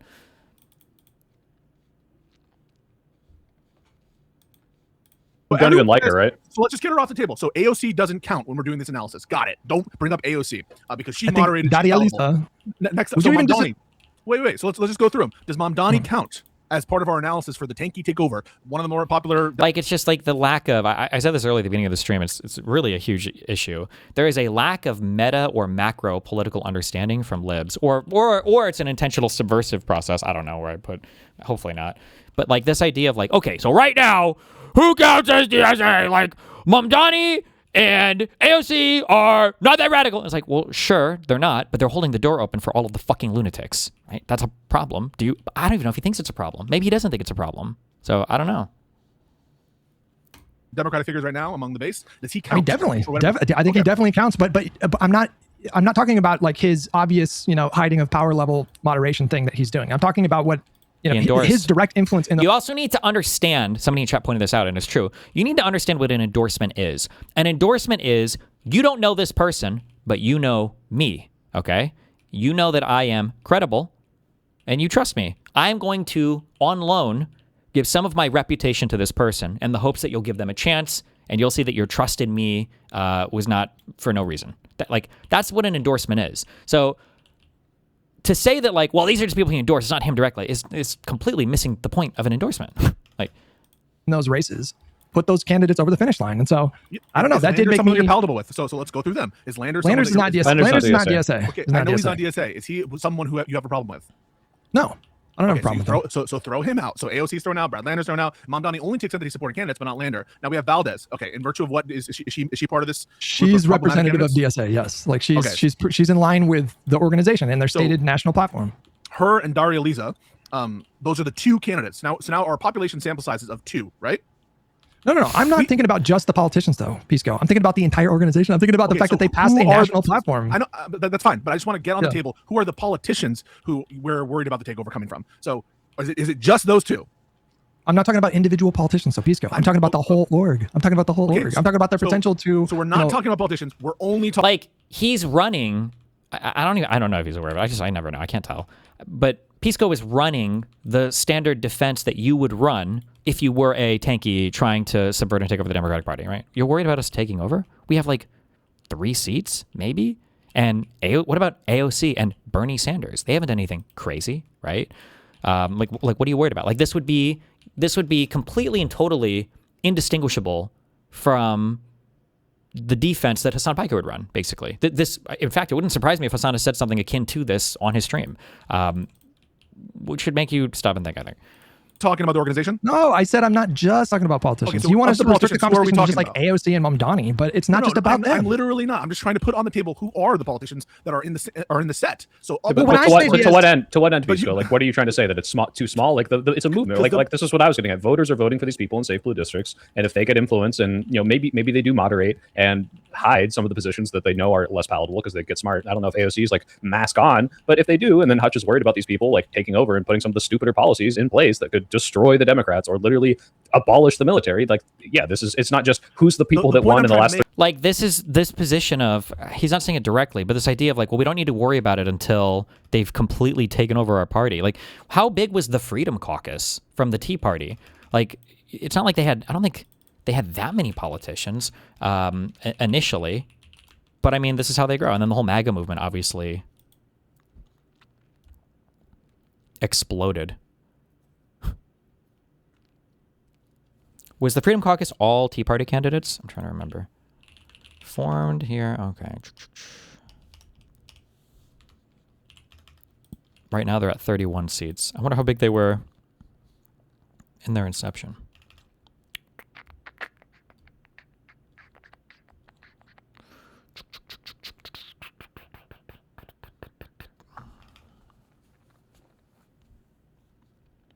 first chairman was Jim Jordan. Jesus fucking Christ. Somebody can look it up and tell me. Ask your bots. 3 months. This is the point I'm trying to make. The smaller you make the set of politicians who are part of this problematic set that are showing the true hand of the Democrat being influenced or whatever, that are part of the dependent variable of politicians who are included here, we've survived these types. We've survived Jamal Bowman. Is there any reason to think Jamal Bowman and Daria Liza, you're going to treat them significantly differently? These are people who, like, Jamal Bowman endorsed Daria Liza. This almost feels like the guardrails will hold type shit as well, but okay. That's a question. Jamal Bowman, Daria Liza. What about Jamal Bowman? We survived him, so therefore I shouldn't like worry about these people. I don't know. I don't think that's a great. I did not think say that's a great. That's a straw man. That's a straw man. I never said don't worry about these people. The question is one about proportionality. I just think it's not proportional, the amount of time and consternation that's being spent, like worrying about our party being taken over by tankies. Oh my it's God. not occurring. That's what I'm saying. And to the extent that it is, many of them are palatable, like Lander, AOC, and not problematic. Lander's not DSA. He's not DSA. He is just straight up not DSA. Lander or Liberal AOC. Zionist. Whoever you want to say, as the candidates, you might say that Lander doesn't count, AOC doesn't count. That's great. What do you? And so, Pisco, Lander is not DSA. He was not endorsed by DSA. He is not a DSA member. So why would you? I know that, him? Hutch. So, yeah. So in terms of the problematic, it is just limited to DSA endorsed candidates. Correct? No, are you listening to me? I said it's the entire organization. Like when I say DSA, what do you think of? Like what do you consider DSA? So I understand that you're making a critique of the organization. I'm trying to tie it to a threat of politicians, right? The threat of... He's not trying to tie it to a threat. He's trying to relate it to something that is non-threatening, is what he's doing. Politicians taking over and given governments, correct? There's a connection. It's not just the organization qua organization. It's the organization and its influence on power, correct? No, but you know my position where I'm not. I don't think the threat is that they're literally going to take over. Their actual threat is they're just going to help Republicans win more seats and defend more seats. Or they could they're never take gonna over the too. party. That's not. They might. There's just they're Okay, way so too. That's like a worst case scenario. But yes, the DSA is never going to take over the party. It's not a threat in terms of that, correct? obviously not. No, Okay, so they would have to. obviously not. Yes, Obviously not, right? Okay. Well, yeah, Pisco, that would be in contention with the fact that Hutch is posting the memes of like, look, they're celebrating the wins at their back. Okay, they got 2 or 3 seats, but ultimately, like you say Jamal Bowman or like Cory Bush, and it's like, okay, hey, they voted against like this infrastructure bill. It's like that's not good that they are coming in. So did and, AOC. Right, that's not good. Right. Yeah, it's bad. I mean, that's what I'm trying to say. It's like, where is this existential threat? AOC didn't vote for the infrastructure bill. She did not. Damn. What the fuck? Is that real? Chad, is this real? It is real. Yeah. I'm gonna fact check you on that one. I'm looking boy. for the existential threat because what people are adding me at is like Hitler's going to come and Stalin's here and our whole country's going to go away and there's going to be a civil war. Some woman said to me on the Twitter space yesterday based on the conditions being created by Mom Donnie. That's what she told me. So I'm looking for the existential threat. It's such an easy like A to B connection to make here. I mean, do you view the Republican Party as an existential threat to American democracy? Do you think that the DSA helps Republicans win and defend seats? Not materially, no. I don't think so. We know for a fact they're competing in non-Republican areas, as you just stated, as everyone is pointing to. But no, they're but still like used all the to attack. defund stuff and all that stuff in 2020, we lost seats in 2020. We lost House seats in the same cycle that we picked up a Senate, 2 Senate seats. You know, claimed a 50-50 majority and won the presidency. Like, why do you think we lost seats that cycle? That's first of all, I'm looking at the chat right now, and there are people who disagree with you, Hutch. Just to be clear, people like Wick TV right now saying the party is going to turn illiberal. And just to be clear, you think I just want to be? Why are you attacking? Now you're attacking Hutch's position based on what Wick is saying in chat. Why? What? I want to have it on the record. You think that's crazy, right? You think Wick is crazy? I told the Wick. Democrats. Wait, can you just answer that question? So Wick is crazy. Why are you doing a gotcha? I told Wick to his face. Like, I think this is crazy. They're not going to take over the party. I just want it on the record. It's on the record, bro. It's already on the record. Yes, I disagree with Wick. I disagree with Wick. I want to formulate it this way. When Wick says the party is in danger of turning illiberal, that's crazy, right? I told him this to his face on his stream. Yes. This is not, that's crazy. So what we're left with is the optics fight. It's overdetermined, Hutch. They call Obama a communist. They call Biden a communist. They're gonna spin so it actually doesn't matter. Maybe on the margin, they're actual communists. Yeah, they're that's actually the difference. communists. Like, though. it's actually true this time. But it doesn't matter. Damn, it is all the same. These are the Hassan defense. These would be the exact same defenses he would run, or maybe even already has run. Jeez, right. Like when they tried to smear the Democratic Party as like a communist institution that wants to kill God and the nuclear family and all that, it was obvious bullshit for decades. These people are literal like Marxists. They're actual communists. Okay, that's the difference. Evidence? What's the threat though? What's the evidence going to take over the party? True accusations of Democratic members who are not going to be running for national office. That's going to have a bigger distortionary effect on the optics of the country than the false smears of people. Like, how do you even? First of all, a priori, what a stupid statement. So if a false smear works, wouldn't a true smear work the exact same as the false smear? Probably not. That's my guess. I could be wrong, but my guess is going to be if you try to smear somebody and the information is true, that all else equal, that same smear where the information is false, the truer one is probably going to be a more successful smear. That'd be my guess. People like Kamala. That's what I don't know. What's the evidence for that claim? Which false smears are you talking about? So when people say, for example, Kamala Harris is a communist, those kind of people, she's for they, them, she's in favor of whatever, trans puppies. No, I think I think like part of the reason why people like Kamala get smeared and it actually works on people is that you have these right-wing elements that prop up the more extreme examples. Like, I don't know how you could honestly tell me that you don't think that the DSA is an electoral liability when how many different polls do we have to see where the median voter is alarmed by the perceived radical leftist shift of the Democratic Party? I don't think it's a radical shift that's occurred in the last couple of decades. But I don't think it's material. I don't think it's hugely significant. Okay. Maybe there's more evidence. Maybe there's so the question is, what's the evidence that this is going to compromise Democrats in swing states? Why do you doing well? Wait, real quick, also supplementing what Pisco said, a friend of the show, if you guys heard of this guy, Pondering Politics, $10 says, were Biden and Kamala a DSA tier threat because their unpopularity helped elect Republicans, including Trump? This is just an unbelievably insane. I don't even know where we're going with an argument like that. Like, there's a huge difference between somebody was, unhelpful to us because they didn't do a good job, and so, fuck, versus somebody who's intentionally trying to subvert or destroy your party. That's just a crazy... So basically, does the worst elements of Kamala's campaign or Biden's campaign make them a DSA tier threat because, she said trans prisoners, illegal immigrants should get a sex change for free, right? That's going to get blown up. How do you think a DSA, dyed-in-the-wool DSA candidate would have done against Trump in 2024? That's not the question. The question is, are you applying the same standard of existential threat to someone whose popularity is so low like Biden? That's not the question now, but they can always ask the hypothetical of would you vote for AOC or JD Vance? Would you vote for hypothetical? By the way, for all the people that got mad at me for an extended consideration of if AOC was the leader of a communist party in the United States, she would vote. Damn, I don't know, right? Everybody got mad at me for saying that, and Pisco thinks it's such a killer argument. The other side already says that they wouldn't support Gavin Newsom over JD Vance, which should be a much easier yes. Even if you don't like Gavin Newsom because you don't think he's far left, that should be a much easier yes. People like Hassan, people like Vaj already say, no, I would never vote for Gavin Newsom over JD Vance. And these guys are fine with it. Well, they're not fine with it, but they won't talk about it. They don't care about it. They whatever. We're just supposed to accept that while we continue to purity test our side to make sure that we would support the far left no matter what, even though we know the far left will never fucking support us. Okay. Democrats' chances across the board. That's me saying no. I don't. Mick TV. I just want to. Sorry, I'm going on Mick. I like Mick a lot. Actually, I actually do. Bring him on the pod. Get him on. I actually do like one guy. Yeah, we should have one guy. I like him. Bring him on right now. Wick is a dead ender for Joe Biden, and I think Joe Biden was the best president of my lifetime. But if you want to talk about existential threat due to optics, Joe Biden was dragging the party down, going kicking and screaming, and it was Kamala Harris who saved our fucking asses from having a 42-43 Democrat. We don't know that. We can say that, and maybe it's true, but we don't really know. We don't really know that. It's such a out there thing to consider. It's hard to really know just because of how fucking crazy that election was. But there is a world where people voted for Biden last time, and so they just vote for Biden again because they don't give a fuck. Or people voted last time, and now they saw Kamala got swapped in, and they fell for this is anti-democratic rhetoric, and now they're not going to participate at all. Where Biden would who the fuck knows? Yeah, maybe they're racist, sexist people. They're I don't know. I feel about a black woman or whatever. Who knows? Yeah. I don't know. Like I said, even at the time, I didn't feel strongly one way or another if they replaced him or not, because I think it's a hard decision either way. But this idea that it's so obvious that Biden would have completely and totally fucking lost is not... I think people give too much credit to that idea. Majority Senate, and Wick doesn't give a shit about the optics or the effect on popularity. That was Pondering's point, is that you don't have this kind of feeling to someone who's a more centrist who carries that baggage.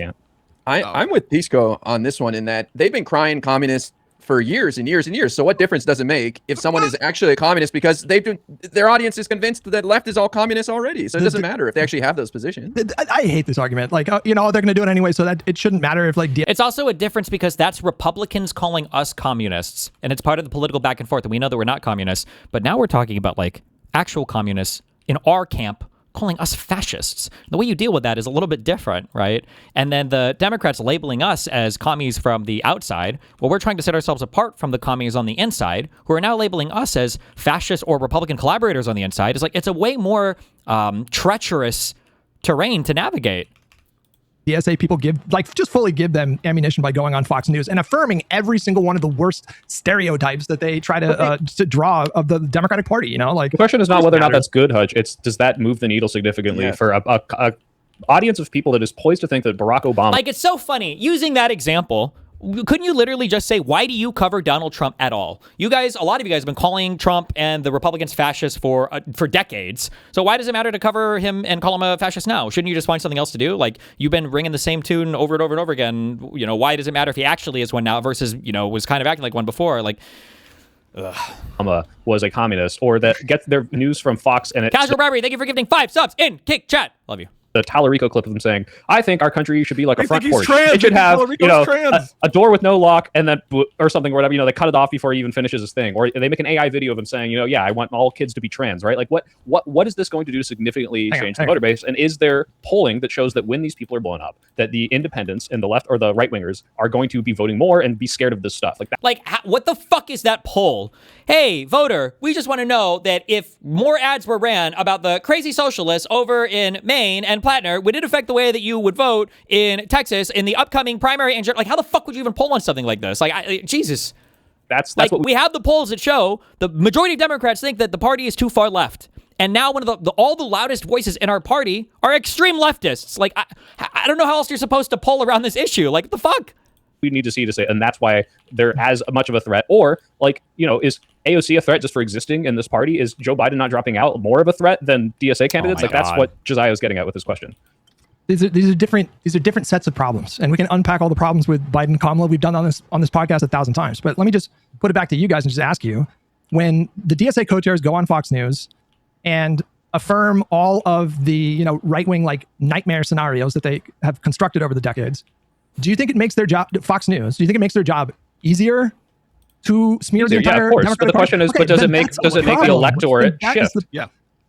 I think it does. I don't know how to quantify. It doesn't, because no media matters and nothing matters, and the electorate won't shift no matter what, and nothing. It's just all a meme at the end of the day. So no, nothing will matter, nothing will happen, and I guess it's just like, what? I think it does. Well, how do I prove that though? How do I prove that to you? I mean, like, if I wanted to prove that, also doesn't mean that you don't have a burden. Yeah, so like an example, one of the chatters, God. this might have been Ben, was saying if the New York primary cycle, when this blew up and Daria Lisa is getting all this media attention, you could see a bump in polls from independents and right wingers wanting to vote against stuff like that, or opinion polling on the perception of socialism. Like, these would be things where you could quantify this, or maybe even exit polling on, hey, why did you vote for this candidate? It's like, oh, I saw Daria Lisa on Fox News. Like, there are ways to quantify this. Maybe it hasn't happened yet, but it's not impossible. Josiah has joined.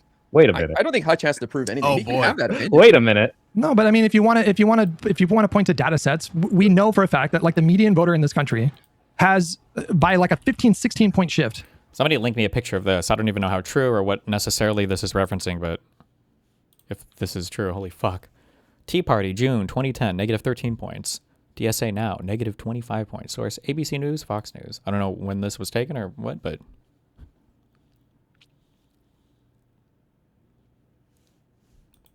moved more towards the view that the Democratic Party has become too extreme. I don't think that's true. I don't. But wasn't that before the DSA? No, that's pre-DSA as well. No, but you guys don't think that having these like elements within the Democratic Party. Somebody said this is from last Sunday. Like contributed to that at all? Like, no, you don't we're agreeing. Obviously, it makes their job easier. Obviously, if you don't have to make an AI clip of Tallarico and you have a clip of someone saying, "I want to," that's my position. Our position is: to what extent should we be worried, and how quantifiable is this? That this is worth focusing on. Past, yeah, that's bad, but whatever. Let's focus on Trump. Right? Is it going to scuttle Ossoff? Is it going to scuttle our chances in it? Like, I don't know, any of these swing states? Where should we expect the effect to be felt? I mean, what are we? These, I think, races are much more local than they are national in character. No, but you know that even like the smallest races in the smallest district can blow up and get national attention with the wrong candidate. And it makes the job more difficult if you're a Democrat that's making the case to flip the Congress. Ossoff is able to use them as a. Why are you asking me to explain something that you know to be true? Don't play this game with me. I'm not convinced. I'm not convinced that it will make the Plattner stuff. The Plattner stuff. Do you think that hurt Democrats? The Plattner stuff. Yeah. So yes, okay. So then you understand. You understand that certain candidates can be a liability to the party, like that and it extends beyond the state or the district that they're running in. I agree. Oh my God. Yes, I agree in principle that certain candidates can be an anchor to the party brand, et cetera, et cetera. The party brand pre-DSA is dog shit, Hutch. I mean, it's the most unpopular it's ever been. And like, is this going to significantly decrease? How much lower can it get in the eyes? This is true, But again, this is like causes that are working together. Like part of the reason why our brand is so dog shit is that we literally can never advocate for ourselves. We cannot ever advocate for a Democratic Party brand. Every good thing that came from us had to have come from the socialists or somebody else. And then every bad thing that happens is because of an establishment Dem that the left wing in our party is constantly telling us. It's like, yeah, it's no wonder that our brand is so fucking dog shit, because all of the loudest voices in our party are only seeking to undermine our party constantly.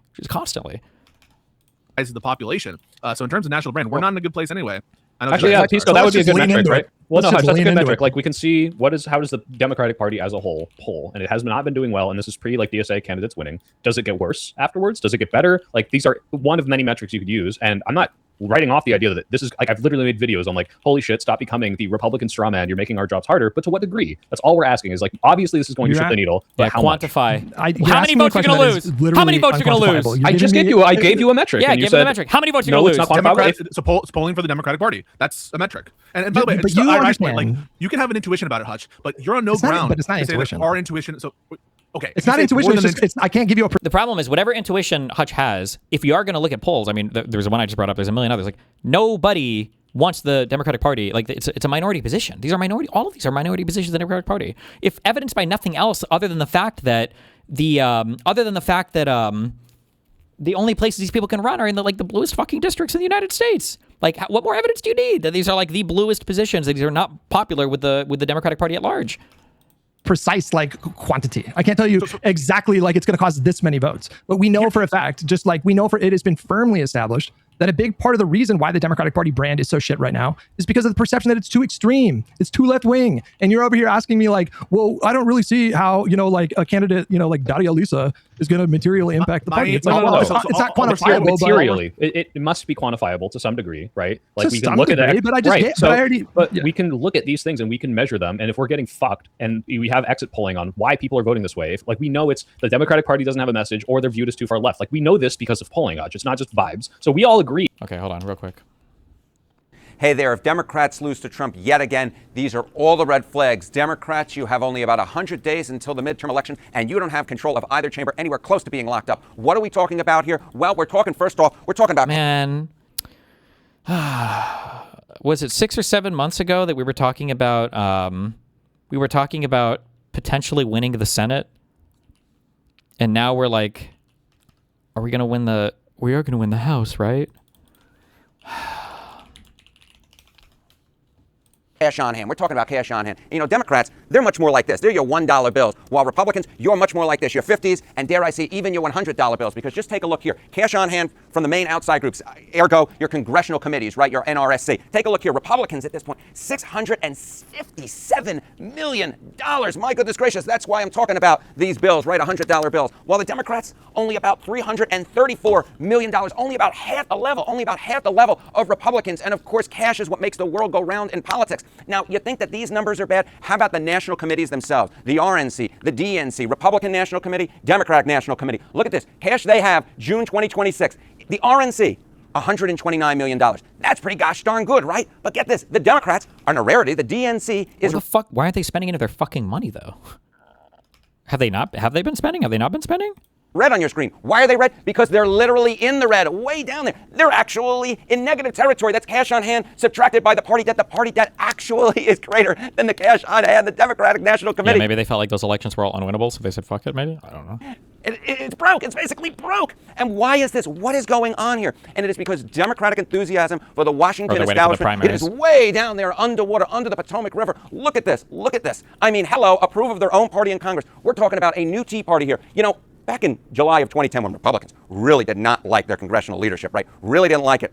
Still, 52%. 52% of Republicans approved of their own party in Congress. Look at where Democrats are now. 52% of Republicans approve of their own party in Congress, okay? Who are the Republicans that are the most critical of their own party? I'm thinking two, Thomas Massey, and I guess you could say Marjorie Taylor Greene were your two big ones. I don't know why we're comparing 2010 though. Oh, maybe because they want to do the Tea Party thing. I don't know what the actual approval is now. I imagine it's lower. But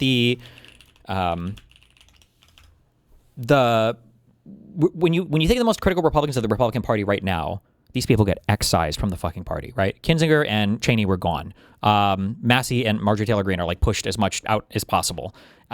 They do not tolerate criticism of their own side. It's just like it's not possible. Meanwhile, on our side, I feel like our loudest voices like hate our party.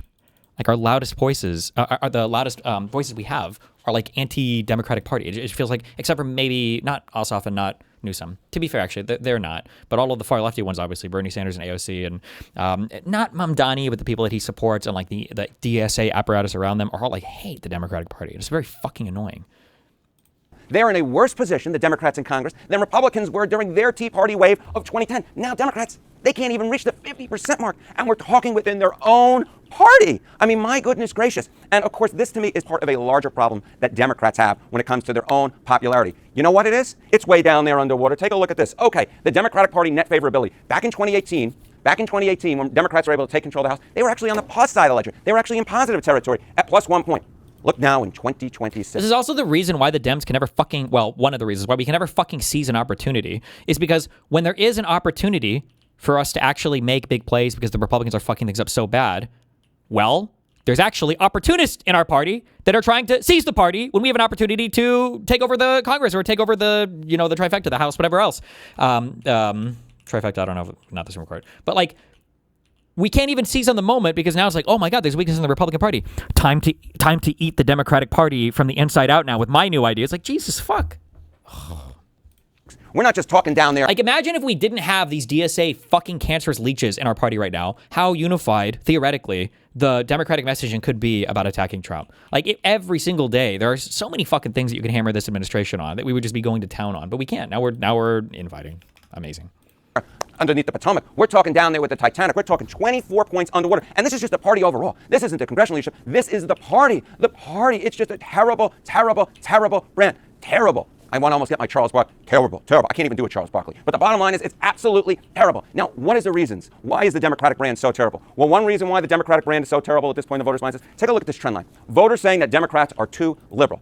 In 1996, this just means we've lost so much on trans shit. Guaranteed. It's the only fucking thing. The average voter is so fucking stupid. It was 42%. In 2013, it was 58%. Now, the clear majority of Americans believe, and the clear majority of voters say that the Democratic Party is too liberal. 57%, they think that the Democratic Party is out of the mainstream, out of the frame, I dare say. My God, this is a massive, massive problem. And you know what is fueling that? You know what's only adding fuel to the fire? How about the Democratic Socialists of America? You know, I mentioned a new Tea Party. Net favorable opinion of the Tea Party back in June of 2010 versus the Democratic Socialists of America, the DSA, right now.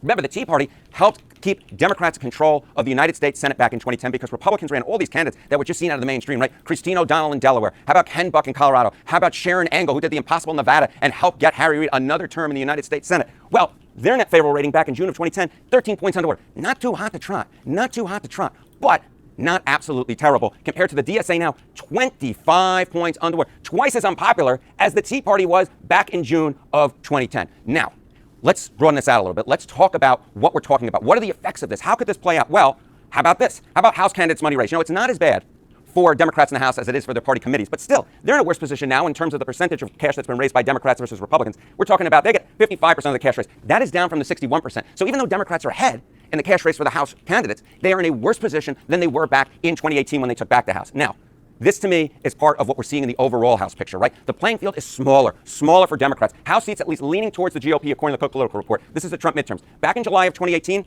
it was 206 seats at this point that were leaning towards the GOP, at least leaning. Now, it's 212 in a race to 218. Republicans are nearly to that 218 marker. Now, I'm not saying they're going to get there, but they're much closer than they were at this point in the 2018 cycle. Now, this is, again, part of a larger trend that we're seeing. National trend lines. Democrats lead on the generic ballot. Again, midterms with the Republican president. In 2006, Democrats were up by 10 points. They took back the House. In 2018, they were up by 8 points, very similar to 10. Now that lead is on one hand. It's just 5. It's just 5 points. Now, why is this 5 points so important? Because Republicans have helped make it so important. How? Through the redistricting efforts. The redistricting efforts, which means so much. Okay, Democrats in the National House vote margin, their current poll lead nationally is 5. How much do they need to win back the U.S. House of Representatives? Well, with redistricting, we're talking about 3 to 4. Democrats are right on the margin. Republicans have made them right on the margin. So the race for the House is not anywhere close to being cinched up for the Democrats. Now, you might notice, I've been saying a lot in a lot of period of time. I'm a little, woo! So today, to quench my thirst, oh yeah, what? We're doing I got myself a Canada Dry, 0 sugar, cherry fruit splash. All right, let's have a little bit of it. Oh, I love Jerry. This I has love to be Jerry. unethical. Okay. It's a march to the finish here. It's a march to the finish here. We're nearly done. All right, we've talked about the House, but perhaps the biggest problem for Republicans, or excuse me, for Democrats, is in the race for Senate control. In the race for Senate control. Okay, so let's just talk about the math that is needed here. The math that's needed. States Dems need to win the Senate. They need a total net gain of 4 seats. They need a total net gain of 4 seats. Well, three of these seats they'll have to pick up are in states that Trump won. Trump won back in 2024. And I'll note the one blue state is Maine. And let's be real, at this point, that is very TBD, given all the Graham Plattner stuff and then having to bring in a new Democratic candidate. That is very TBD. So even that blue state, not anywhere close to being cinched. Now, we're talking about those red states, right? And only one of those states was won by Trump by a small margin. That was North Carolina, +3 in terms of the pickup opportunities. The rest, Ohio, Alaska, Iowa, Texas, all won by Trump by double digits. That's okay. They hate him now. That's okay. They hate him now. They hate him now. They hate him now. It's okay. That are really red leaning. That's what's going on here. That's okay. They hate him now, guys. We can go back through history. We can go back to the last Trump midterm election and think, okay, did they pick up any states like this? Well, no, not really. Talk about the 2018 red state Dem pickups. There's just a single one. Just a single numero uno. Just one, baby. Just one. That was Arizona. And Trump won that state by just 4 points, much more like a North Carolina, right? And Kristen Sinema, the Democrat, she was then a Democrat, she only won it by 2. So there's no real history of this going on here. Now, if we're talking just generally speaking, you can see this here, again, in the 6 key states that... Oh, God. And not just on Fox News. Here, ready for the zero pushback? Because our lib media can't do anything? Hassan Piker will be on CNN this Sunday for their special program covering the rise of democratic socialism in America. Oh, boy. We're looking at the generic ballot lead for the Republicans +6. Again, 53% of Democrats say, or excuse me, 53% of the voters in those key swing states say that the Democratic Party is too far to the left. So the Senate battleground, much more even extreme than what we see nationally. Finally, I'll just note in terms of the prediction markets at this point, which kind of brings it all together, the chance to win the Senate, back in April 24th, there was about a 50-50 shot. By July 24th, look at that. The Republican chances now, we put it all together, they're at a 56% chance. But you know what? I would argue the biggest red flag that Democrats have, the biggest red flag, look at this. It's apathy, not believing that Democrats can change anything. Because the impacts of Democrat policy... Why would you think that Democrats could change anything? The Republicans tell you they won't, and our left wing tells you that they don't. Because that's it. They're all corporate bought shills anyway. Like, it's bro. It's ogre. We'll see. On your cost of living, only 41% say help, hurt, or wouldn't change it.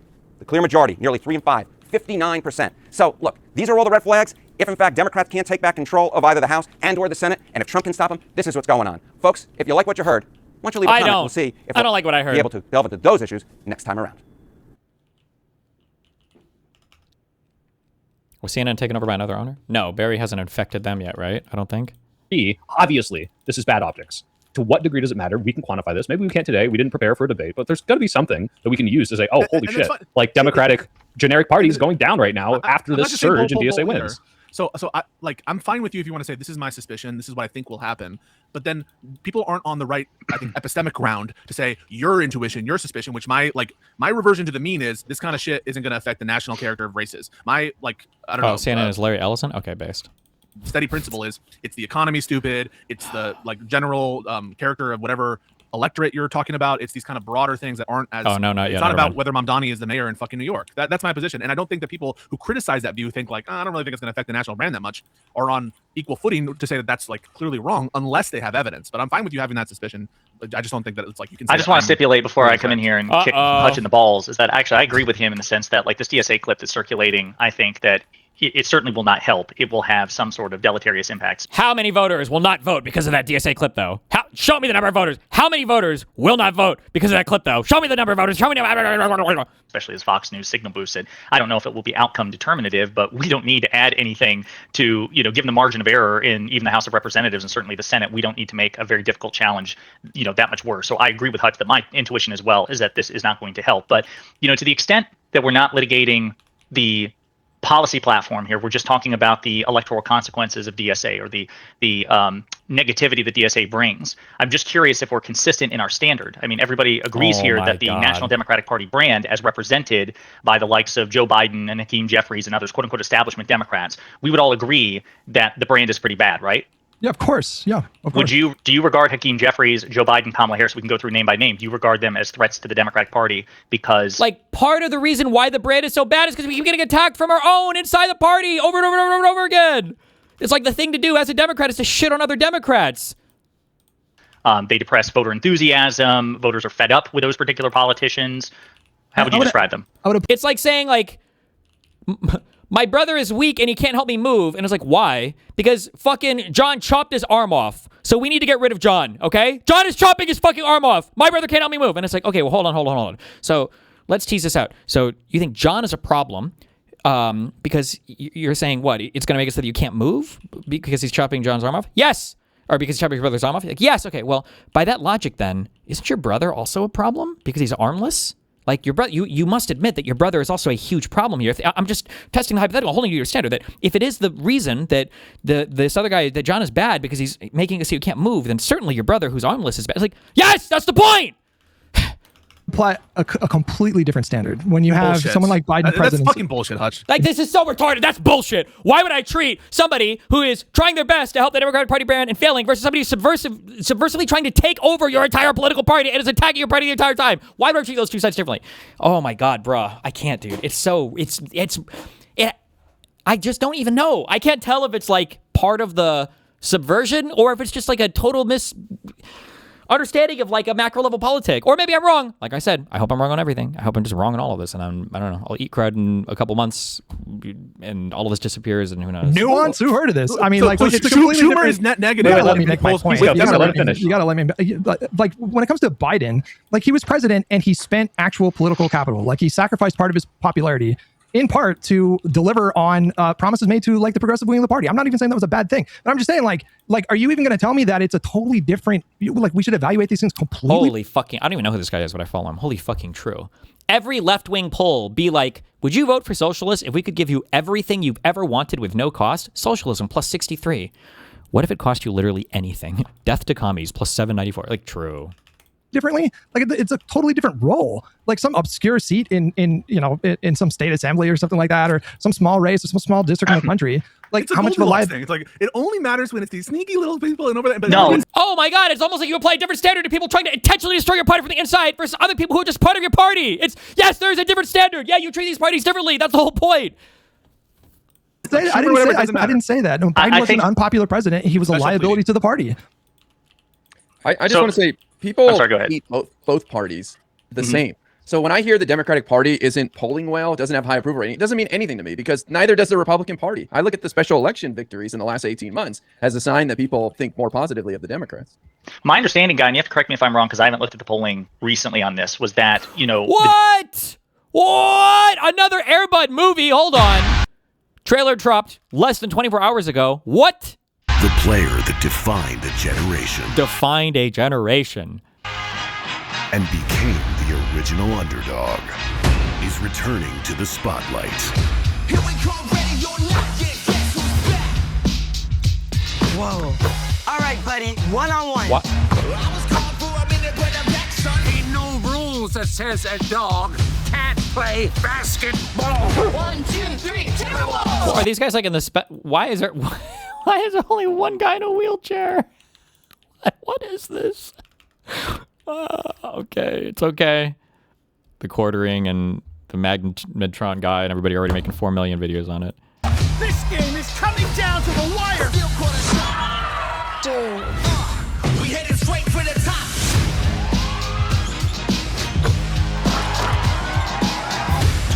Are you ready for this? Is crazy. Are you ready for the combat?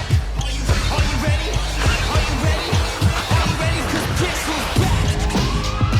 Guess who's back?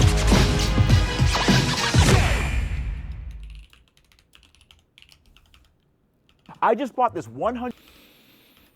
Okay. The Democratic Party collectively was polling worse than Republicans or Trump at every point that their favorabilities were compared or their approval ratings were compared. Yeah, but I looked at polling recently on this was that, the Democratic Party collectively was polling worse than Republicans or Trump at every point that their favorabilities were compared or their approval ratings were compared. Yeah, but by how much? We're talking. Okay, I'm pretty sure Josiah's trying his best always. When I say that, I don't mean like he's retarded, he's trying his best. I mean, like, I think he has the interest of the Democratic Party in mind, and he's not being like doing some weird subversive shit. But I find it really hard to believe that that this is an argument that he thought up on his own, because his argument is just so dumb.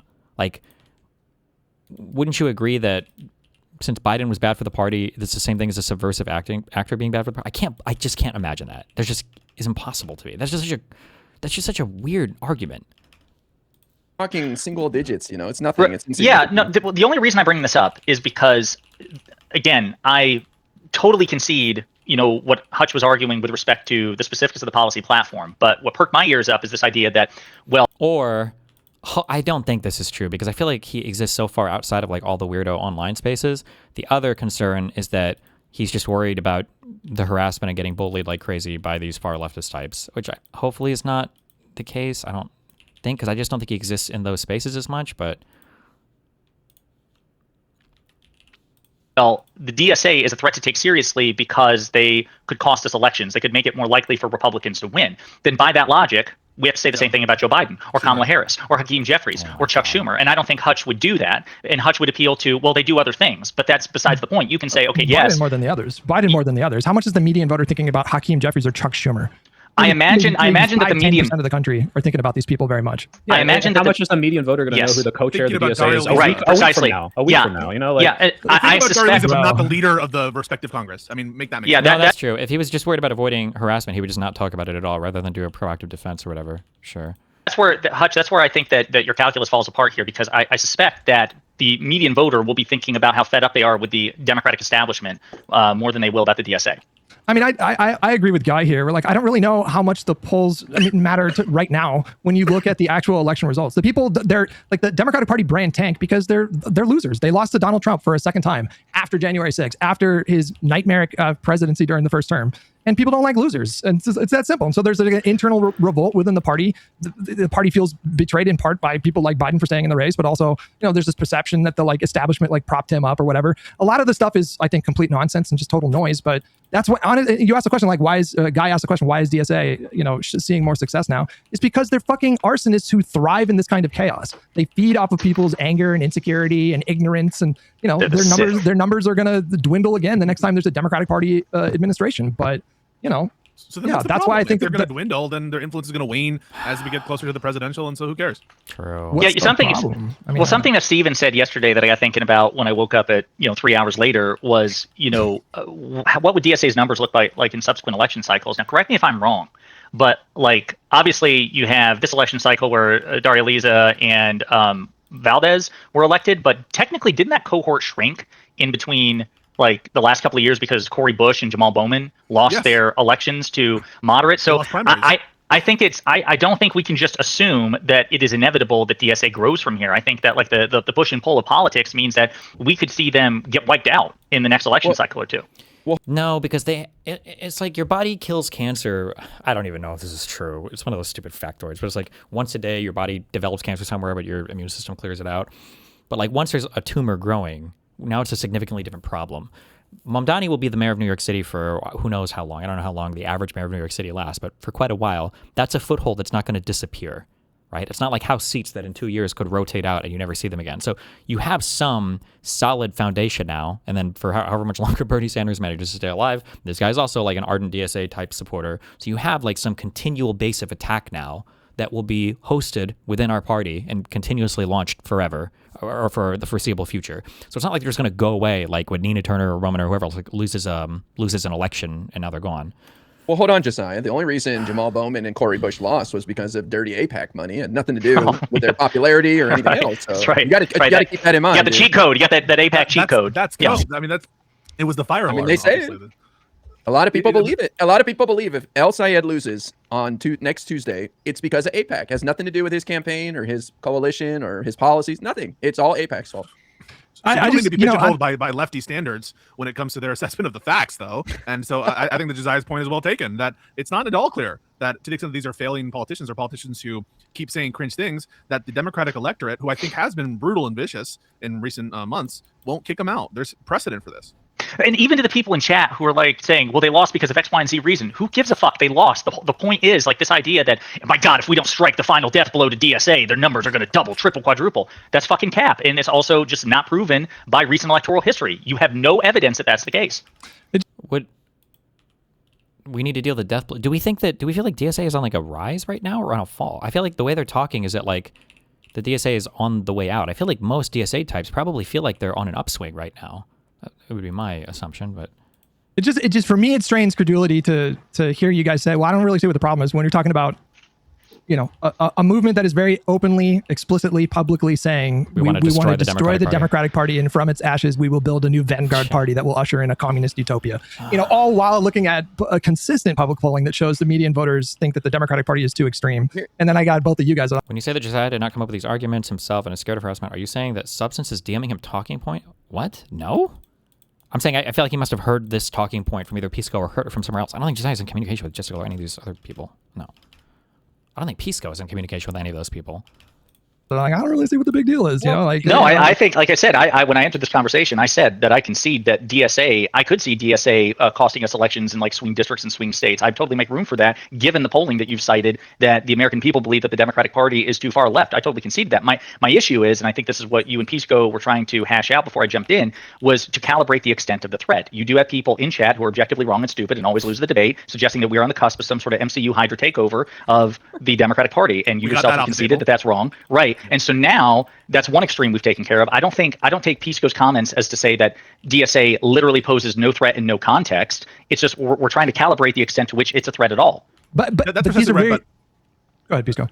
I was going to say that that's correct. I think that if I'm going to be convinced that someone, for example, like Mark Kelly or John Ossoff are going to be sandbagged by these candidates, I'd like to see some evidence of that. If anything, I think Ossoff... They already, the day after actually, or this morning, because I talked to them last night, I think, apparently there are already a ton of or there was a few huge the day before, anti-Ossoff tweets or whatever. These guys are crazy if they think that Ossoff the Jew is going to be supported by the DSA types.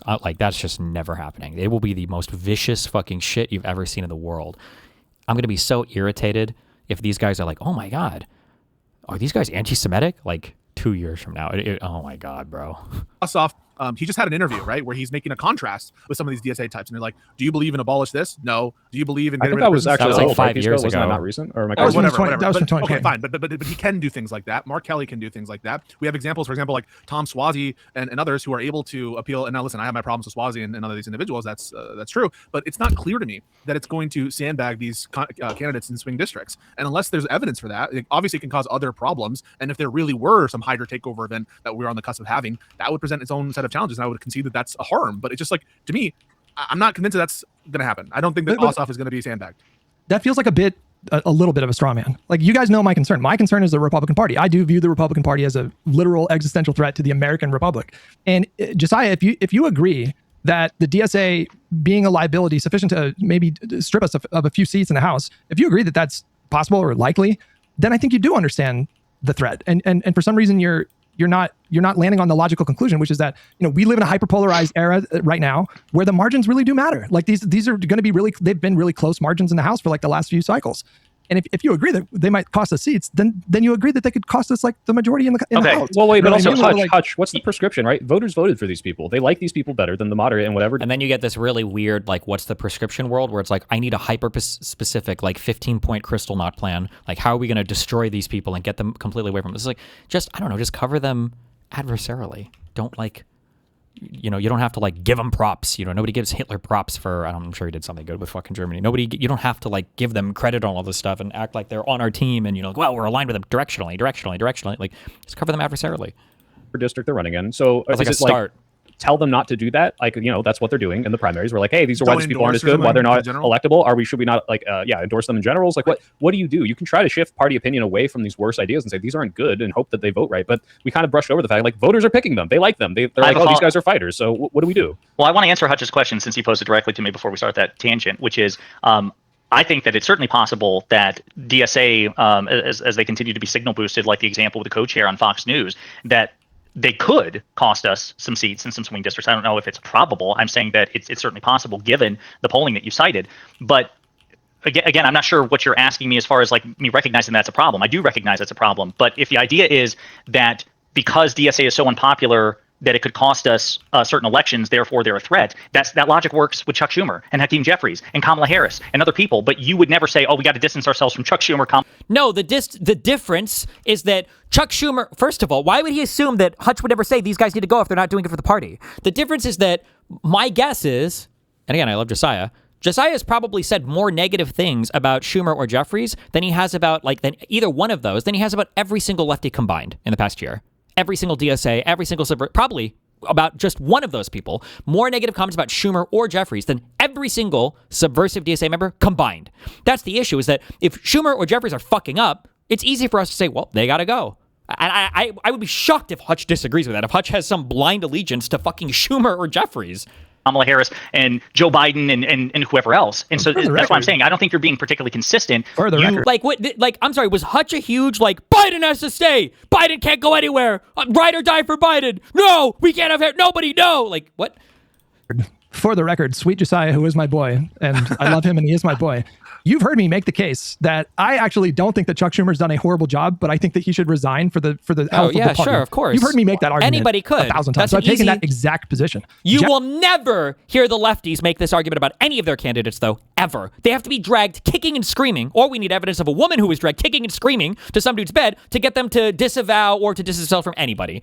We're not playing the same game. And that's by design. Remember, that's always by design. That is always by by design. There's like the CIA playbook for like Pisco and the soy pill. And unfortunately, even Josiah here, this is like disruption 101 is to like infinitely virtue signal and infinitely tone police and infinitely get people to discuss the nuances and the exceptions and blah, blah, blah, blah, blah in order to make it so it's impossible to make any progress. Jeffries, I don't think is a factor in the way that people are equating with like Schumer, but I do think Schumer is a perceived liability, and so he should step aside. Well, I understand that you say he should resign, and I have heard you say that, but do you think that Democrats should be campaigning against him? Should Democrats, so for example, you would support Democrats saying, I will not vote for Chuck Schumer to be Senate Majority Leader? I think so, yeah. Okay, and likewise with House leadership too, right? Yeah, like sure, if you saw polling indicating that Hakeem Jeffries is very... If I saw polling that made me think that Jeffries was a liability. How popular is Hakeem Jeffries? I'm almost certain. I mean, IRI is the encyclopedia here, guys. The encyclopedia I don't think Jeffries is a factor, and Jeffries has held the caucus together at every he's Hutch shouldn't even argue this. Hutch's argument here doesn't matter. Hutch would very easily say, and he basically did. He would grant that, like, yeah, if this guy's bad for the party, then he's got to go. That's the easiest thing. I don't even know why they're asking these questions. Or well, they're asking it to say that you're being hypocritical because you're only demanding the crazy lefties go, and not the the moderates. But I don't even understand this position. I think this is just a goofy position. I don't get it. On the job exactly as it should be done in the last like couple of years. Like he's done an exemplary job as House. But what if he costs the seats? I understand. What if two things can be true? One's kind of like, well, hang on. Oh, now we need data. So wait a minute. No. See, this is no. So wait a minute. So like we use Biden as the example, right?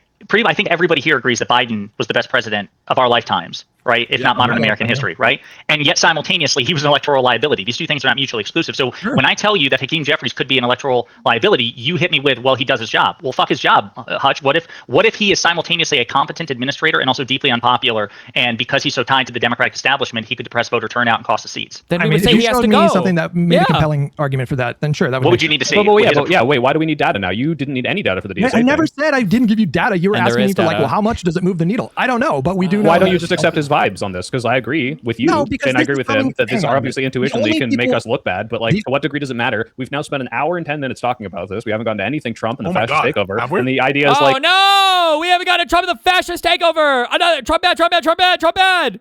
All right, how much are we gonna spend time in fighting on like excising the cancer? Who is calling for Jeffries to step down? And who are we replacing with Jeffries? Yeah, it's funny. I wonder if they're going to answer that, because my feeling is it's probably all the extremely far left people that are calling for him to step down. And who do they want to replace him with? I don't know. Probably the most fucking extreme person they can find, right? Like, is there anybody right now in conversation as being like a serious replacement for Jeffries? There might be. I just haven't heard it. No one is. I don't think anyone. No. There are people calling for Jeffries to step aside. I'm sorry. Among like lefties and influencers. Yeah. I called them to step down from leadership like last year. Oh my god! And then the Pisco pivot to be honest no with one you, who cares. I think that we could do better in terms of leadership, but I'm okay with him being the leader as opposed to Schumer. I'm with you, Hutch, that I'm more gun ho about jettisoning Schumer than I am Hakeem Jeffries. But the question is only, if it were demonstrated to you, right, that he were a liability, or if you felt that he were unpopular, or if you compared him, and let's say that Mamdani is more popular, like compare Hochul and Mamdani, would you be like, all right, we should distance ourselves from Hakeem? Would you have an issue with the candidate? Like, okay. Yeah, right, if you made up, but I feel like I'm consistent in this because, like, I use the same logic with Biden, right? Like, as soon as I came to terms with the fact that that Biden was bringing the whole party down and that he just didn't have it in him to run that campaign, I was the biggest Biden stand for his entire presidency. We're gonna test your consistency. Okay, so let's say we can provide the polling that you're looking for.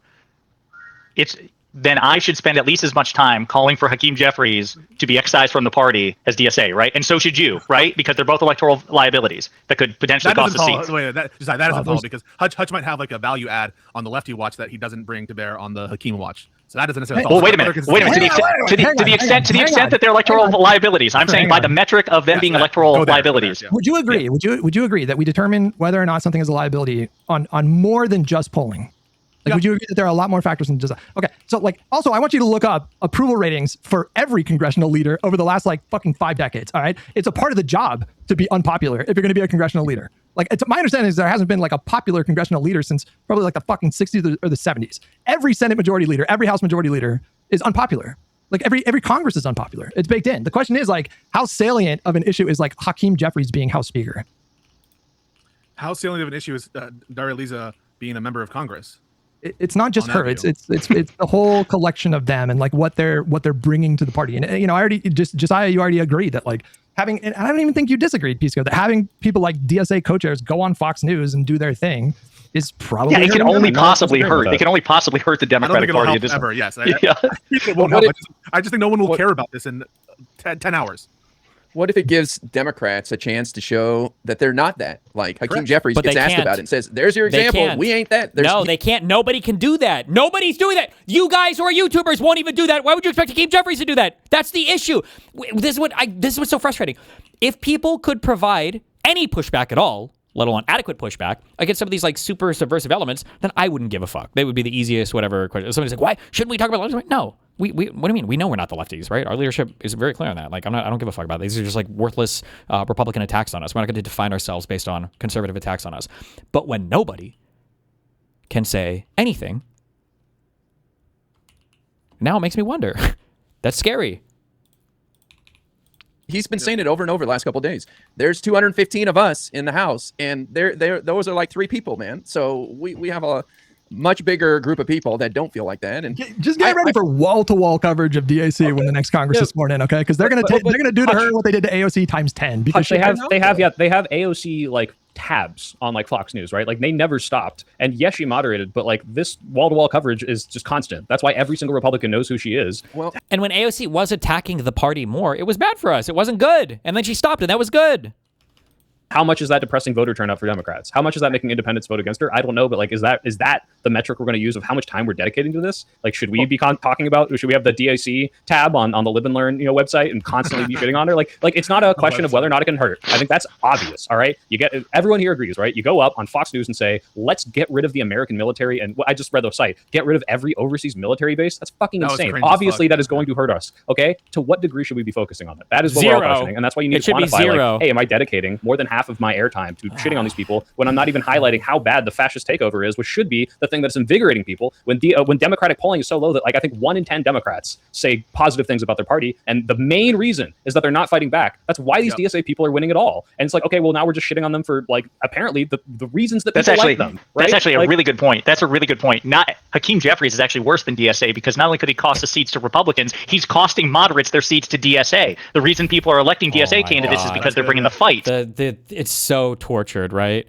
Like your brother is definitely the one at fault, and he shouldn't have lost his arms. And it's like it's so tortured. Oh my God, Hutch, we've identified it. I expect it. I expect a manifesto against Hakeem Jeffries before I make one goddamn video about DSA. Are you seriously making the case right now that you think like Hakeem Jeffries is not fighting this administration? No, I think he's doing everything in his limited power. Regardless of whether he is, though, is the perception that the Democratic Party is not. Wait, is there a way to pause these requests until there's like enough? Like I don't want to be launching a rocket every 2 seconds. Or I guess the rockets are free, so it doesn't matter. But fighting back enough. Part of the reason that perception exists is because of bad, like I would say, bad faith attacks from these DSA types who are claiming that people like Jeffries could be doing more. It's all this Green Lantern shit. Okay, yeah, but when Chuck Schumer says, guys, I wrote a strongly worded letter, that's not the DSA making him look weak. That's him making himself look weak. I think Schumer is like an optics nightmare. And I'll be honest with you, I'm warming up to Hakeem because he said he wanted to clean up the Supreme Court. Did you guys see that? Yeah. I'm warming up as well. I'm gonna become his biggest fucking defender as soon as he says let's expand the Supreme Court. And he's trying to be diplomatic. He's like, he's been trying to make like overtures to like the Mamdani wing. Like, you can tell he probably has a lot of contempt for them, but I think he is making efforts. So Yeah. Well, I remember a year ago when Mamdani won his primary, everybody was saying Mamdani's going to sink the Democrats. They're going to use him as a boogeyman, and that did not come to fruition. So I have a feeling I think it's the opposite, right, guy? He's invigorating a lot of people. He's got his little optics wins all the time. He does all the look at the kids in the pool and New York and the food and the ice cream, and you know what? He's endorsed. It will fill a rocket before launching. No, it's not. It's launching like 5 steel plates at a time. Watch. There's 2 here. And crazy people, and that's not good. But he's also, I think he's pushing a lot of good, messaging that is getting Dems more on board with stuff. So I don't know. It's hard to just look at this and say it's going to. More popular than Hochul. Isn't he more popular than Hochul in New York? Isn't he more popular as a figure? I wouldn't doubt that. I don't think most people know who Hochul is. Yeah, New York's half the state, and then you got the upper part that's there. It more goes. Conservative. See? But the other thing I want to bring up why I don't care about these DSA types winning is because I don't think people are voting for them for their socialist positions. Like, I think probably 3% of people in their districts voted to abolish prisons and get rid of borders. They just saw people Probably fighting, less. saying we can have a floor that nobody drops below, that we take care of people. It doesn't have to be like this. We got some person in here for 30 years. It's time to get some young blood in here. I think it's just these simple little things. I don't think it has anything to do with their policy platform and all that. Especially because that's the DSA, right? That's not the candidates. The candidates say this shit, but they don't say it in the campaign trail either because they know it's fucking stupid, or they're not the co-chair who decides to go on Fox News and blast it. But like, I don't think Daria Lisa brought up abolishing prisons in her campaign. Yeah, she gets crucified. She tries to avoid it. Wait, so this won't request until 1,000 are available, or if I limit it by range? I forgot you could do this. That was not part of her platform because she knows either it, like, I'm sure she still believes it. Obviously, I think Mamdani probably believes it too, but they're not campaigning on it. And that's why these voters aren't like being turned away. So if anything, is it worse to focus on it a little bit and say, okay, this is bad, but they're not doing What do you think of it abolishing the Senate? Stupid. it, and we can focus on how bad fascism is, or to blow it up as much as Fox News is and be like, oh my God, guys, this is so scary. You're going to lose that fight, Soy Pill, because it's hard to tell people what to care about and what to talk about, you know? Like, but the voters it's like don't drama. care. They're I wish you guys didn't spend 3 weeks talking about the snark Discord, but you do, you know? and we have all these important races and all this exciting, important stuff with the Iran war, and everybody's talking about the snarker Discord. Okay, it is what it is, though, you know? So I try to embrace it, and I say, okay, people want to talk about this or that. It's so... Yes, people talking, you know? That's provocative. Point, which is, what's the prescription? What do you want us to do? Like, it's annoying. Nobody wants to. Like, I don't want to, but this is where they're choosing to fight. Like, and this is what, I mean, like, in this sense, it's the snark Discord, which is cringe. And I know probably not a single person even Hutch with me, but like, I would argue the APAC thing is similarly cringe. That's our singular issue that we're testing on, is whether or not you get APAC money. What? You can set minimum rocket fill on logistics requests.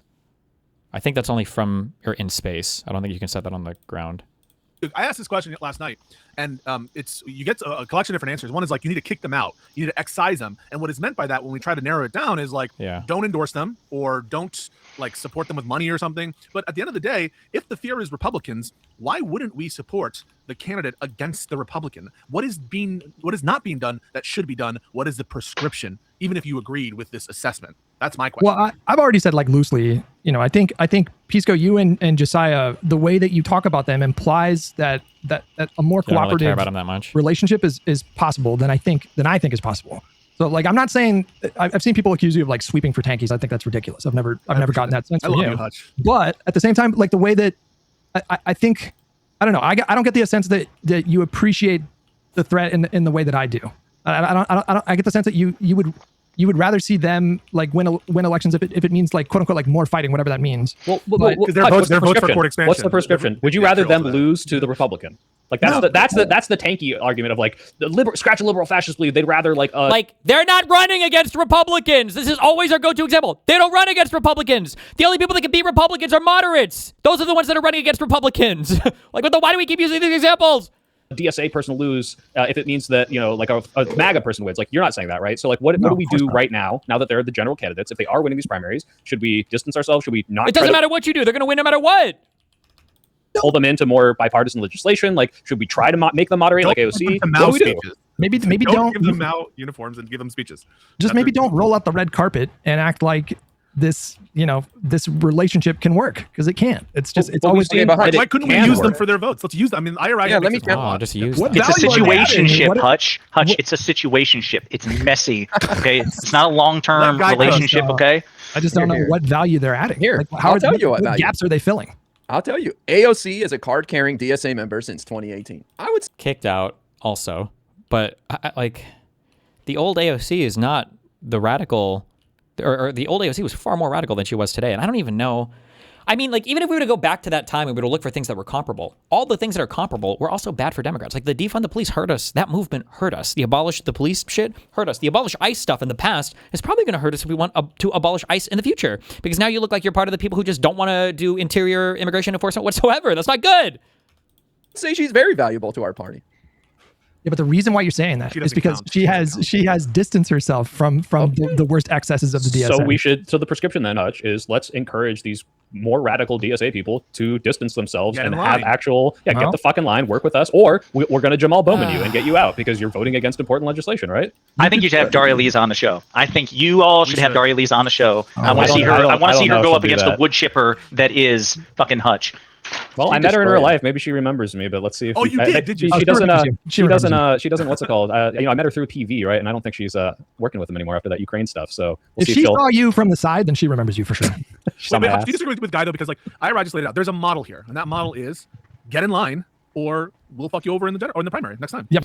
Look, while moderates called to hang Stephen Miller, Tom Homan, Hegseth, Bovino, Trump, etc., DSA might not be running against Republicans, but we need these extremists to get justice for the fascist crimes and shift the Overton window left. I'm sorry, you're retarded. The far left won't call for that, and I don't say we should hang any of these people, but the far left are not going to be campaigning on justice for the Republicans. They don't give a fuck about any of that. I don't hear them talk about any of that ever. They're never talking about that. They're talking about fucking Netanyahu. They're talking about moderate Dems are the same thing as the Republicans and the Epstein class. We're never getting the far left. I hope I'm wrong. I really do. I really do hope that all these DSA types come out super hard in the next legislative session about the need to investigate the Trump admin for all their crimes and all this shit. But I don't think they will. I think at best you get both sides are doing it, and then at worst they think the Dems are just as bad as the Republicans. So those are the only people they attack because they know the Republicans won't listen. So we'll see.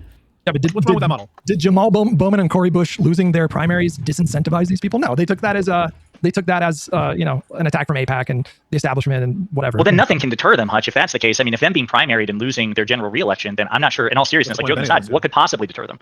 I think you should try to erode their credibility by making them look silly and pointing out when they act silly. I think you should do that instead of saying, wasn't that done to Bush and Bowman? Do they not? I hear them talking about fascism all the time. When they talk about fascism, they're talking about the Democrats and the Republicans. They view us all the same. How do you guys not realize this? They say this all the time when they speak. Yeah, let's do that. They're talking about you, bro. The DSA, like Josiah, when you were saying, well, I saw one reply that you posted where you were like, somebody was pushing you on how crazy their platform is, the DSA platform, and you were like, well, there's some things that I agree on, but it's like, you could. That's what you're saying is under no circumstances do you got to hand it to Hitler. Yeah, in so many words, yeah, something like that. Like the fact that you might agree with them on court expansion or something like that. It's like, okay, but if their end goal is to throw segregation, if their end goal is segregation, or if their end goal is Jeffrey Epstein Islands, you're the guy. You're the guy who wants their votes no matter what, whether it's a segregationist or whether it's Hutch, I don't want to see. And then it's just the ridiculous dude. Pisco has fucked his brain on hypotheticals. It's pretty rare that I see somebody who engages with hypotheticals so poorly that they've actually completely destroyed their ability to understand what's going on. Like the way that he brings out hypotheticals so much to just totally avoid the point and then just miss everything is just it's wild to me. I don't know, man. You're a vote slut. You're a vote slut. You're a slut for votes. But it's never been about whether or not I would support them versus Republicans. I of course would, barring some really extreme circumstances. But Well, I think everybody here would have prepreferred somebody other than Daria Lisa. Yes. That's Mamdani's fault. He did that shit. He was based. Yeah, progressive guy. Wasn't he the first undocumented immigrant to become a sitting member of Congress? Yep. And chair of the Hispanic Caucus, Congressional Hispanic Caucus. Powerful guy. Mamdani shivved him.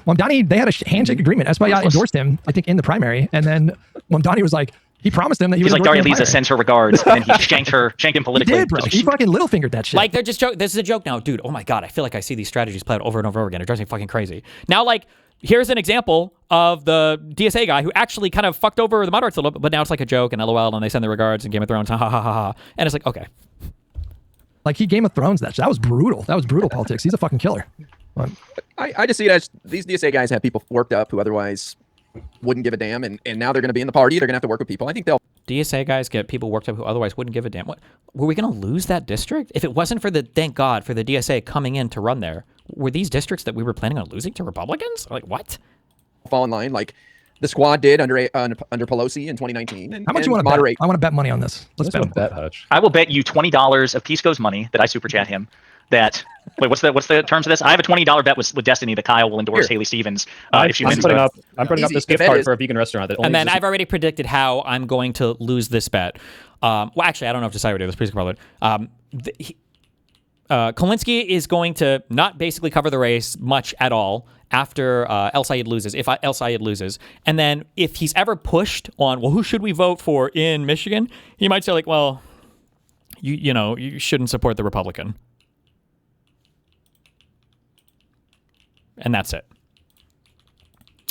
I think there's a 50-50 chance that he'll actually even tell you to vote for Stevens, because he didn't for Kamala Harris, which was a much easier decision. Otherwise, I think they'll say, oh, yeah, no, you shouldn't support the Republican there. I think that'll be it. But we'll see. It's in Arizona, so I can't use it. All right. Now, your bet is, will Dara Lisa and the other DSA types vote for Hakeem Jeffries to be leader? Okay, yeah. Hang on, let me think about that for a second. Hang on. I really doubt that. Let me think about that. The squad did. I think Daria Lisa is going to be the worst. Worse than Jamal. All right. What would be the second bet? Just out of curiosity. What else do you have in the chamber? What's next? What's next in the chamber? I think give me a second. I think Hakeem will work with them. Yeah. Well, no. Here's the thing. I mean, okay, the deciding votes. You're saying, let's say there's 5 of them. Right now, there's 4 because Brad Land already said he's on board. Yeah, and then let's say the margin, it matters if they vote in line. Like I'm saying, like they might not vote for Hakeem if it doesn't matter, but I think they would vote for Hakeem if it mattered. They'll vote for Hakeem if he gives them something. That's what AOC and them were asking for. They weren't against Pelosi being the speaker. They were just saying we need to get something. And it could have been voting on Medicare for all, like Jimmy Dore and his fellow comedians wanted, or could have been the pay the pay-go thing.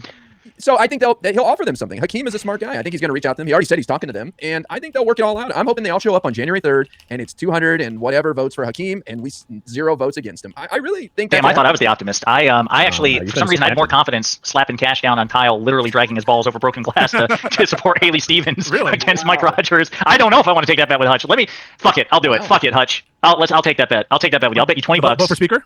Yeah, that they'll vote for Hakeem for speaker. No, not they. Let's just do DSA, and I'm saying no, she will not. I think she will be the most adversarial DSA member ever elected to Congress. She will not get on committees. They will punish her. They will fuck her shit up, man. Like she's gonna be on the steps of the Capitol trying to get interviews with Pablo Reports on X or something. Like she's gonna get screwed, man.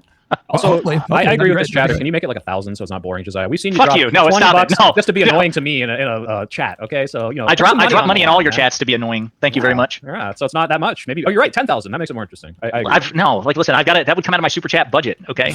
I'm just saying. Hakeem, the leader, controls who's on what committees. He controls what bills get to the floor. And so, if you want to be a nobody and a pariah and just run your mouth on breaking points once in a while as a Congress member, you can do that. But I don't think you're going to be around for very long. Guys, if you don't want anything other than a backbencher, there's a model for that, and that's AOC. Did you see, speaking of breaking points, did you see the interview she did today with the independent who's challenging Adam Smith? Not yet. No. Oh, God, no. Oh, my God. I watched the first 10 minutes. Does it get crazy? Yes. I mean, she's like... Josiah, you have some good suggestions? You should, do the show like this. That'd be awesome. No. If you I don't know. I like having it here, guys. I don't know. Josiah's relapsing. I am relapsing. You guys, I can't quit you. I struggle with this. Like, this is the thing. That's why I got to keep my distance. That's why I just got to drop, people can be co-hosts. No, I don't. Listen, no. You're not going to lure me back in. But in this particular case... Guys, I put down $1,000 that Josiah hops in without my consent in the next 2 months, all right? No, I'm not taking that bet, and I'll tell you why. Because you all will bait me in here. You'll bait me. You'll specifically tee up a conversation to lure me in. Hutch is the master at that. Hutch is better at that than anybody. You just come into my chat and yeah, I'm not saying you do it all the time. I'm saying when you want to bait me, you do it well. Why does Hutch and you know you do so it well. Josiah? Because he knows. Josiah just likes arguing. Josiah loves arguing, and I love that about him. But he does. He's fucking straight up super addicted to arguing. So where do we land on the prescription? Just criticize DSA? Okay, great. I agree. Was that our prescription at the end of all this? But you don't agree. I don't think he I criticized DSA. He brought up their fucking platform and it was silly. Always have it. It's like the same Trump language too, right? Like, of course, I don't agree with Trump. Like, I think a lot of the things he does is goofy. What is this language? There's got to be a more formal name for this type of engagement. Like, all of the gaffes are goofs. All of the like big bads are just like, like LOL, like silly. And there's like never any serious. I don't know. Front of mind. Just silly, Pico. Sweeping. You should say insane. Everybody is laughing at DSA right now. Everybody is laughing at them because of that lady who went on Fox News and the guy with the John Waters mustache from New York City DSA who went on Fox News. They're not doing well. And Has anybody else talked to that lady? Has she given any other interviews? They do poorly and embarrass themselves. I think it actually will knock them down a peg. I told Hutch this earlier. Like that lady, if she were an op, if she were somebody like hired by Fox News, how would you possibly know? Like it was just such a bad fucking clip. Did you guys see when the head of r/anti-work went on Fox News? It's about as bad as that. Where it's just like, oh, I don't want a job, I don't want to work, I'm lazy. It's like, okay, here's literally the welfare queen. You know, like this is their whole thing. So you know, you can only do so much. They're gonna find the craziest people and put them on, and sometimes the craziest people are the heads of the fucking organization. So, like, why is that funny? Oh, you know, they just find the goofballs.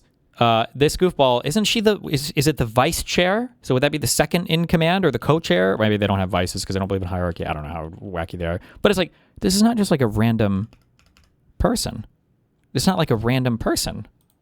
And what was so funny too about that clip, like it was depressingly funny. It was like darkly comedic. Was the fact that it wasn't Jesse Waters or somebody that she was talking to. It was Shannon Bream, and Shannon Bream took Chris Wallace's place, and she's supposed to be like just like one of the super serious straight newscasters. And you can almost like her cheeks are pink. She's flush with how happy she is. Of course. Okay. Can yes I or bring no? you I'm on asking a bunch again? of questions. So Can you I want to bring you abolish the back on Senate, right? again? Yeah. Okay. So you want to abolish the presidency? Huh? Yeah. Okay. And no prisons, right? No, that's so good. Okay. It's so funny. Just running but down like the in a way that list. makes you want to Minecraft. That's their most. For abolishing prisons, that's a long-term goal. Okay, we won't get to that right away. And then she followed, but then Shannon followed up with, okay, so no prisons. Okay, yeah. God. They're going to give them a nightly spot on their programming. They're going to invite DSA on their programming. She's going to get a show. Are you, the DSA chair is going to get her own fucking show on Fox. Good. I think that would never happen before Fetterman gets his show first. it's better. Let them expose themselves instead of being this like boogeyman that other people fill in with their imagination what they are. Let these idiots show their asses out there. I mean, I'm glad to see it. This morning, Jessica Tarlov did a live stream with Scott Galloway for their Raging Moderates podcast, and I can't remember the exact quote, but she's like, "Yeah, as soon as I saw this, and I realized I would be on the 5 the next day, she goes to the I was like, fuck, because this is what they're gonna hit her with.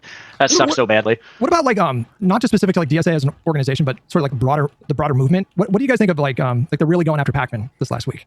Like, what do you think of like the overall entire lefty media ecosystem, like pouncing on creators like Pac-Man? You know, like that. Where's comments even that? Like it was just like, oh, the DSA is not doing like good work. It wasn't even that harsh, and that gets the entire ecosystem attacked. I feel like I can't quite put my finger on it, but I feel like there's something else maybe going on with the Pac-Man hate. But I don't know. I'm not sure. I don't know. I feel like there might be something else going on with that. I don't know. Attacking him, it was something like ridiculously like brigading and stuff. That's but they do that. But they do that. They do that every time. They do that constantly. They will target people. I mean, the chorus stuff is like a really good example of that. Yeah. You know, and so I don't know. It's beyond just the politicians. But I'm just saying, do you hear me disagree? No, but we didn't hear you agree either. Though you didn't say anything. What the fuck? like I don't know. You know what? Anyways, should we treat them like a Trojan horse? Should we treat them like a Trojan horse? I think you should privately regard them as such. Treat who as a Trojan? They literally are. They literally are. Like here's the horse. That's a horse.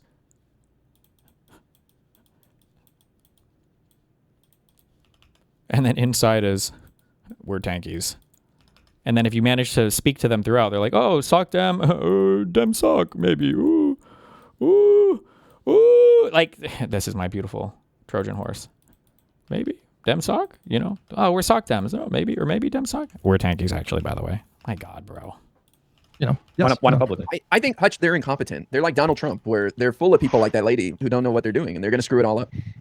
Speaking of Trojan horses, did you guys all see the Odyssey? Yeah. What did you think of John Bernthal? I thought too woke. His accent. You can say black person, trans person. That didn't take me out. John Bernthal's accent. Like, you want to know about this? I'm Middlehouse. No, he's the man a louse. You know, let me tell you something about that horse. I was in that horse. You know the story from the outside. You know the story from the inside.